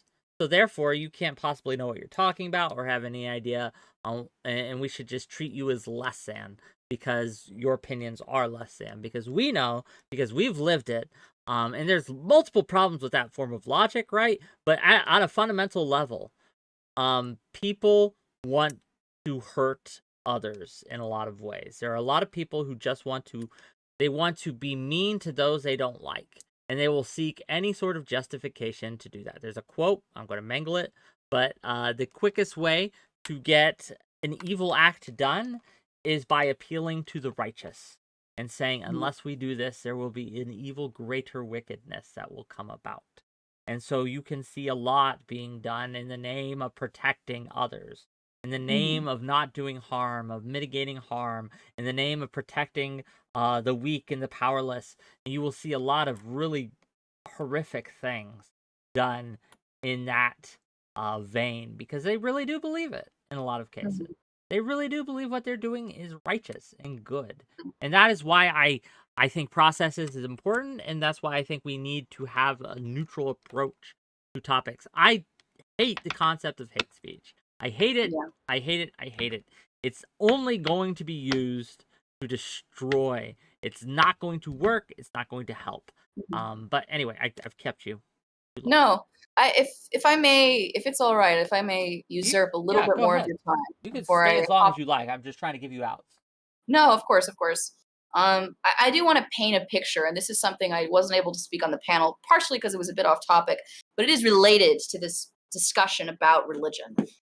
There is something about, specifically in online discourse, I don't know if it applies offline. I do see it online, specifically with religion over the past 13 years, that bothers me. And this is one of the things that I feel worried about. So everybody remembers, at the early stages of YouTube, the way that you made money, the way that you hit it big, was by being a British guy who was an atheist, who wanted to slam theists on their channel. And you probably had a philosophy degree, you were well-read, you were witty, and there's so many different people who have channels that made it big by following this model, right? And they followed this model in part as a response to the new atheist movement, right? To people like Richard Dawkins, to people like Christopher Hitchens, to Daniel Dillahunty, to who's the fourth one? I forget.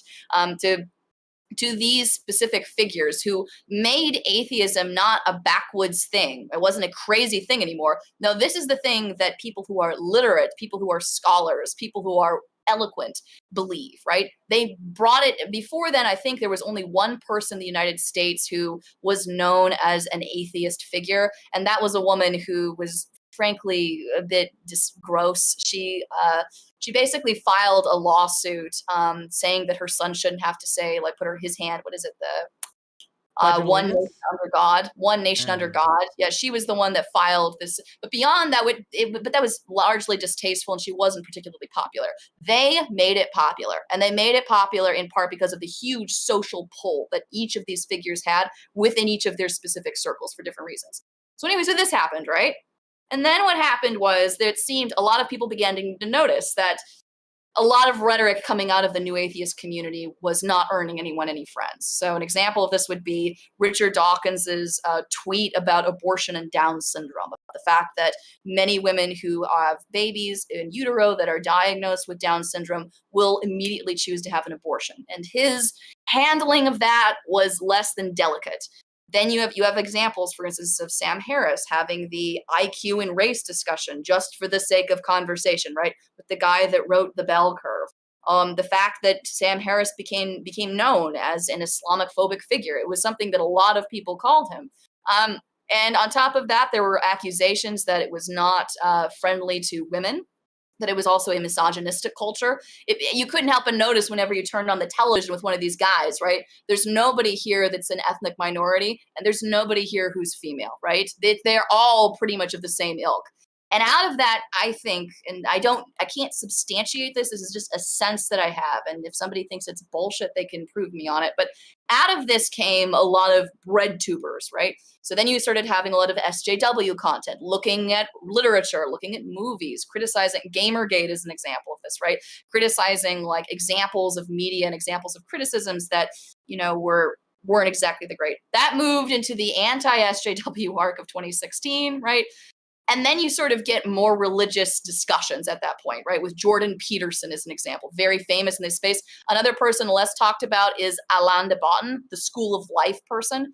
And Alain de Botton, I'm not familiar with him, actually. So.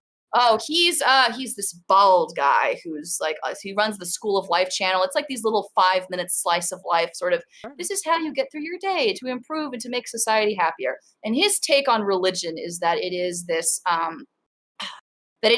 basically a community organizing principle. That the reason why religion is good is you can't throw the baby out with the bathwater, because the baby is community involvement, right? Your family, your school, a sense of doing right and wrong. That's him with Alain de Botton. And then, of course, you have Peterson, who has a more Jungian take of analyzing the Bible, talking about myths and mythologies, how they're all connected over the histories, right? So you have that. And then that moves, I can't help but notice that has moved into sort of the Twitch poll space, which seems sort of a response to people like Peterson and to people like 𝕵𝖔𝖎𝖙, which then moved into movements like the alt-right. So a huge number of young, lonely men, and we've talked about male loneliness. Yes. There are movements that are radically religious. In my opinion, it seems to me to be the case. I don't know if this is true. It seems to me that radical religious fundamentalist groups are sucking those guys in. So a lot of these, they're going to things. That's why Andrew Tate is able to get, somebody like Andrew Tate or Sneeko, like putting the misogyny, putting that on the shelf. You could not be a big online influencer talking about how Islam is based in 2011. Okay, that could not possibly. I do not think that would have nearly have been as popular. Okay, but because so much has happened over this period of time, you get a lot of like Muslim grifters that seem to be propagating online. Well, there's a continue your train of thought, but I have a lot of thoughts here because you're right, and there's reasons for that, and I want to talk about them. But go on. Well, it's not just that, though. We also have Nick Fuentes, you have Milo Yiannopoulos, you have, Christian nationalists. Christian nationalism is something that does seem to be gaining in popularity. And you do see more influencer figures who are speaking to that, right? And this is the concern that I have, especially when we're saying, because on the one hand, I agree, the left should be hospitable to people who are religious. I do think that that's true. I do think that you're missing out on a huge voter block by not appealing to that. I understand why that's pragmatic. However, right, I think that there is a big problem when people talk about the importance of religion, how you can't throw the baby out with the bathwater, how spirituality is important, because it seems to me that the teeth of what the original new atheists were saying, what the political context of what religion meant during that time and meant prior to like 2000, like that history has been completely lost. We need to I think we need to have a big reminder about why it's important to keep some religious ideas in check, right? And I don't know if I agree with the social pressure or like some of the things that Zena and Poppy were saying, but I do think that there needs to be a revivalism of atheism online. And I think that needs to happen. There needs to be more critiques of people like Nick Fuentes, people like Sneeko, people who are using fundamentalist platforms, because there needs to be strong pushback to that. And I don't see that happening. Instead, what I'm seeing happening is a lot of people talking about, well, but Jordan Peterson has helped so many people. And, and what about Alain de Botton? And what about the community? Isn't the community great? And all of this other stuff, right? That's not all fine and well, right? But there has been a great forgetting about what it really meant when religion really did have an iron fist about how you lived your life, when it really did have an influence on what kinds of policies were influenced, right? Okay, my theory is it still does. They just don't call it religion anymore. And in fact, they take very great offense if you called it religion. But we are living in a very puritanical age. It's just that they don't identify as religious. They identify as whatever political view.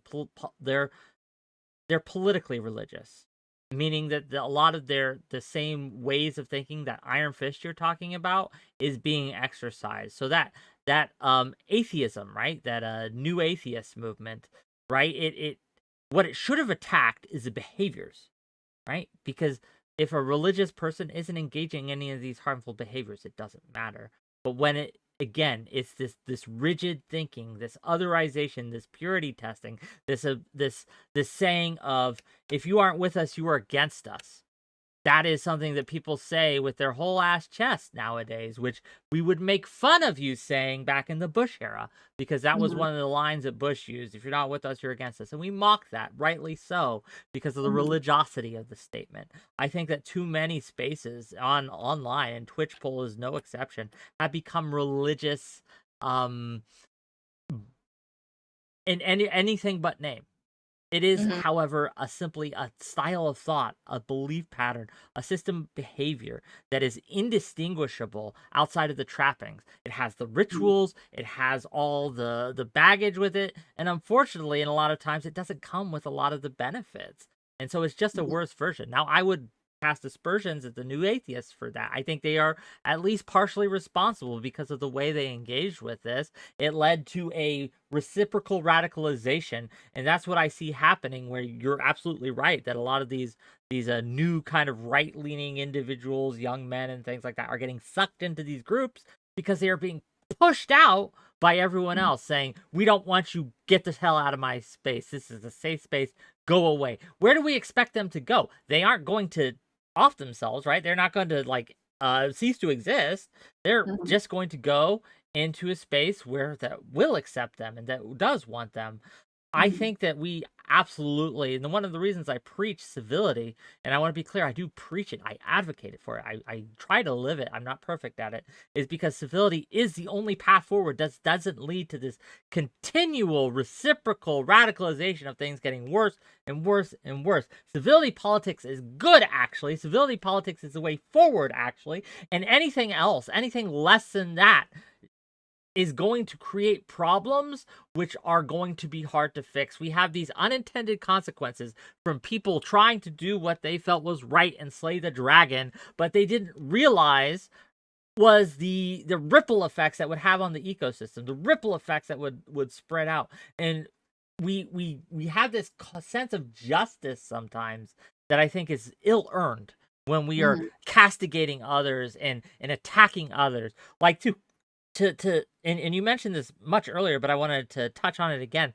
The idea that religious is separate from you, or you could just change your religion, shows that these people have never been religious a day in their lives. Not really. Religious is as religious to a truly religious person is just as important to their identity as transness is to a trans person. It is fundamental to who they are in their very fucking bones. And I think that unless you have been there, it's very hard to understand unless you try. But they don't want to try. They want to be the righteous person fighting against wickedness. To think of your enemy as anything other than a wicked Nazi who wants to put you in a camp and kill you is to recognize that maybe they are human and maybe they shouldn't be treated as you're treating them. And that's my main point. That's why I push back against they're trying to kill us rhetoric a lot of times. Right. No, and it's interesting too, like you mentioned that like the political is now religious, like people who might have been like pure, like, but the reverse of that also used to be true. Like a lot of political things that we consider to be religious arguments were really political arguments. They were arguments about like, so an example of this would be the Roundheads versus the Cavaliers in the English Civil War is a really good example of that, right? So nominally, it was the struggle between Puritan values of Oliver Cromwell, right, and between the Catholic, Charles the First and Charles the Second, right? And nominally, that's sort of true, but it was also it was about something a lot more fundamental as well, right? So once Oliver Cromwell took power, it meant that the fact these religious ideas that he had political and social consequences. One of them was that gambling was banned. Many forms of theater were banned. The reason why English opera exists as a genre is because people who used to like work as actors became opera singers instead, because that was the work that was available to them during that time. So it's interesting to me, like, that this sort of flip that has happened, right?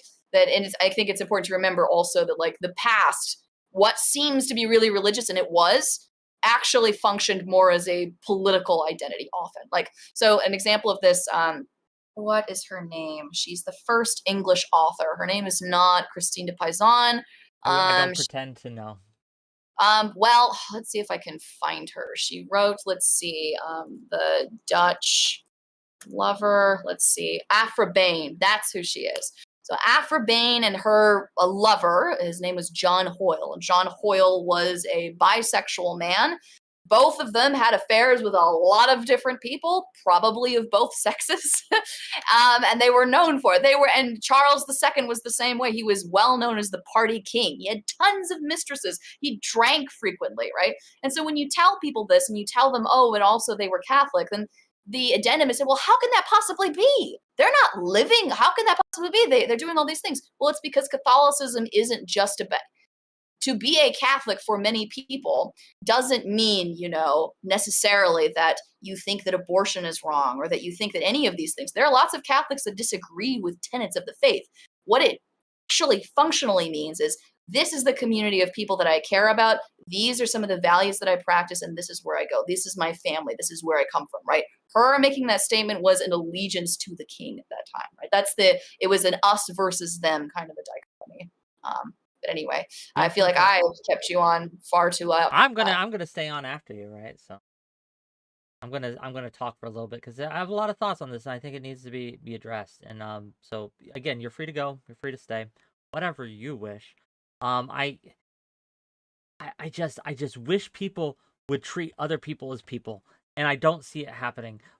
Did you see my panel with Destiny and Turkey Tom and all of them?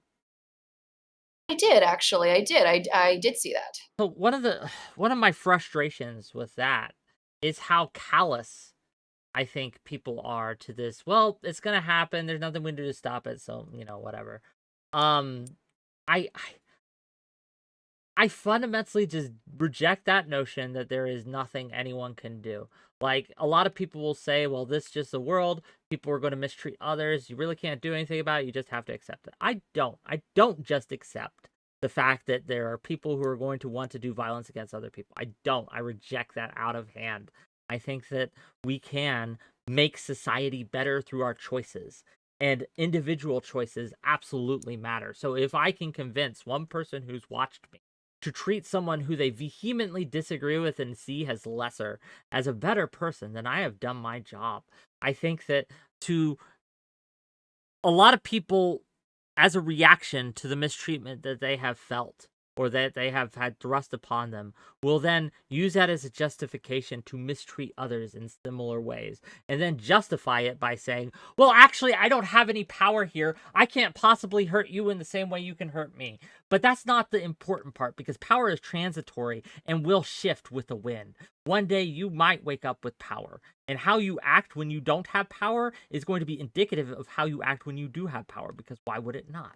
Because how you treat someone when you think that you think on a fundamentally level is evil and wicked is going to be how you treat them when you achieve power. And anyone advocating for some sort of fucking violence against people that they disagree with, like just for expressing beliefs or just for wearing a fucking shirt or holding a sign, is not someone that I can break bread with. I have to vehemently oppose them.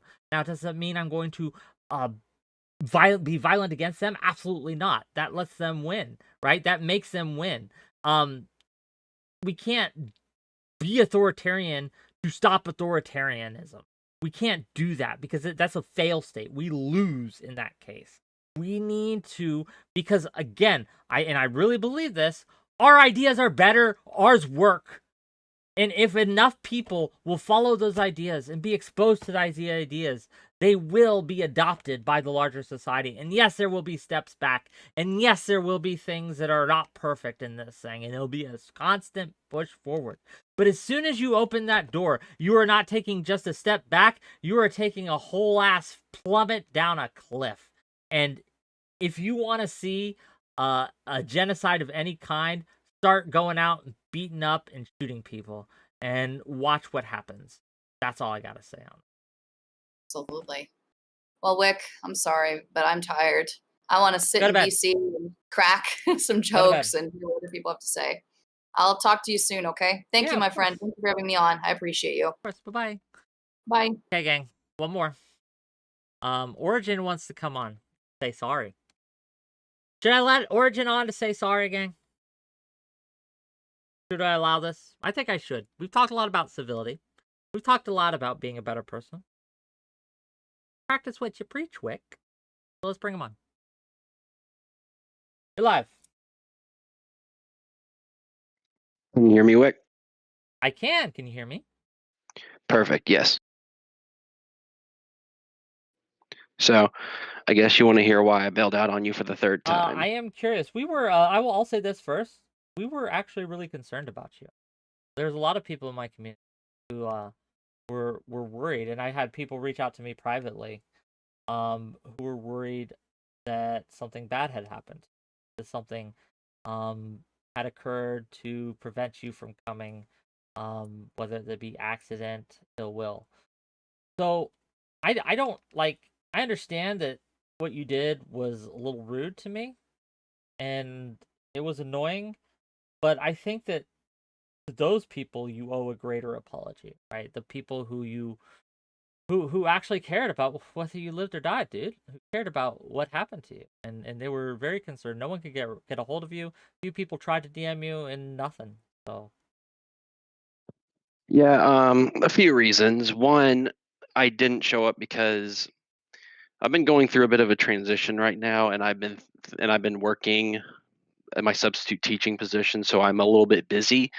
And I just thought to myself, like, okay, this talk I want to have with Whick, is this going to actually prove anything? Is it actually going to change anything or influence anybody to any great extent? And I thought probably not. So that's one of the reasons why I didn't show up. And the second reason is I've gotten to accept to this point that this kind of political dialogue that goes on in these spheres, it just doesn't add any sort of productive conversation. It proves nothing at the end of the day, because as you were acknowledging today on this panel, like, and this is a type of behavior I've been seeing years, because this isn't like the first few years. Like, this year isn't the only year I've been engaged in these political spaces. I've been like kind of a fly on the wall in these type of political spaces for years, since like 2017 onward to now. And it's just like the type of behavior that you see from people who disagree with people on very minute, petty issues, or whether if you're on the left or the right, it gets so vitriolic. Even though, let me ask you a question, Whick. How, like, when you go out and see people on the daily, whenever you hang out with friends who aren't on the internet, do you have any friends that you hang out with in real life? Yes. Okay. When you hang out with friends, like when you go out to a bar, or you just go out to a movie, or just do any sort of social interaction, how often does politics ever come into the conversation? A lot, because we like to talk politics. My friend group is very involved politically, always has been. And not just now, right? I remember growing up, I would argue religion and politics all the time with the people around me, who we would go see a movie, and then we would argue about the political ramifications, like the meanings of that movie. We would argue about the philosophy of life. We would sit on our porch in Florida in the hot weather, batting at mosquitoes, going at each other for what we thought. Like, I remember when I was still a very devout practicing Mormon, arguing with one of my best friends about women in the church. And we had that whole debate, and it was fun. It was interesting. And yes, it does change minds. I reject wholeheartedly this idea that nothing we say or do matters. Obviously it does. Yes, even online. And maybe it's a small movement, and maybe you won't see it immediately, but I absolutely believe that the online discourse moves people. it shifts things. It makes people believe different things depending on how it's done, who they watch, who they ingest. We can see this in, I think, the acceleration of people who dislike each other, right? Again, it used to be back in the day, no one would be kicked out of their friend group because of a political difference. Nowadays, that's very common, and I think the internet and discussions on the internet is partially to blame for that. And if that's being the case, well, for your first point, when you say you talked with your friends about politics, I guess that can be a little bit of a difference in certain like environments or like in the South or the North or something. Because when I would hang out with my friends, whenever I do, like we rarely ever bring up politics. We're more Sure, just and talking that's about. fair for you, but you aren't the only person who exists, right? Sure. And that's why I say it may be also an environmental like part of the United States like environment thing. But of course we would talk about it like every now and then, but we wouldn't get too deep into it. But I also kind of focus in on how whenever I go to work or whenever I'm just out and about and I'm interacting with people, we never really get into this sort of stuff. We're more just kind of like, what are you into? Like what social habits do you like? What games do you like to play? What movies do you like? Oh, or like, what'd you see? What happened with you last weekend? I went and did this. Like, it's more just kind of like social engagement sort of stuff. And so I get it's a very Southern sort of hospitality sort of thing, I guess, from my perspective. But I will agree with you that online versus how we interact in like out in public, like the way people will treat each other in online spaces over a very minute disagreement on politics, it's a worlds of difference. People will shun you. They will like just they'll make up conjecture about who you are as a person, and they'll just like tonight on the panel, for example, like the fact that people would just make these broad assumptions about someone just because they had a different perspective. It was just like, what is even happening here? Like it just seems like how is any productive conversation going to happen with when people are just kind of making these broad assessments about people over little information? I honestly think it's productive to see them play out, even if no one moves or it goes poorly. These are lessons that can be learned, that can be reviewed. We can learn as much from our mistakes as we can from those that go well. I'm not saying tonight was a mistake. I think tonight, while frustrating, was indicative. I think it was a good example. And I think that for at least my audience, it's helpful to be able to see other different perspectives than I have. And they were very different perspectives tonight on display. And I think that is actually educational. I think that is actually, it's useful to get outside of ourselves. And so we don't assume that everyone is like our personal friend group. And we can recognize that there are other people who have other different ways of interacting with others. And I think that that's a very powerful, or can be a very powerful tool and a very powerful thing. But I can't stay on too much longer. But I just wish, my friend, that you had said anything. Like a simple DM, hey, can't make it. Don't need like 3 words. Hey, can't make it. Sure. Yeah. Again, I apologize for not addressing that or even saying or answering other people. And to be perfectly frank, a lot of the people who, I guess, if they messaged you or were wondering how I was, it's like, no offense, but none of these people really know me. None of you guys really know who I am in reality. Like I could be anybody, and care so about you. I don't need to know every single trivial thing about someone's life to care about them. And I think that the people who reached out to me generally are people who I would, again, who care. These are people who care in general. And I'm not gonna out them or name their names, but there was a few people who discussed it, and we were, again, I was concerned. I was hoping it's what happened. Like this is actually the best case scenario, is that you just decided not to come on. The worst case scenario would have been, it would have been bad. So I'm glad that you're okay. But again, I think it's, while you don't owe me anything, and I don't think you owe my community or anyone else anything, I do think that just common courtesy is just to say, hey, I can't make it. That's all. Sure. I understand, but also just as a point, I observe how people behave in these areas, especially if I'm not commenting. So when I see people say they may think a certain way about me, but then yet they'll comment and yet act completely 180 on certain things, I'm just like, I don't know. The behavior of people in these spheres can just be so erratic and bipolar at times. I'm just like, I don't know what to expect from most people, especially online. They could say, "Oh, we care about you," but then it's like, "Oh, we're just gonna laugh at them or just poke at them." It's just like, well, I have no idea what to think about you guys at this point. But yeah. So that's just kind of where I'm at right now. As of right now, I'm not really engaging in political stuff. I'm just focusing on my life Well, I wish you the and best of it. writing, and because I'm actually trying to work on my YouTube stuff and Good. my Good luck. Substack, because I don't have the time to do it if I'm just constantly on Discord. understand. So I have to focus on more healthy stuff. I understand. I wish you well. Bon voyage, and I will see you when I see you. Okay? Yeah, you have a good night. You too. Okay. Gang. We've had a long night. It's Labor Day tomorrow. Are you excited? I hope you are. I just courtesy costs us nothing.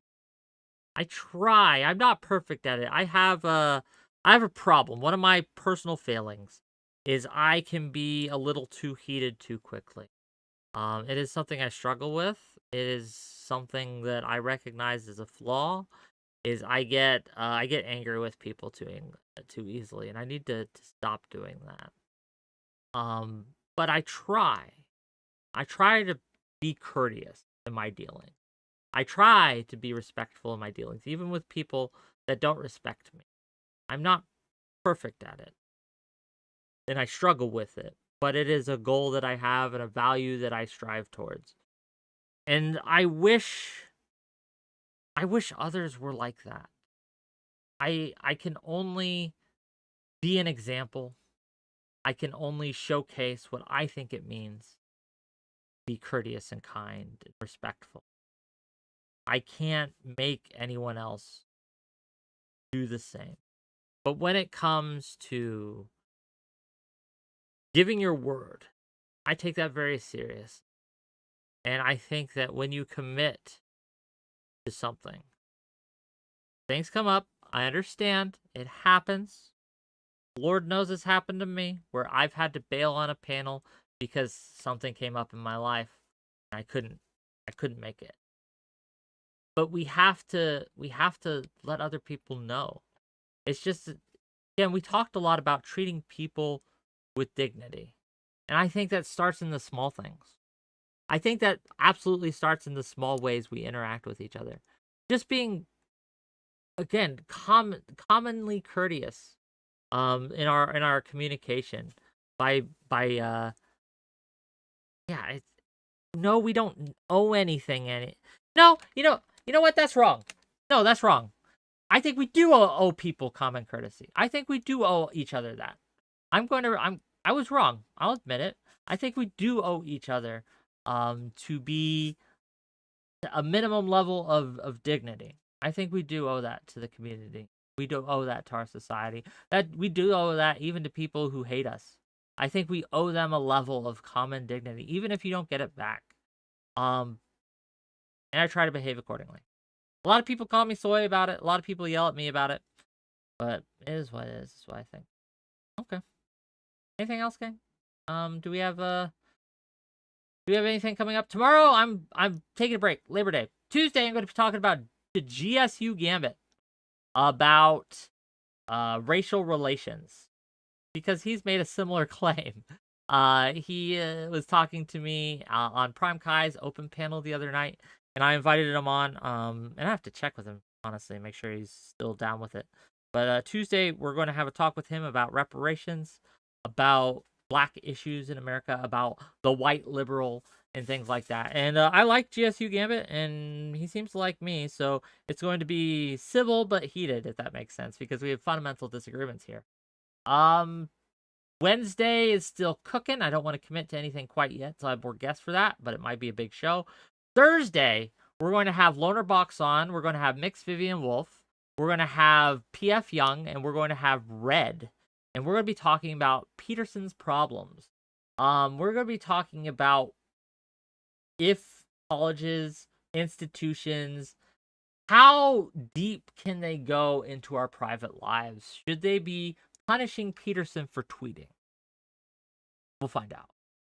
Tune in, gang. Thursday, 6 p.m. Eastern. And then Friday, I want to talk about the Republican Party a little bit.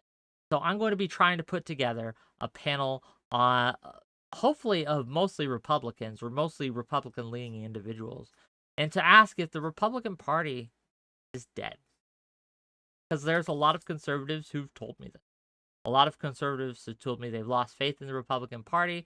They think that they've squandered all power to the left, and they have no more faith in the Republican Party. And I want to discuss that. So I'm going to try that for Fridays. Yeah, we're going to see. Look at Lanius. I wonder what side Viv it's on. I bet you can guess.